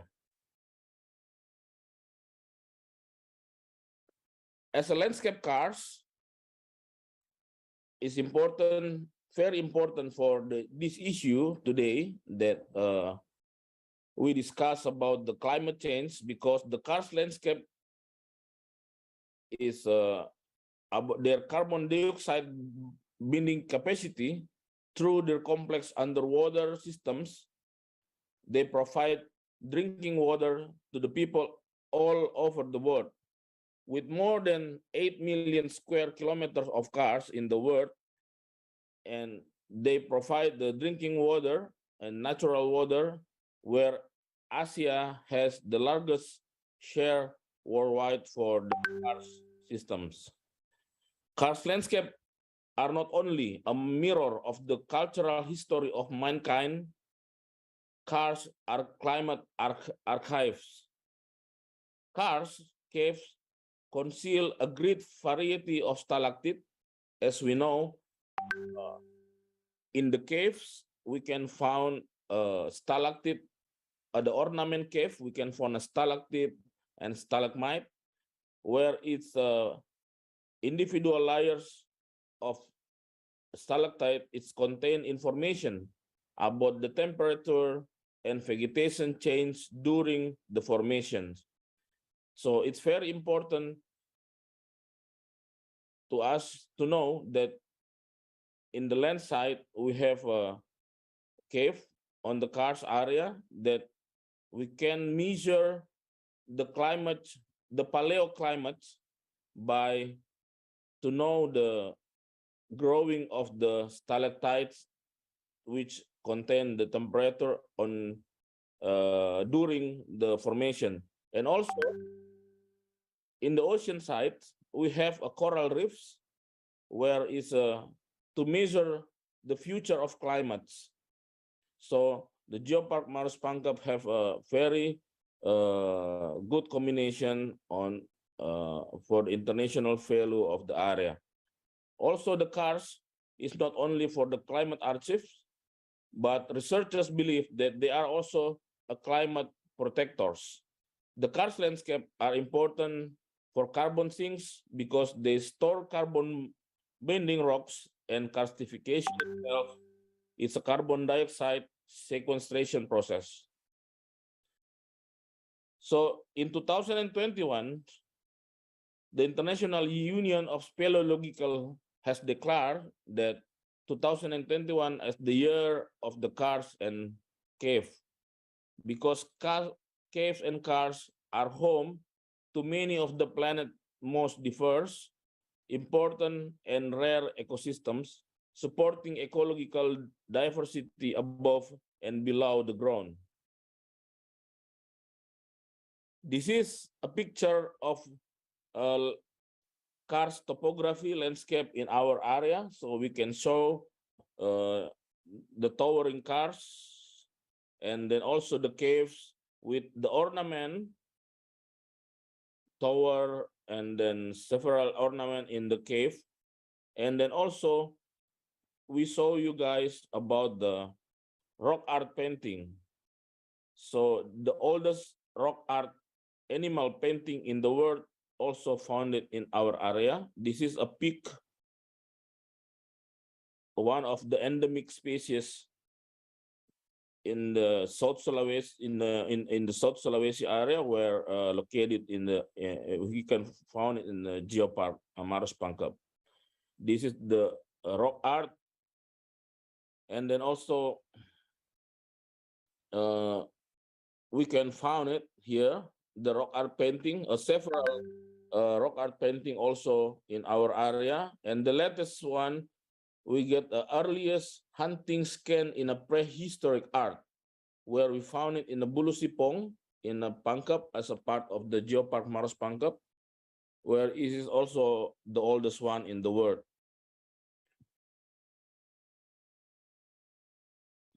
So this is the landscape. So if we see the tower cars landscapes, the cars landscape, this is where the cave located, and inside the cave, moreover, 300 from 500 caves we found it in this area, it contains of the rock art. So you can see the rock art here from the prehistoric humans. So why I choose a rock art as a part of the climate discuss? Because we're facing a problem right now. We have a problem with the rock art, because the equatorial tropic hosts some of the earliest rock art, and it's gathered as evidence for haloclasticity. What is haloclasticity? Is a salt crystallization on the rock art. So we have a problem where our rock art, the oldest rock art in the world right now, is get deterioration or get damaged by the climate, the catalyzed by salt efflorescence we found about 11 sites in the Maros Pangkep rock art on our area. So we show how quickly rock art panels have degraded in recent decades, contending the climate catalyzed salt efflorescence for increasing exfoliation of the limestone cave, because the cave contain rock, limestone rock, where the rock art located in Maros Pangkep is the most atmospherical dynamic region, where the Australasian monsoon domain, the rising frequency and severity of El Nino induced drought from anthropogenic climate change. That is higher ambient of temperature and more consecutive dry days, combined with seasonal moisture injected with monsoonal rains that flooding the rice field and aquaculture ponds of the region, increasingly provide ideal condition for evaporation and haloclasticity, accelerating rock art deterioration. So this is our problem. So one of the reasons why, if you ask us why we propose to be aspiring UNESCO Global Geopark to fund a network from another UNESCO Global Geopark to get together a research and collaboration for future to how to solving the problem for on the rock art. So this is a several links that we can find easily if you do Googling about the rock art problems for connecting to the climate change. The climate change that you can find in bbc.com and then News Asia is easily to find several that explain about the. Mohon maaf Pak Dedi. Kita sudah mulai kehabisan waktu, jadi mungkin kalau bisa dipersingkat Pak. Okay. We found change destroying the world. So this is a very short movie, just a short movie. It's explain about the oldest rock art.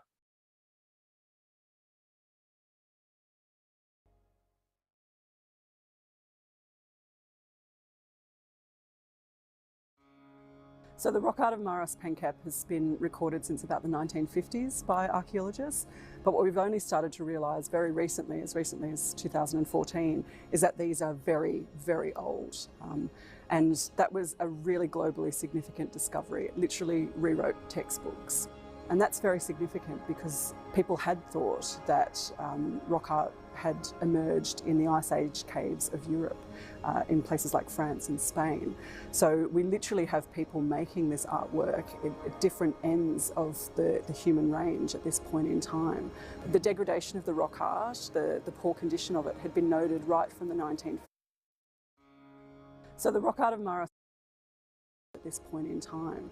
The degradation of the rock art, the poor condition of it, had been noted right from the 1950s, but it genuinely seems that this is getting more and more advanced, that the weathering is more and more aggressive in more recent decades. So we wanted to understand how it was happening, and we wanted to understand some of the causes behind it.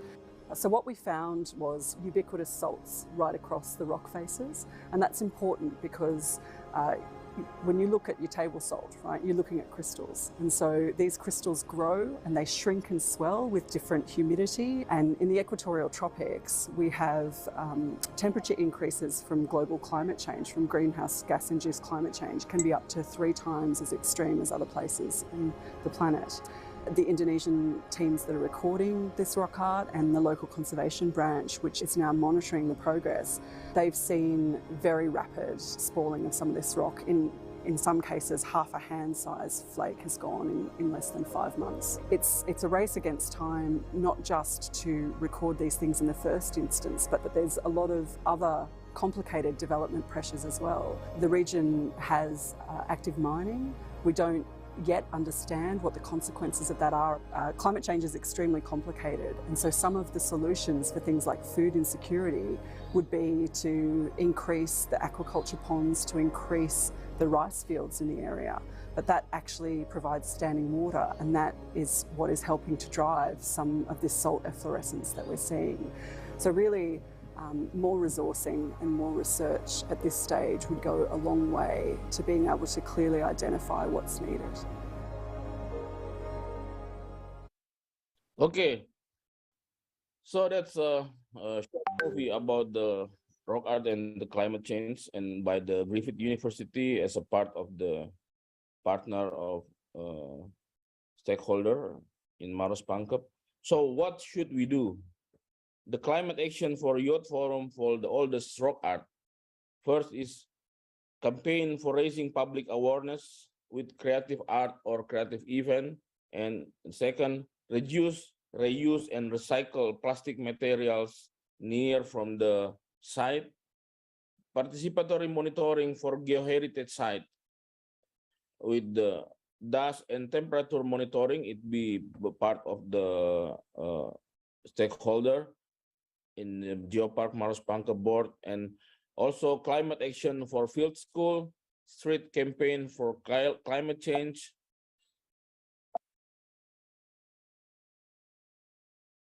and also we have right now we have a rock art information center.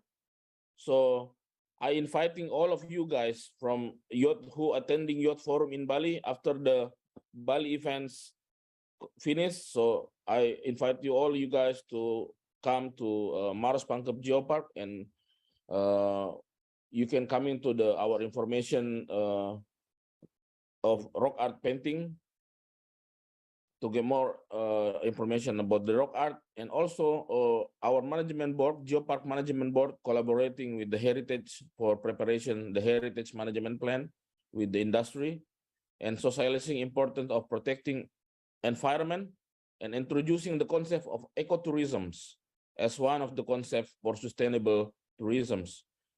And the last is socializing organic agriculture without pesticides, because to prevent our future climate in the coral reefs. I think that's all. Thank you so much for the opportunity as a speaker. This is our Mars Pangkep Geopark Youth Forum. Thank you so much.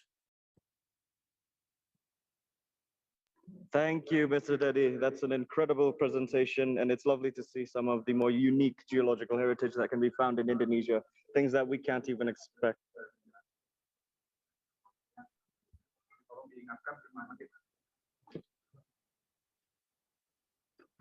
After this, we are moving into a question and answer session. Due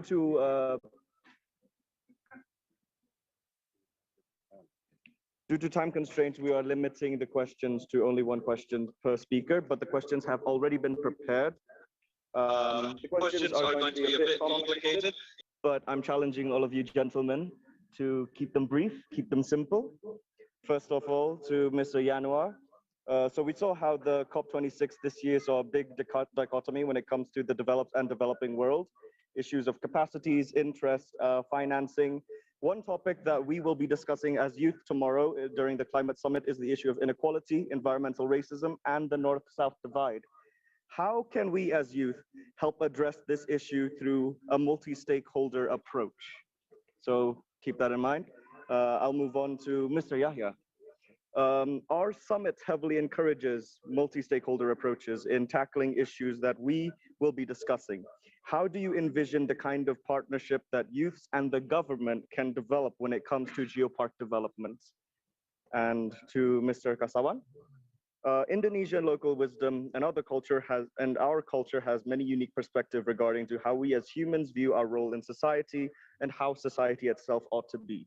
How do you think that the international community and these youths here can benefit from implementing or adopting these kinds of concepts such as Trihita Karana, broader concepts in Indonesian culture such as Musyawarah Mufakat and Gotong Royong?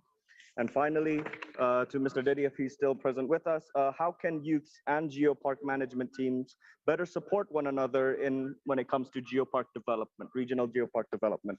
So those are my questions, gentlemen. Perhaps whenever you guys are ready, it's anyone's game here. Okay. Can you hear me? Okay. Good question, Dimas. Young people, inequality, partnership, right? Often when we talk about young people, especially in a forum like this, I don't know whether you realize or not, but there is sort of bias, right? Young people are often described as part of middle class, well-educated, technology, especially internet savvy, right? Coffee latte, sipping, right? This is the picture of young people. But this represents less than 1% of the whole young people. Most of young people are not like you sitting here. They are living in poverty. They have to work from 7 o'clock in the morning, even until 7 o'clock in the evening. They have to deal with poverty. They have to deal with hardships. In rural poor rural setting, in poor urban areas. So when you talk about young people, also keep them in mind. They are not as privileged as you, who can come to a forum like this. That's why, Dimas, my first suggestion would be, when you talk and then represent young people, bear in mind those who are most affected by this, I would say, global inequalities, global poverty. This is one thing. So I don't know whether you have this this program during your stay in Bali, but do not only stay in cities like Denpasar or Batur, but go to villages. Meet the local young people, talk to them. That's one. Second, then when it comes into collaboration, I think genuine exchange would be important. It is not just, you mentioned about North and South, but I think the world has become less divisive like that. Yeah, what I mean is that we need to come together, realizes, and we need to realize our biases. There are bias, of course. When you speak, when I speak, when I convey my idea, when you talk your mind, we have our bias. I think one of the most important aspect in forging collaboration is understanding biases. Where you come from. I did quite many research in innovation, and I realized how, for example, Western context bias is there. And then when we apply something to Indonesia, we need to address it, something like this. So what I'm saying here is that genuine partnership, genuine collaboration should start from understanding each other, and it should start from realizing our own biases. So I think you all have come here, talk together, understand each other, and try also to address and be aware of your own biases, including those not only north south but also west east, rural, urban, middle class, lower class. Then and I think that's all. Thank you. Thank you, Mr. Leandro.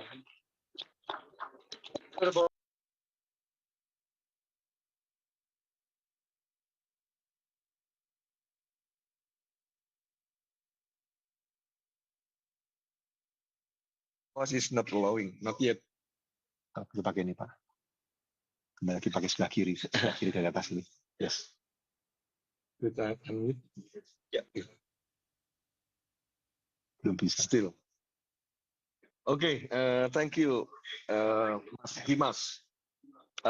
Geopark development is a cross-sectoral development approach. Even we have the ultimate goals of the Geopark development is how to support the green or sustainable tourism. Yeah.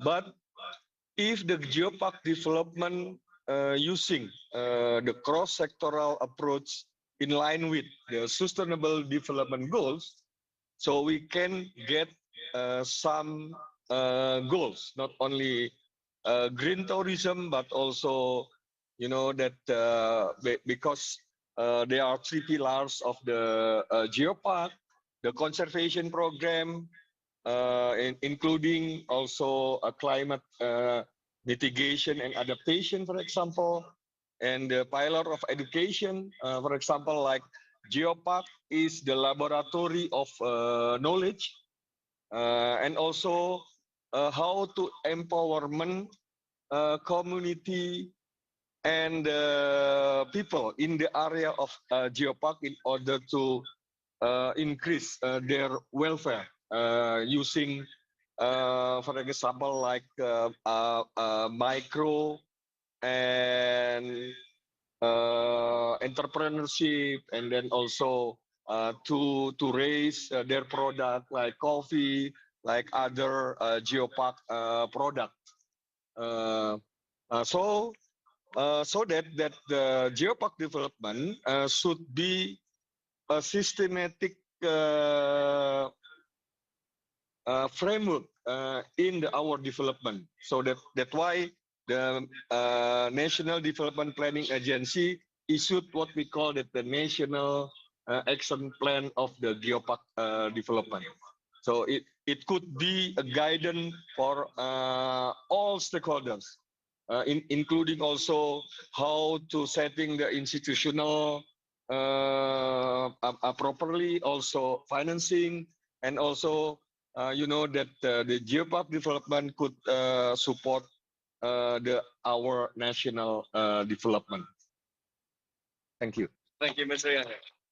Last or second last, Mr. Kasawa. Yeah. Thank you.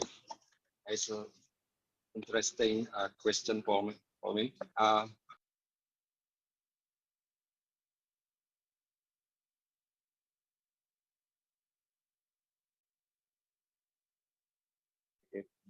But from the diversity, we can unite in spiritual divide, ecological divide, and social divide. As youth of Geopark, we have to sustain our heritage. So we can do something like that is called youth theory, observe, sense, is called sensing, presensing, crystallizing, and prototyping. It's based on open mind, open heart, and open will. That's MIT choice. Thank you. Thank you, Mr. Kastawan. Thank you, Mr. Kastawan. Perhaps on the last question regarding how Geopark youths and the Geopark managers can work together. Mr. Dedi, are you still here with us? Yeah. Yeah, so what do you think, sir, when it comes to how youths can better collaborate and work together with their regional Geopark management teams? Yes, sure. Our Geopark Management Board also then enhance and then give the opportunity for all, especially for the youth people on the Geopark Youth Forum. We create a Geopark Youth Forum, especially for the area of the Geopark, to growing pride and love for the area. It's very important to growing pride and love for the area, to knowing what their areas very rich, and then also growing for growing concern, protecting the nature, protecting the environment for the younger generation, because we know they are the future. One of them will be a future leaders in the area, and also to we gave them the Geopark Youth Forum. We have a program, collaboration program with the Geopark Management Board to do the school visit. Geopark go to schools and schools go to Geopark.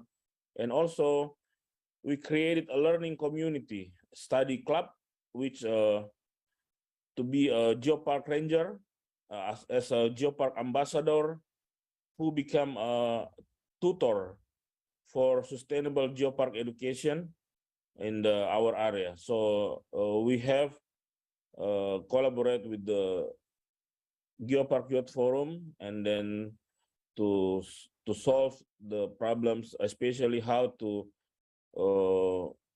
get them. The first is to pride and love for their area. I think it's all.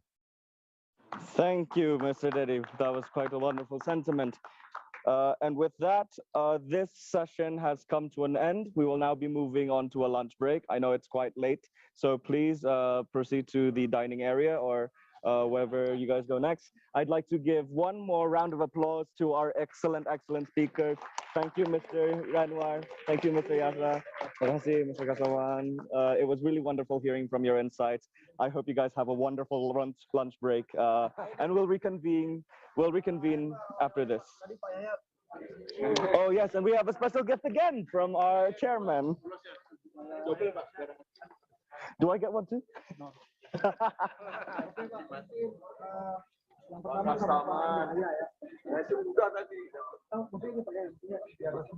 Oh, resminya.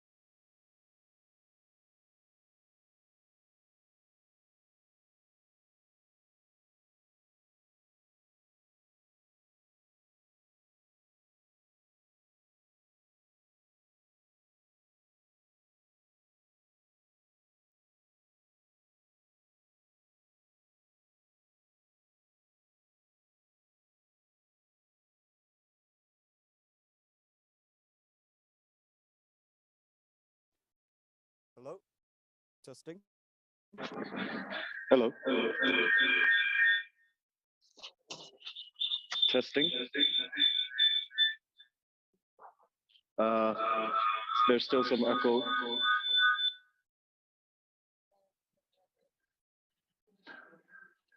Hello?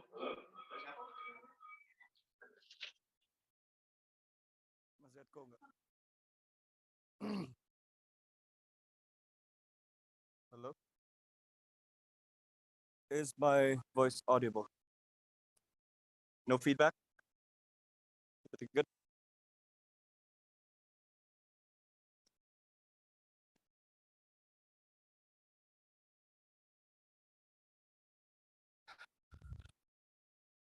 Camera.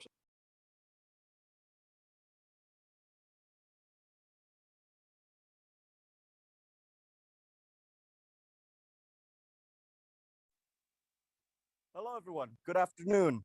I hope you guys had a wonderful lunch. I know it was quite short, but I hope everyone had a nice lunch. I see that a lot of us are back and some might still be on the way. For those of you who are online, I hope you are still here with us. I can already see that Miss Frey is here. Hello, Frau, how are you? I hope you are doing okay. Can I also ask just in advance if the committee can also grant Miss Frey so that she can unmute herself, so that everything just runs smoothly. Okay. Do you hear me? Yes, Miss Frey, we can hear you loud Right. and clear. Super. Super. All right. Thank you to the committee. Good afternoon. I hope you guys can see me clearly. Can anyone see me? I think we're still in the bumper video, the bumper screen. Are the cameramen on standby?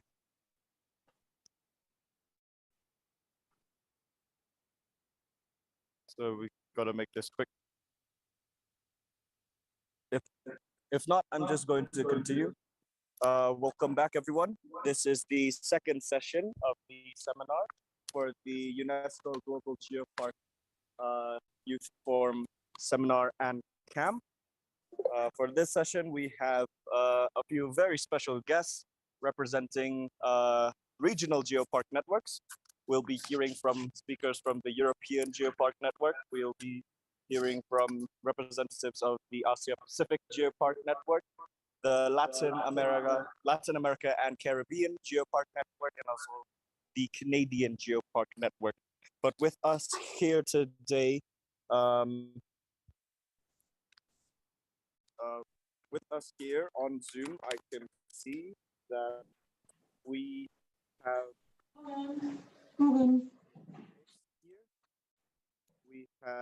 if I'm not mistaken, Dr. Marie-Louise Frey from the Welter Cruise Vessel World Heritage Site, if I'm not mistaken. Mrs. Frey, can you hear us? Yes, I can hear you now very well. Ah, that is wonderful. We can hear you clearly too. And there we can see you as well. That is wonderful. Right, so as usual, I will be your moderator. Just as an introduction to those who have just joined us, my name is Dimas Sukma Hawkins. I am the Secretary General of the Indonesian Geopark Youth Forum, and I have the honor of being your moderator today. Allow me to introduce with us our speakers for today. For this particular session, we have, of course, with us Dr. Marie-Louise Frey from the Welter Cruise Vessel. We have Dr. Charlampos Basulas from the Siloritis UNESCO Global Geopark in Greece. We also have Dr. Sophie Justice from the Chablais UNESCO Global Geopark France. And from the Asia Pacific Geopark Network, we have Tran Tan Van from the Vietnam Institute of Geoscience and Mineral Resources. From the Latin America and Caribbean Geopark Network, we are joined here by Eugenio Bidando from the Grutas del Palacio UNESCO Global Geopark in Uruguay. I do really apologize if I'm butchering any of these pronunciations. From the Canadian Geopark Network, we are joined by John Calder from the Cliff of Fundy UNESCO Global Geopark UNESCO Global Geopark. Without further ado, I would please like to welcome you all to give a round of applause for Mrs. Frey, who will be our first speaker for this session. A round of applause, everyone, for Mrs. Frey. Thank you very much for coming here, joining us virtually. We're in Batur, Bali, for the UNESCO Global Geopark Youth Forum Seminar and Camp. Without further ado, Mrs. Frey, you may have the floor. How to get the presentation alive? I just, you give the screen free, or how to do it? Oh, right. We will have your presentation on display shortly, I believe, to the committee, if you would. Or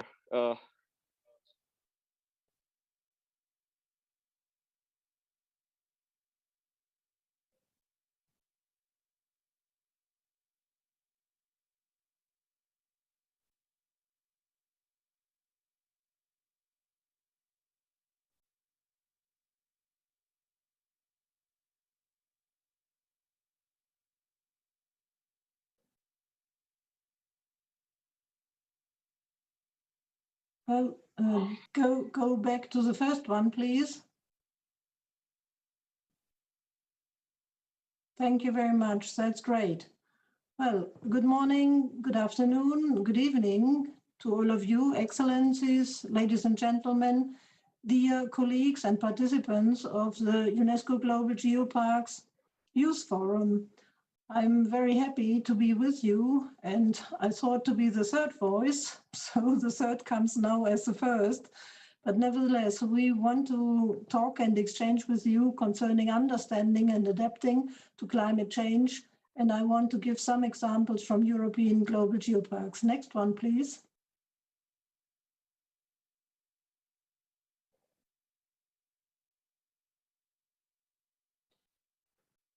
Have a look onto Europe and let us support the territories with geo, bio, and cultural diversity, which is the base of our existence on planet Earth. See some European global geoparks examples. It is about exchange, collaboration, and new ideas that are activated by courage and start understanding and adaptation to climate change. The next one, please. When we talk about that and use for climate action in geoparks, what does it mean to you and to us? It is about challenge, it is about courage, it is about innovativeness, creativeness, energy reduction, survival.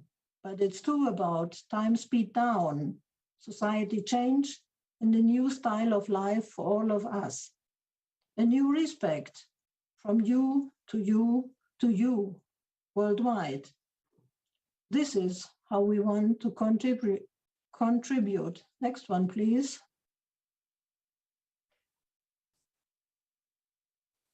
Geoheritage, what we are talking about, have a look at the European Geoparks Network, refers to changes of continents and climate since millions of years. And it is like a crusade across times, across climate zones, and also disasters, as you can imagine from some of the photographs here, like below the Lesvos tree and the petrified forest that was destroyed by a volcanic eruption many million years ago.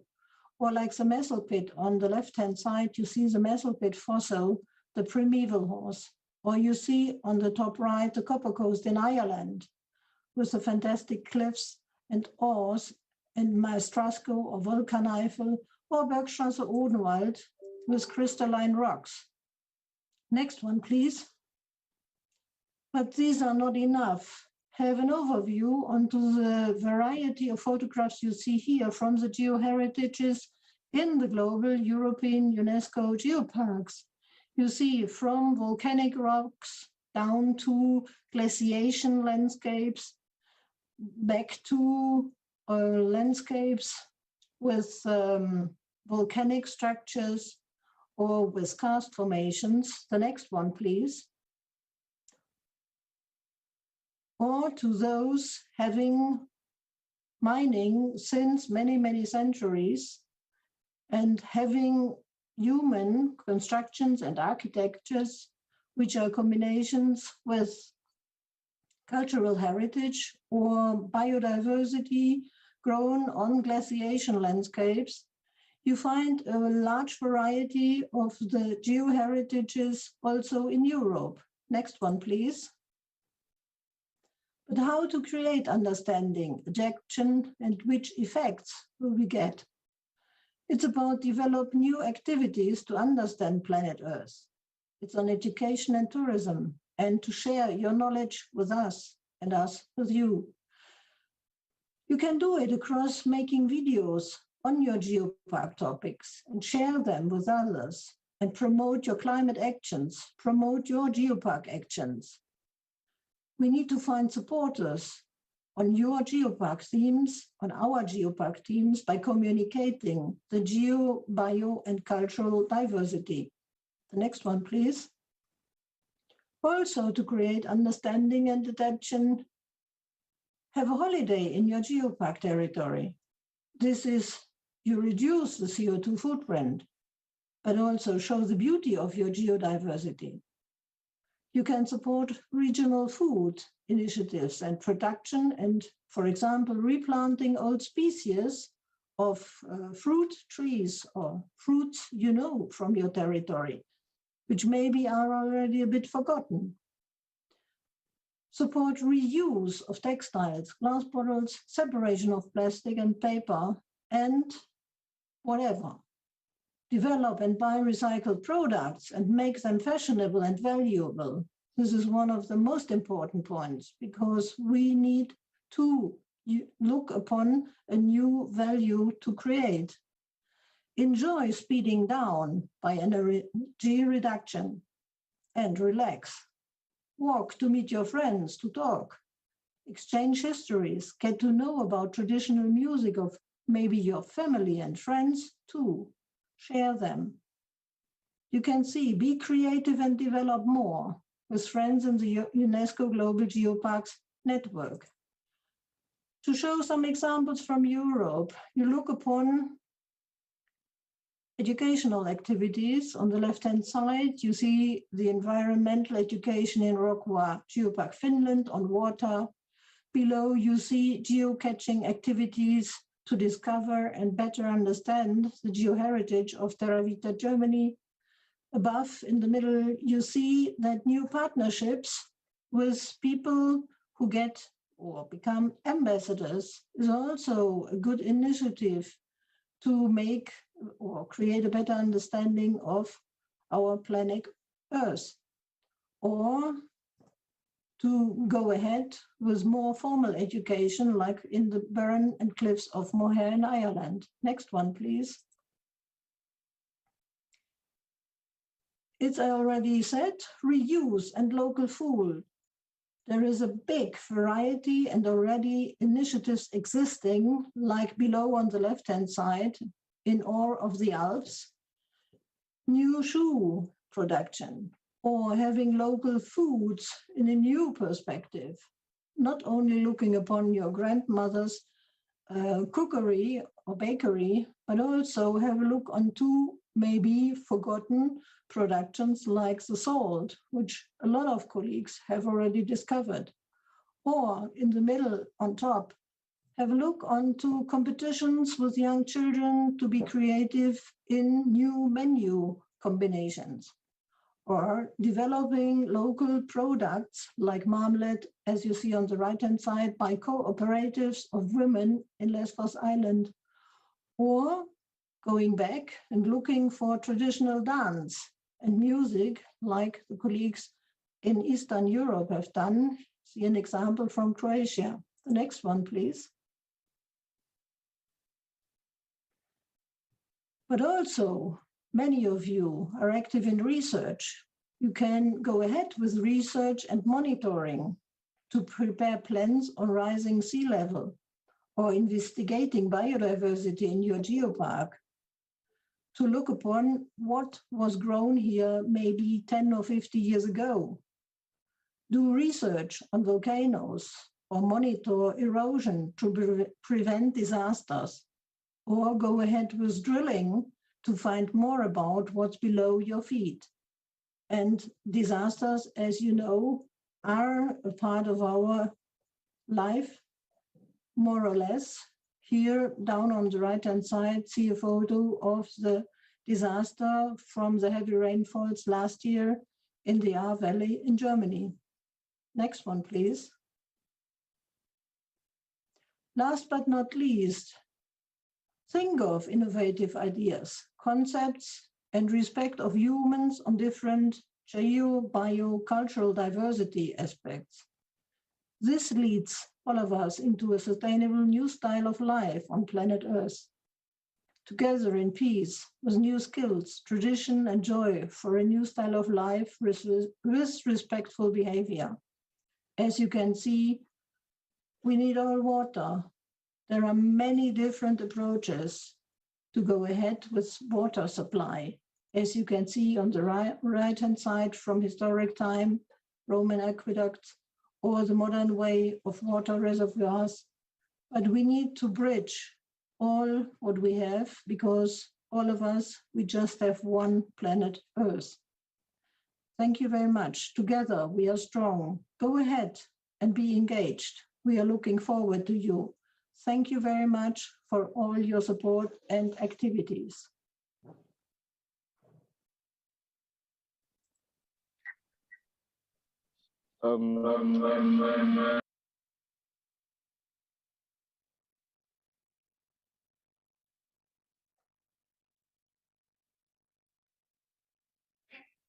Thank you.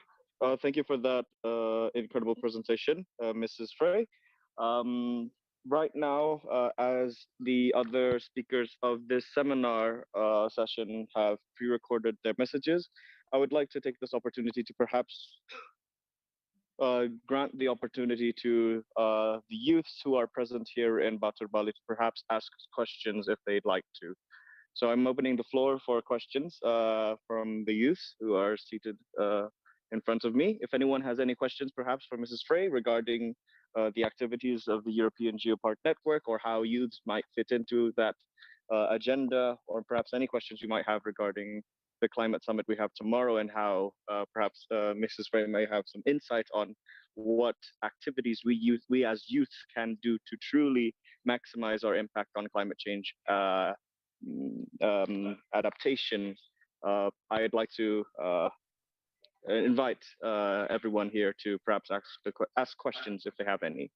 Maybe anyone from the delegations, perhaps from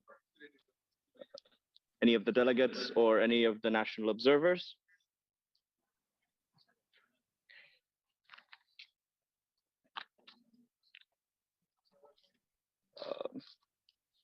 Perhaps if we don't have any questions yet, just to kick off the discussion, I would like to ask a question of my own, Mrs. Frey, if that's quite all right with you. You're welcome. Thank you. So a lot of us here tomorrow are gathered because we are going to be participants of what is the Batur Youth Climate Summit. It is the first climate summit that is pioneered and held by Geopark youths for geoparks themselves.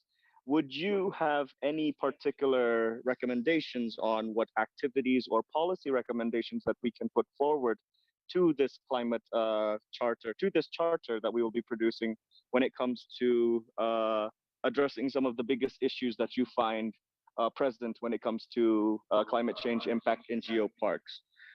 What do you think are the best steps that we can take, as not only as individuals, but as an entire community? And what are the best frameworks for perhaps for collaboration, or what are the best courses of action that we can take as youth when it comes to tackling some of these issues in climate issues in geoparks that you find that are related to climate change?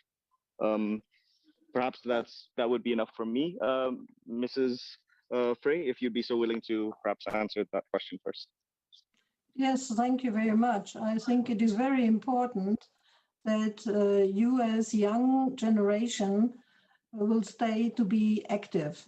And active means engage yourself in active projects, also within the UNESCO Global Geoparks network.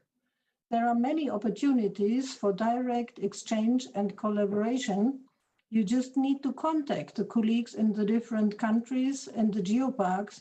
They are really open to exchange with you.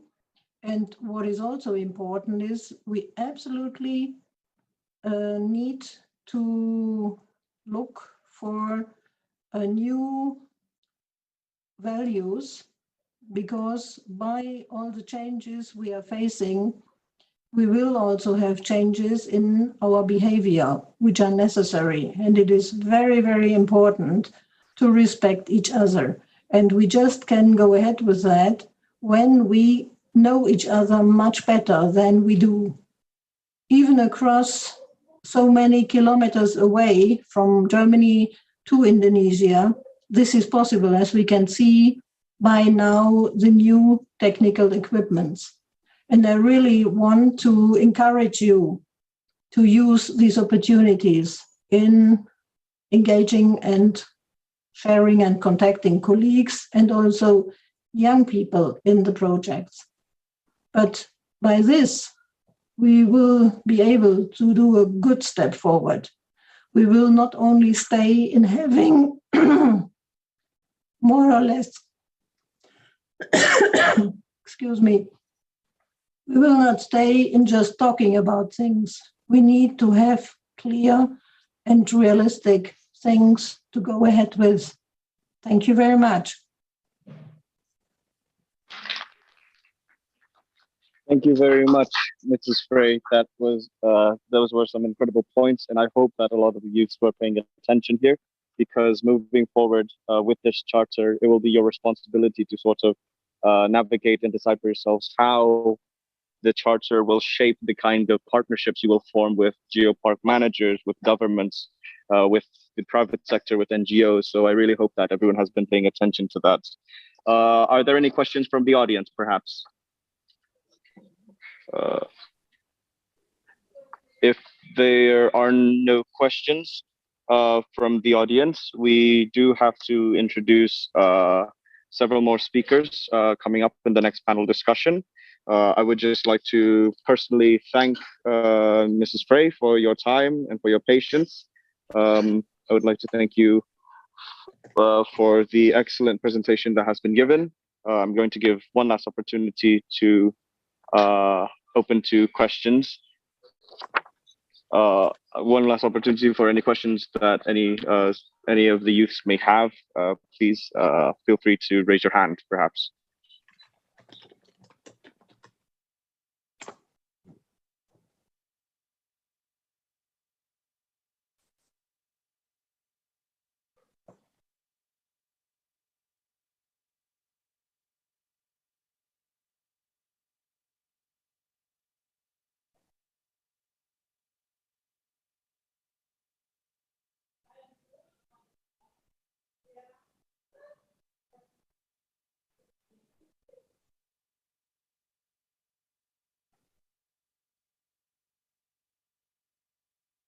Okay, seeing that there are no further questions from any of the youths, I would like, sorry, I have a message here that I might need to read.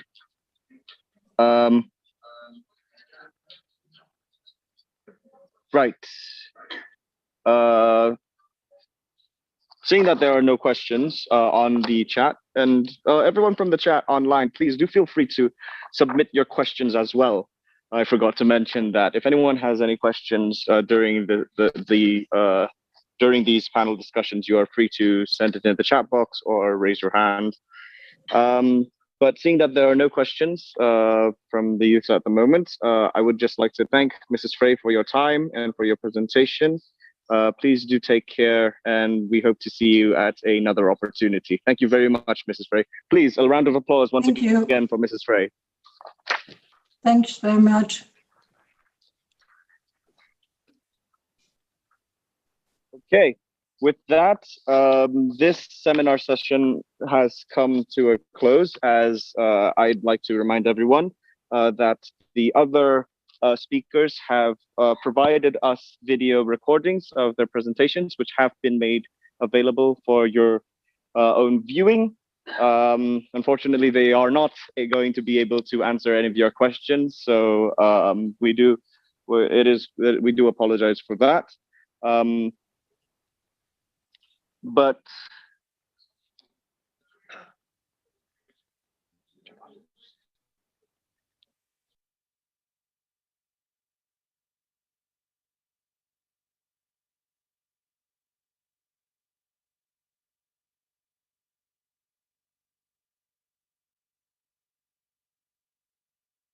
okay, but with that, this seminar session has elapsed and we'll be moving forward with the next agenda, which is the panel discussion.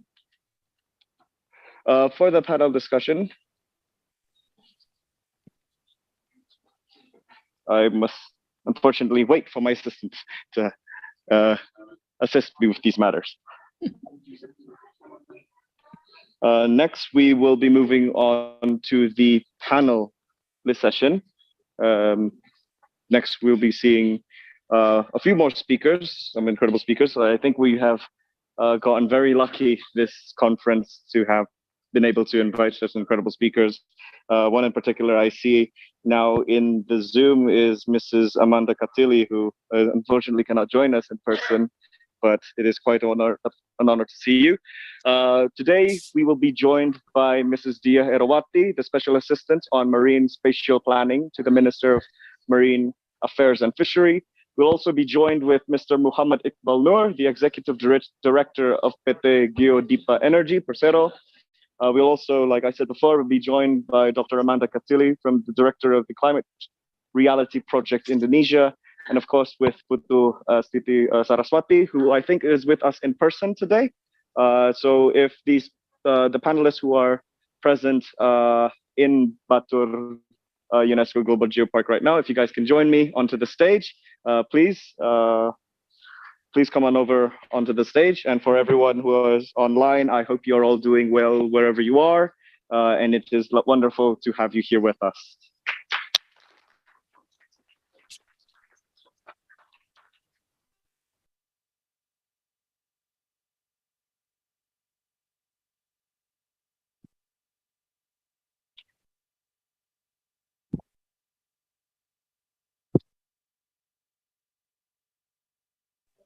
All right, seeing that everyone is here, thank you for joining me, everyone.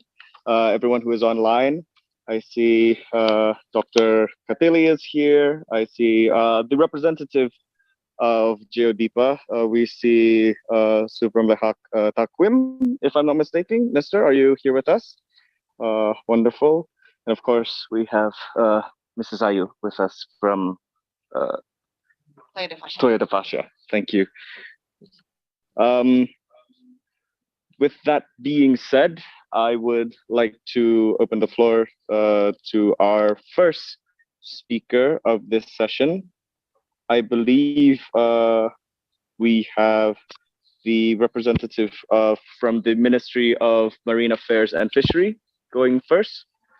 So if okay, seeing that we're seeing that they cannot join us, we will then move on to Dr. Amanda Katili from the Climate Reality Project Indonesia. To Dr. Katili, you may have the floor. Hello.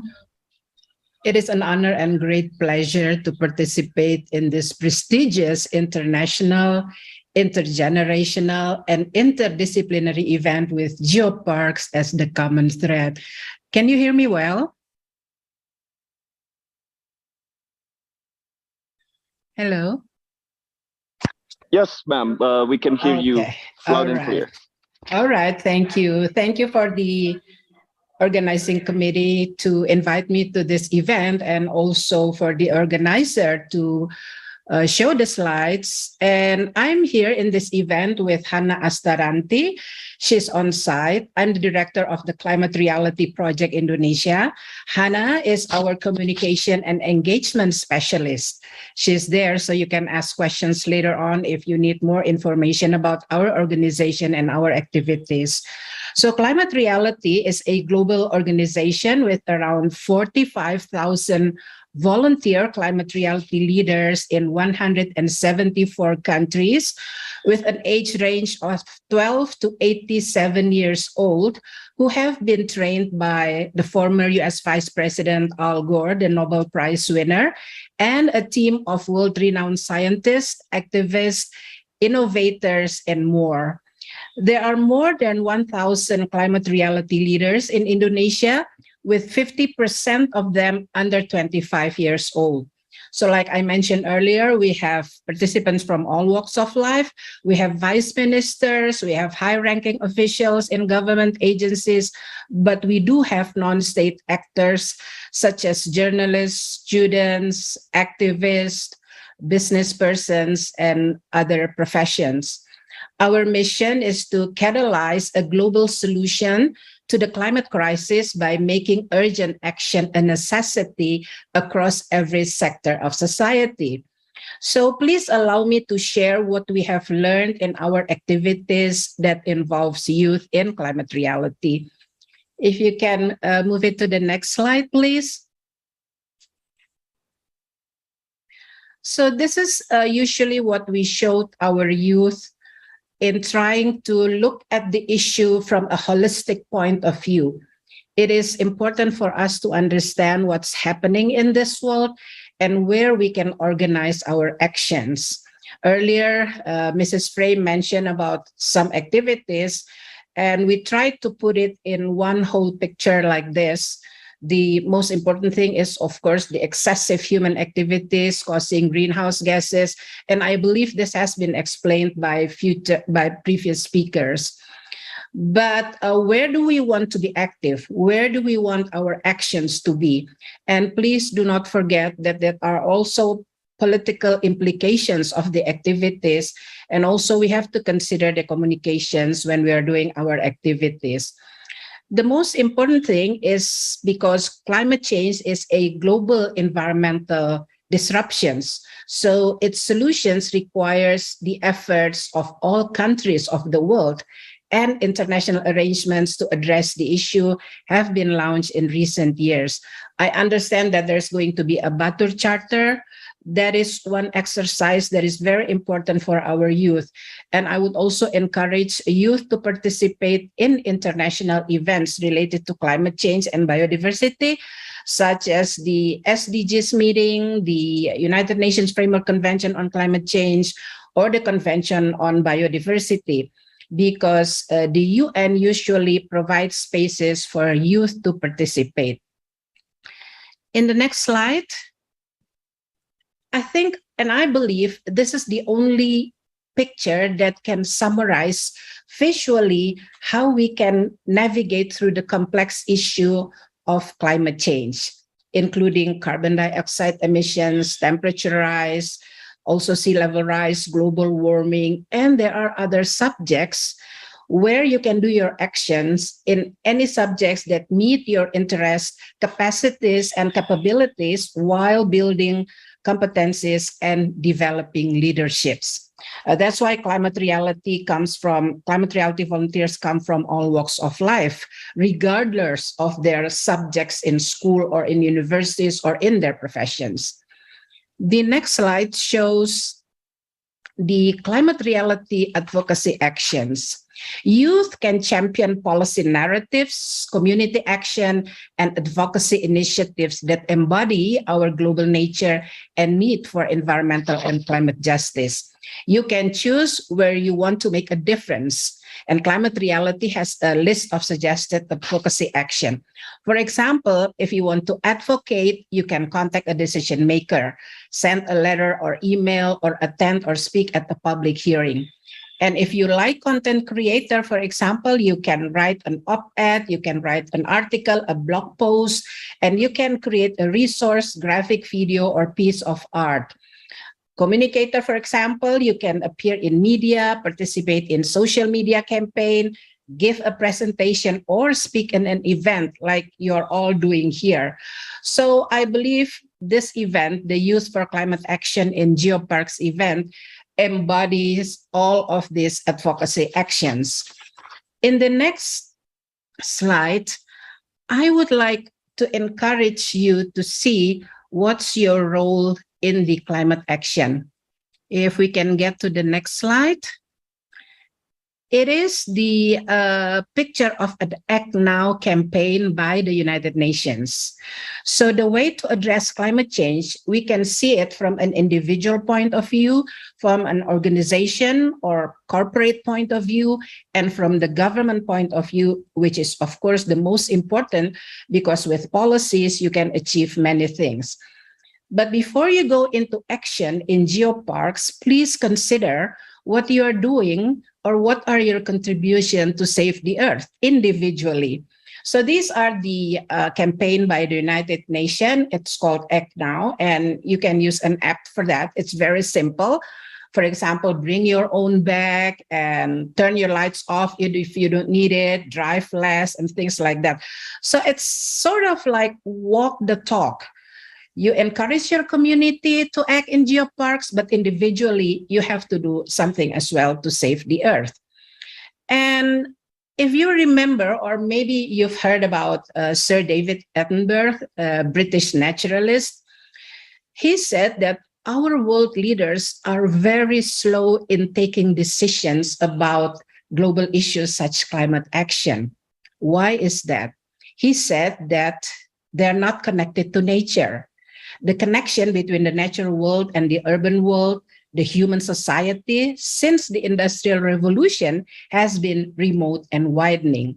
That's why youth activities in Geopark, I can say, is a way to connect with nature. Please do take care or do enjoy your activities for the trekking tomorrow. The last slide that I would like to show you, if we can get to the next slide, about mindset. It is very important because all the information that we learn will have no use if we do not have the right mindset. We need to develop the sustainability mindset for our thinking, for our being, and for our doing. What does it mean, our being? For example, do you go to this event just because your friends are going? Do you feel like you want to do climate actions in Geopark? If you don't want to do it, then you're not being there. So it's very important, the thinking, the being, and the doing. And this also relates to the three pillars of geoparks: geodiversity, biodiversity, and cultural diversity. So sustainability mindset is a way of thinking and being that results from a broad understanding of the ecosystem's manifestations and an introspective focus on the personal values and the higher self. So there are four categories that you really need to embrace. It is not enough when you're just doing eco-literacy, your understanding about science. It's really not enough. You have to understand it from the system's perspective. You have to have a spiritual intelligence. You have to have emotional intelligence. And you'll be getting that experience through your trekking tomorrow, I believe. So in closing, the mindset is an internal aspect, yet it can be seen in action and behavior, which is very important. So I thank you for all that you do with the geoparks as the common thread, and wishing that we are staying healthy and safe. Thank you.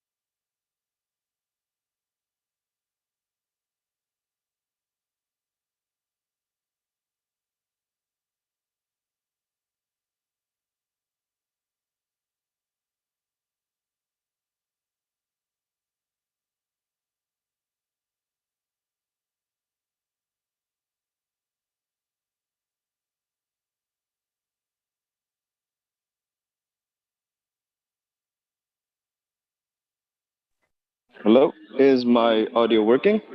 Ah, finally. Good, good, very good.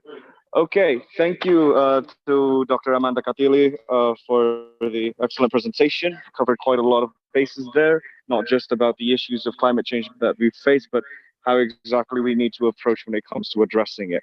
And this multi-level sort of idea that we just saw, it's very unique, and I think it's something that a lot of us youth really need to take into consideration when we're drafting our charters tomorrow. So I really hope that everyone is paying attention. And I hope that everyone takes this opportunity to ask questions to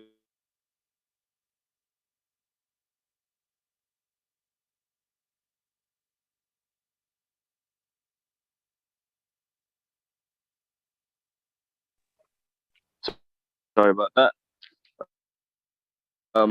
But hope everyone really takes this opportunity to ask questions and really get to start the discussions start the discussions going when it comes to these issues.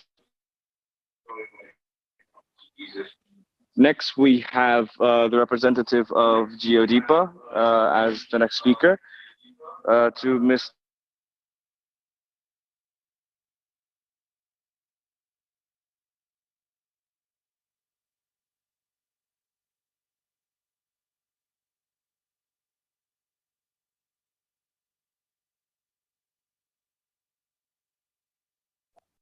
Hello, could you hear my voice? Sorry, I couldn't hear anything from your side.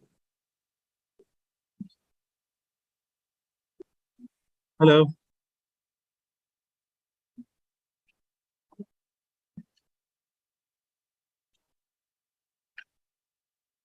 I cannot hear any sound from your side.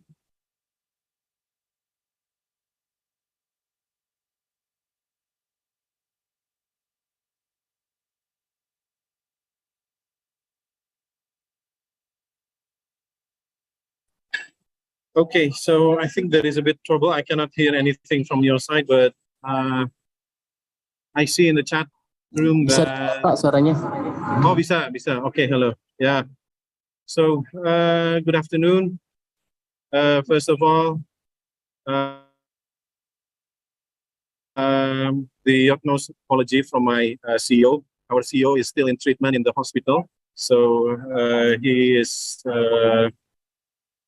just had a surgery, so a brain surgery. So the utmost apology from our side, and probably and hopefully all of the messages that he was intending to convey during this meeting, I could share it well. So, and also apology that we couldn't attend the meeting, the conference, this lovely conference in Bali, in Batur, because at the same time, we are having a international geothermal conference also in Jakarta. So terribly sorry also. Probably I will present some materials so that we could have a better grasp on what I'm trying to explain here. So, could you see what I am trying to share on the screen? Okay. So basically, this is from the perspective of the geothermal developer. So let me introduce myself. My name is Takwim. I'm from GeoDipa Energy. Probably I will try to explain and probably inform what is our perspective in terms of our core business in geothermal, and also its relevancies with the local geopark plans. A bit on GeoDipa. So GeoDipa is actually SOE, 100% SOE. state-owned enterprise, BUMN, 100% owned by the government, 95% owned by Ministry of Finance, and 5% is still owned by PLN, the single off-taker in Indonesia. So the bottom line is that Geodipa is the only dedicated geothermal SOE, BUMN in Indonesia. If you're talking about Pertamina Geothermal Energy, PLN Geothermal, are subsidiaries of the SOEs, so not necessarily are SOEs. And these kind of geothermal programs are completely compatible with our spirit and programs of the SOEs. So a little bit touching about the geothermal. Geothermal is renewable energy. Why renewable? If we look into the left-hand side of the screen, basically we try to extract water here and we put back water. So if we take 100, then we will return back 100. So that is a kind of a closed cycle that happens in the magnitude of 100 years. And Indonesia is located in the Ring of Fire. That is why we have abundant resource of geothermal. People say that we have 40% of the global, how do I say, reserves of geothermal. Speaking of geothermal itself, geothermal, the main utilization is for power, but also there are many other activities beyond power using geothermal resources. It is we in some cases we do ecotourism. You could see that we also have extracted green hydrogen, nanosilica mineral extraction, CO2 processing and green feedstocks, district heating, district cooling, any kind of activity that requires the geothermal energy, the hot water energy from deep below the earth. And speaking of which, that I said that 40% of the global reserve is in Indonesia. So it is estimated that we have a potential of around 24 gigawatts, 23 gigawatts. But the sad news is that we are only able to utilize a portion of it, only under 10% of it, 2.3 gigawatts, because basically the attractiveness of geothermal and the economics of geothermal is still below the other existing energies, in particular to the fossil fuel energies. So the resources, the prospects, and the potentials of geothermal lies across the entire islands of Indonesia, and most of it are in the Sumatra, Java, Bali, across the Ring of Fire, the volcanoes of Indonesia. And probably it will be less likely in the areas where there are no abundant of volcanoes in Kalimantan, and in Kalimantan. So quite a lot, 23 gigawatts. So speaking of Indonesia's target, Indonesia have a target of doing well to anticipate the 2045 worldwide megatrend, and doing well in terms of helping Indonesia on the national energy security matters. I put it down here on the aspect of natural resources competition. So not only geothermal actually, but we are blessed with abundance of renewable energy.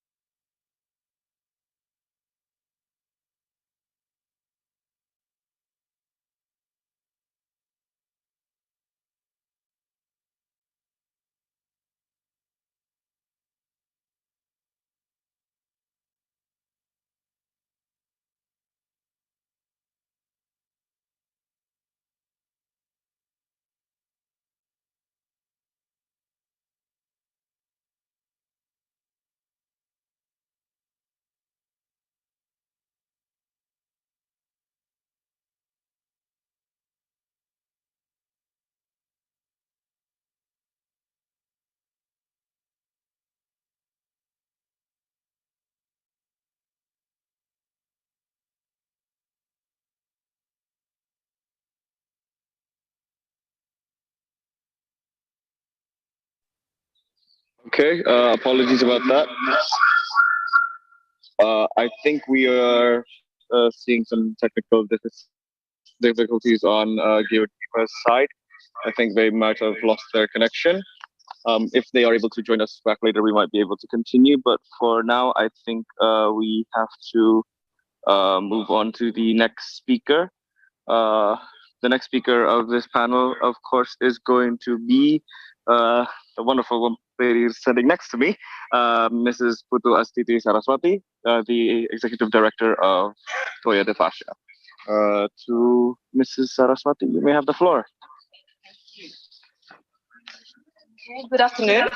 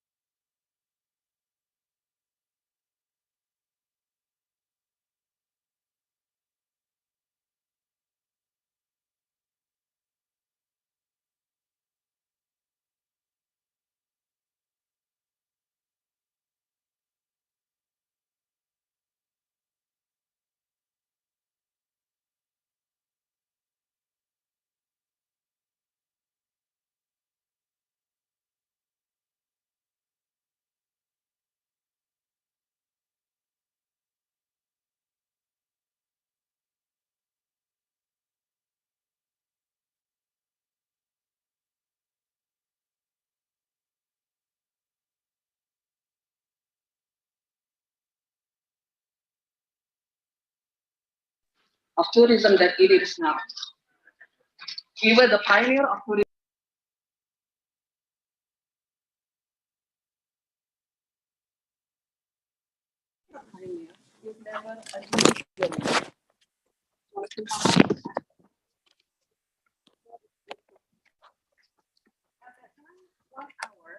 Considered enough to capture the beauty through the lunch packages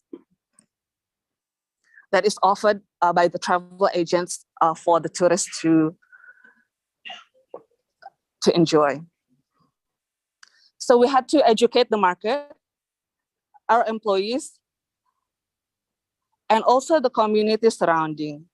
We had to promote that Kintamani is more than just a beautiful view, while also educating hospitality service to our employees, which include cleanliness and friendliness. 90% of our employees are locals from Kintamani area, which are not exposed to tourism. Okay, probably we can see the video of Toyo de Fascia now.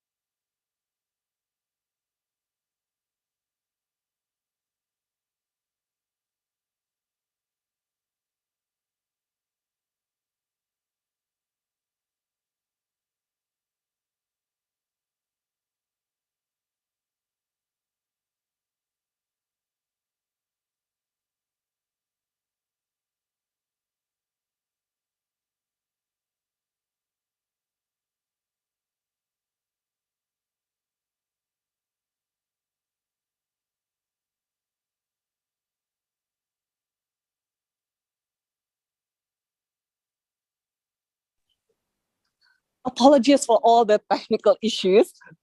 Okay, so Trihita Karana has been guiding us for the 20 years.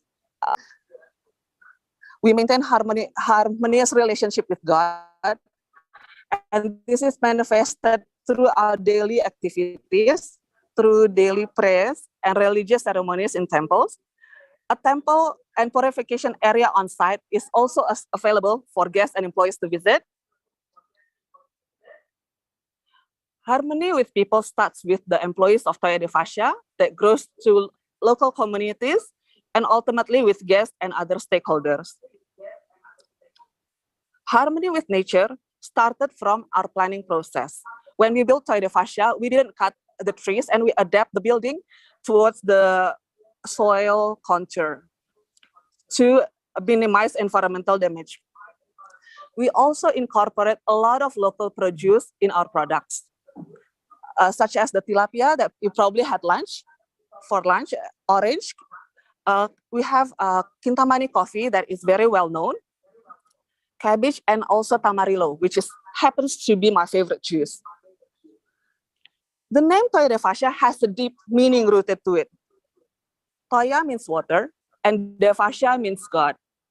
Why did we choose that name? It's because the water is a hot spring that is resulted from geothermal phenomenon. It is not human-made. It contains minerals and have healing benefits. By locals, the hot spring is often referred to as Tambe. which means medicine. For our guests, the view is the best thing about Toya de Fascia. What they don't realize is that Toya de Fascia is more than just the view.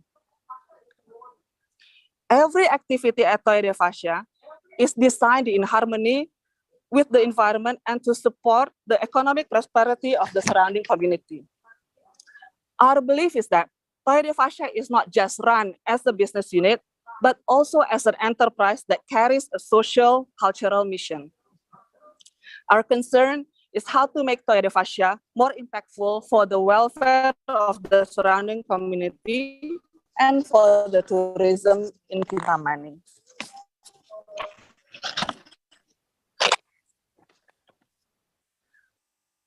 We have a community development or corporate social responsibility program. The first one is spiritual. We contribute to spiritual and cultural ceremonies for also improvement establishment of temples. The second pillar is humanity. In several instances, we provide social assistance for food and medical access. We also contribute for the development of youth education and sports. We contribute to local sports groups such as volleyball, soccer, and basketball. In 2019 and 2022, we held a volcano run around the Geopark area to promote the area and also encourage youth to engage. I am the chairman of Indonesian Athletic Association of Bangli chapter. We also contribute in youth activities such as this one, because we realize that it is in the hands of the youth generation that will shape the future of this area. We also, the fourth pillar is tourism development.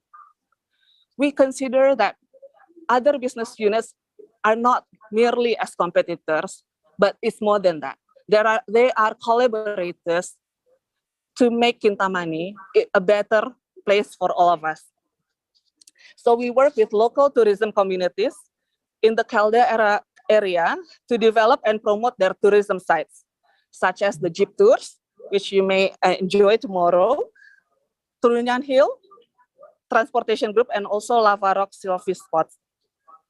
We built also a public supporting infrastructure such as toilet in those tourism sites.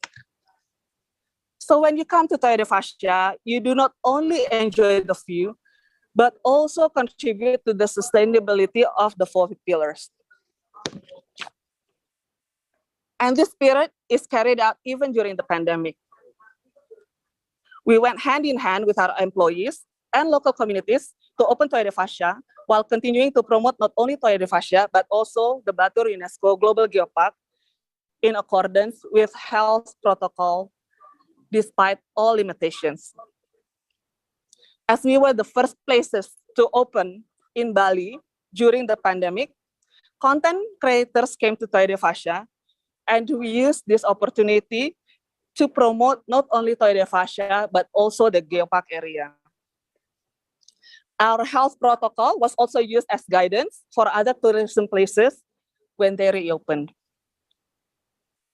Toya de Fascia is the place where nature and culture comes in harmony, where you can go in adventure while take the delight of the raw and untouched part of Bali. Where you can relax in our infinity pool with a view of the caldera and also bask into the cultural heritage that shaped Bali civilization.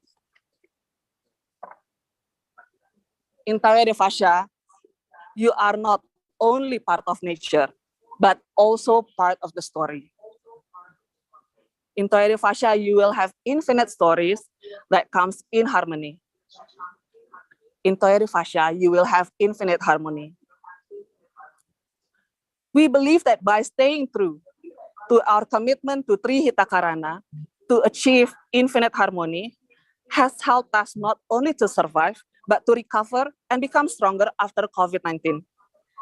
So today, I invite you to come together for infinite harmony experience at Toya de Fascia. Recover together, recover stronger. Thank you.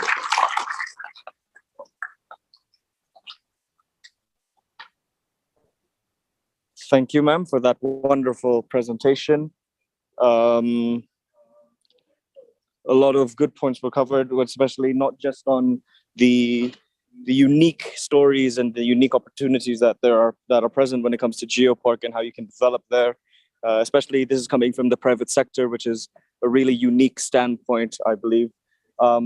So there's bound to be a lot of curiosity regarding that, and I think there's going to be some good questions. I myself have already prepared a question that I might want to ask, but that does bring us to our next session, which is the Q&A session. I'd, of course, once again like to invite all of the those who are in attendance. If you are either live here with us in Batur or joining us online, please feel free to text in the chat box any questions that you may have. For those of you who are in the auditorium right now, please raise your hands if you have any questions. But just so that we kickstart the Q&A session, I would like to ask a few questions of my own. To Mrs. Amanda Katili, to Dr. Amanda Katili, are you still here with us? I'm still here. All right, that is wonderful. Just to of youth-led action activities and recommendations are you sort of, main challenges do you think that we need to really set our eyes on when it comes to addressing climate change issues, especially in a very vulnerable natural environment, wonderlands like geoparks that we see here? What are those sort of challenges that you see that we might be facing, and what are the solutions, or what are the youth-led initiatives that you're hoping that we, really start to initiate and kick off here in Batur? Thank you for that interesting comment. Basically, what we at the Climate Reality is doing is involving youth in all our activities. And our flagship program is the Youth Leadership Camp for Climate Crisis, where we did it in several areas, and we can do it in geoparks as well. In fact, I would like to encourage my colleagues at Climate Reality to have a youth leadership camp for climate crisis in one of the Indonesian geoparks. So basically, they learn the basics of climate change in the area, and what are the impacts of climate change, and then the solutions that we can have, because there are a number of solutions and there are 100 of actions that we can do in relation to climate mitigation and adaptation. And of course, then the most important thing are the actions. Now, in terms of actions, our Youth Leadership Camp for Climate Crisis have what we call post-camp activities. So we don't just finish in a 3-day camp, for example, but we continue on for about 10 weeks with the participants' post-camp activities, depending on what they would like to do or what they're interested in terms of solutions. And then there are, again, meetings or sharings of their post-camp activities, either offline or online through social media. But the good thing about this program is, after becoming participants of Youth Leadership Camp for Climate Crisis, then these participants can become mentors of the next Youth Leadership Camp for Climate Crisis. So it's snowballing activities. We don't just stop in one activities. And a lot of planning, of course, has to be carried out, area specific or location specific. Now, in terms of geoparks, it is very fortunate that there are organizations, the youth are facilitated to participate in geopark activities such as this one. There are government officials, there are scientists, there are private sectors. There are many aspects that we could also delve into. For example, in one of the meetings with Geopark activists, we talk about food, about local food, how local food address or help address climate crisis. Because if you eat local food, you don't import food, so you reduce the greenhouse gases. So there are issues, or there are innovations that participants or students can do based on their areas. Thank you for the response, Dr. Katili. I think it was very succinct. It was very clear, and I think that's the sort of things that I also was hoping, and I also am hoping, as one of the local Geopark youths in Indonesia. I believe that we are well represented with Chairman Silalahi, but again, it can't come from just one side.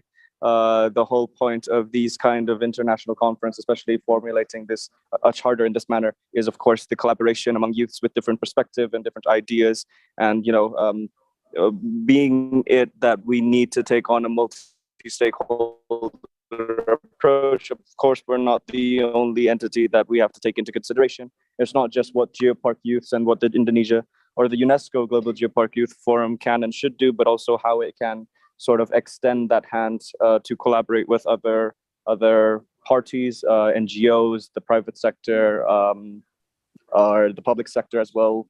And I think what has been echoed by Dr. Katili rings true, that it is important for us to tackle an issue this big and this time pressing, because this is an issue with a deadline. That is important that we involve as many people as possible. So I thank you for that answer, Dr. Katili, which brings us to my next question to Mrs. Saraswati when it comes to the private sector that I touched on earlier. So tourism has become a really large contributor to the world's economy, especially in places like Indonesia. And, this is even more significant in places like geoparks. So that is also met with the truth that tourism remains as one of the largest contributor to carbon emissions and one of the largest issues to, pollution and, climate change. So I'd want to know your perspective on what is the role that the private sector has in making tourism more sustainable. And do you believe that you working from the private sector, that the private sector has a responsibility to make tourism more sustainable? Maybe that's like my first question. And that brings me to my next question is there room for any kind of collaborative effort that involves youth and the private sector when it comes to the development of Geopark and making sustainable tourism or tourism more sustainable? And if so, how do you envision or how do you picture that kind of framework for collaboration, that kind of partnership between the youth and the private sector? And how do you imagine that sort of, materializing? Maybe that's my question for you.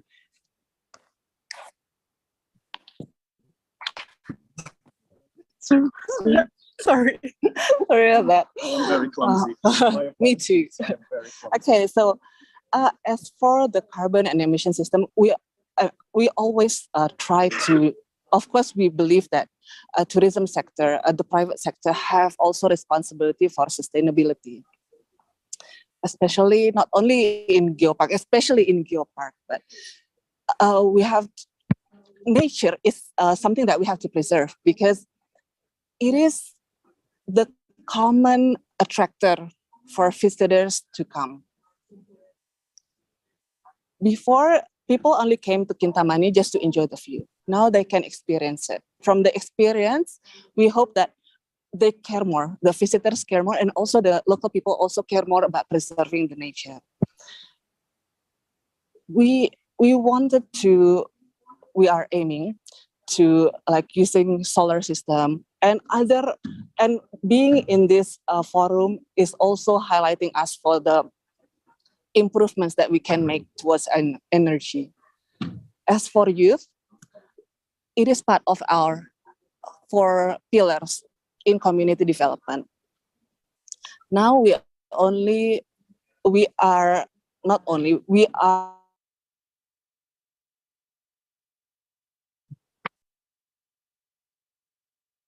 are working closely with youth development of their tourism sites also. And tourism is quite new to Kintamani. it was only known as a place for lunch. So during the pandemic, Kintamani has gained momentum. So a lot of coffee places grown and also glamping sites.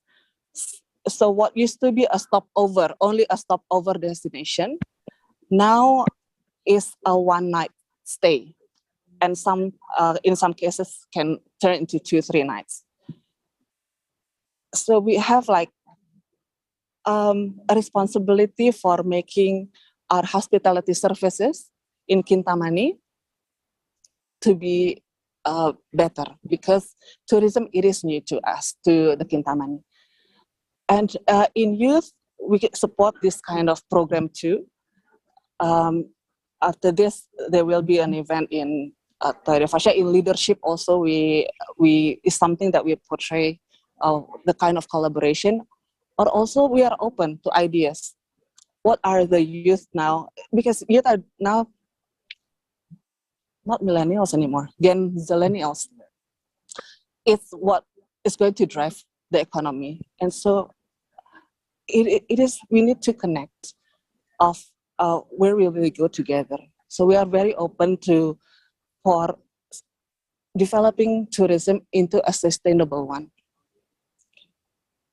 So after this, for the youth in this area, in here, if you have any ideas, what type of collaborations that we can engage in, we are very open.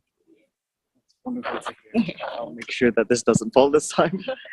Thank you, Ms. Saraswati. I think that point of the sort of evolution that Batur Geopark has, experienced in the last few years, I think that reigns very true, because my experience with Kintamani, like you said, back then, Kintamani was just the place I drove past going home from visiting family in Singaraja, for example. So it wasn't really something that stuck in my mind as a place where you'd want to stay and want to spend an extensive amount of time in.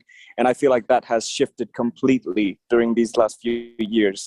And this being my second time in Batur and in this area, I can say that this is some place that I've grown to enjoy far more than the very loud areas down in Kuta and Denpasar that we've been used to. So this is also an amazing alternative. And, making sure it stays that way, making sure that the environment stays that way, involving the local youth, I think is very critical. So I really hope that the youths here, that all you guys are paying attention, because these are some of the key actors that you guys are going to have to work with. When it comes to with the public sector, you guys do push for policy recommendation and changes in the laws and legislation in your home countries. But don't forget that you guys can also push for changes to be made by the private sector as well, because it doesn't necessarily means that, when it comes to certain industry, we're used to seeing that private sectors do not want to hear youths complain or hear youths, demand change from the private sector. And that has been, the experience that we've seen for the longest time. But I feel like the geoparks have a unique position in the sense that the private sector within geoparks are a lot more inclined or a lot more open to listen to youth, because it is also within your interest to make sure that this place stays pristine and wonderful and a place that we'd want to visit, we'd want to cherish and take care of, because I think that is a shared common interest that we have here as youth, as well as the private sector here in Batur. We have small entrepreneurs down there that make geo products, and I think it's within their interest to make sure that years from now, decades from now, this place stays still as pristine. So I completely agree with what you said regarding those facts. So we should not close this charter only open to, sort of the usual criticism of the lack of government action and, the lack of capacity that youths have to take action. And we should really start to really think of a multi-stakeholder approach when it comes to tackling these issues. I think that is enough from me. Maybe one more question from the audience, if there is one. Yes. Do you have a question? Right. Maybe you could just stand up. Yeah, stand up. Say your name, where you're from, and what your question is, and who it's directed to, or all three of them if you want. Thank you for this opportunity. ladies and gentlemen. Let me introduce myself. My name is Abdul Aziz. Greetings from the beautiful South Kalimantan, Paratus, Geopark. Today, it's really such an honor to standing here with my beloved brother and sisters from all over the world. And my question is direct to the Toyota Basha, because it is interesting value, because Toyota Basha are the private sectors are in one of the key actors in Batur Geopark. My question is, how Toyota Basha can deal with the governments of Bangli? Is there the Toyota Basha locations are the company on lands or given the opportunity by the government to open the business in there? And how you can deal with private sector, it's maybe on my Geopark, it's the summer problem, because when private sector come to be and develop the business nearby the geo area, it's come to be pro and cons by the society, and how Toyota Basha can deal with the society itself. Thank you. Thank you for that question. That is a very difficult question, I believe. So I will hand it off to the expert herself. Okay. It's not easy to start, like I said, to be the pioneer is not easy. It took us 20 years to be like what it is today. Government regulation, we always comply with the licensing regulatory compliances that we have to comply with. We always comply with that. And so all the regulations, we process that before the opening of our business. And for the society, that is part of what has been in my presentation. We cannot be successful alone. We have to bring the community around us. And that is what Trihita Karana is all about. Our existence have created a trickle-down effect to the people around us. So we don't take all businesses by ourselves, such as laundry. We let someone else close to us to manage it. For transportation, we work with a transportation community so that they can take our guests to our place. We work also with local guides that give them a certain commission if they go to our place. So the existence of Toyota Basha also brings welfare to the community around us. If we want to do everything alone and we don't let the community around us feel the presence of Toyota Basha, yes, we won't be supported by the community. So that's why also it is developed, embedded in our 4 pillars. And even the youth, we start from the young people, because sometimes it is a communal effort for services. Kintamani was not used to tourism at all.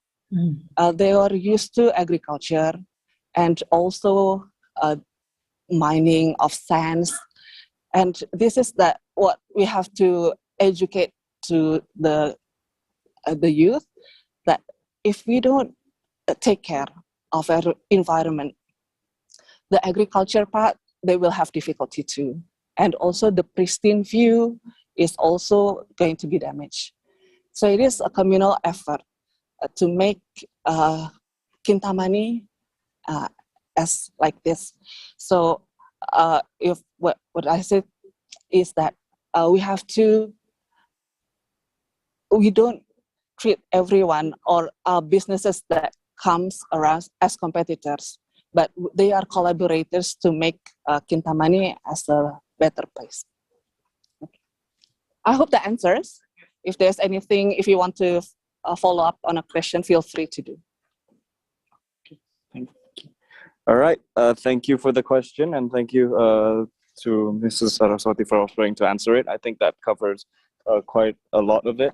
The issue that you raise is really important because one of the topics that you guys will be addressing is the issue of balancing between developing an area and conserving much of the pristine greenery as you can. And, when it comes to these kind of things, you need to have, the support of the community, the consent of the community that directly lives in these areas because, it would be quite unfortunate. It'd be quite unfortunate to build something that doesn't end up gaining the supports of the community, and it would be even more disastrous if it ends up, damaging or, it'd be quite a miss if you end up creating something that is quite bad for the community itself. So that is the balance that you guys have to talk about, that you guys have to discuss, and I really hope that you guys bring your brightest ideas when it comes to these things because, forming that kind of partnership, forming that kind of idea that you guys put the community first and foremost, that you think about the nature, that you think about the surrounding area before your own needs. That kind of partnership is very necessary. That kind of mindset is very necessary when it comes to developing the kind of charter that we are kind of expected to create here. So I thank all of our excellent panelists for their time. To Mrs. Saraswati, thank you very much. To Dr. Katsili, thank you very much. From our friends over at Geodipa and our friends in the Ministry of Marine Affairs and Fishery, and of course, Ms. Dia Erwati from the sorry, I'm blanking here, but thank you to Mrs. Dia Erwati. Thank you for Dr. Amanda Katsili. Thank you from the representative of Geopark, and of course, thank you to the representative of Toyota Fascia for your wonderful time. Please, another round of applause to everyone.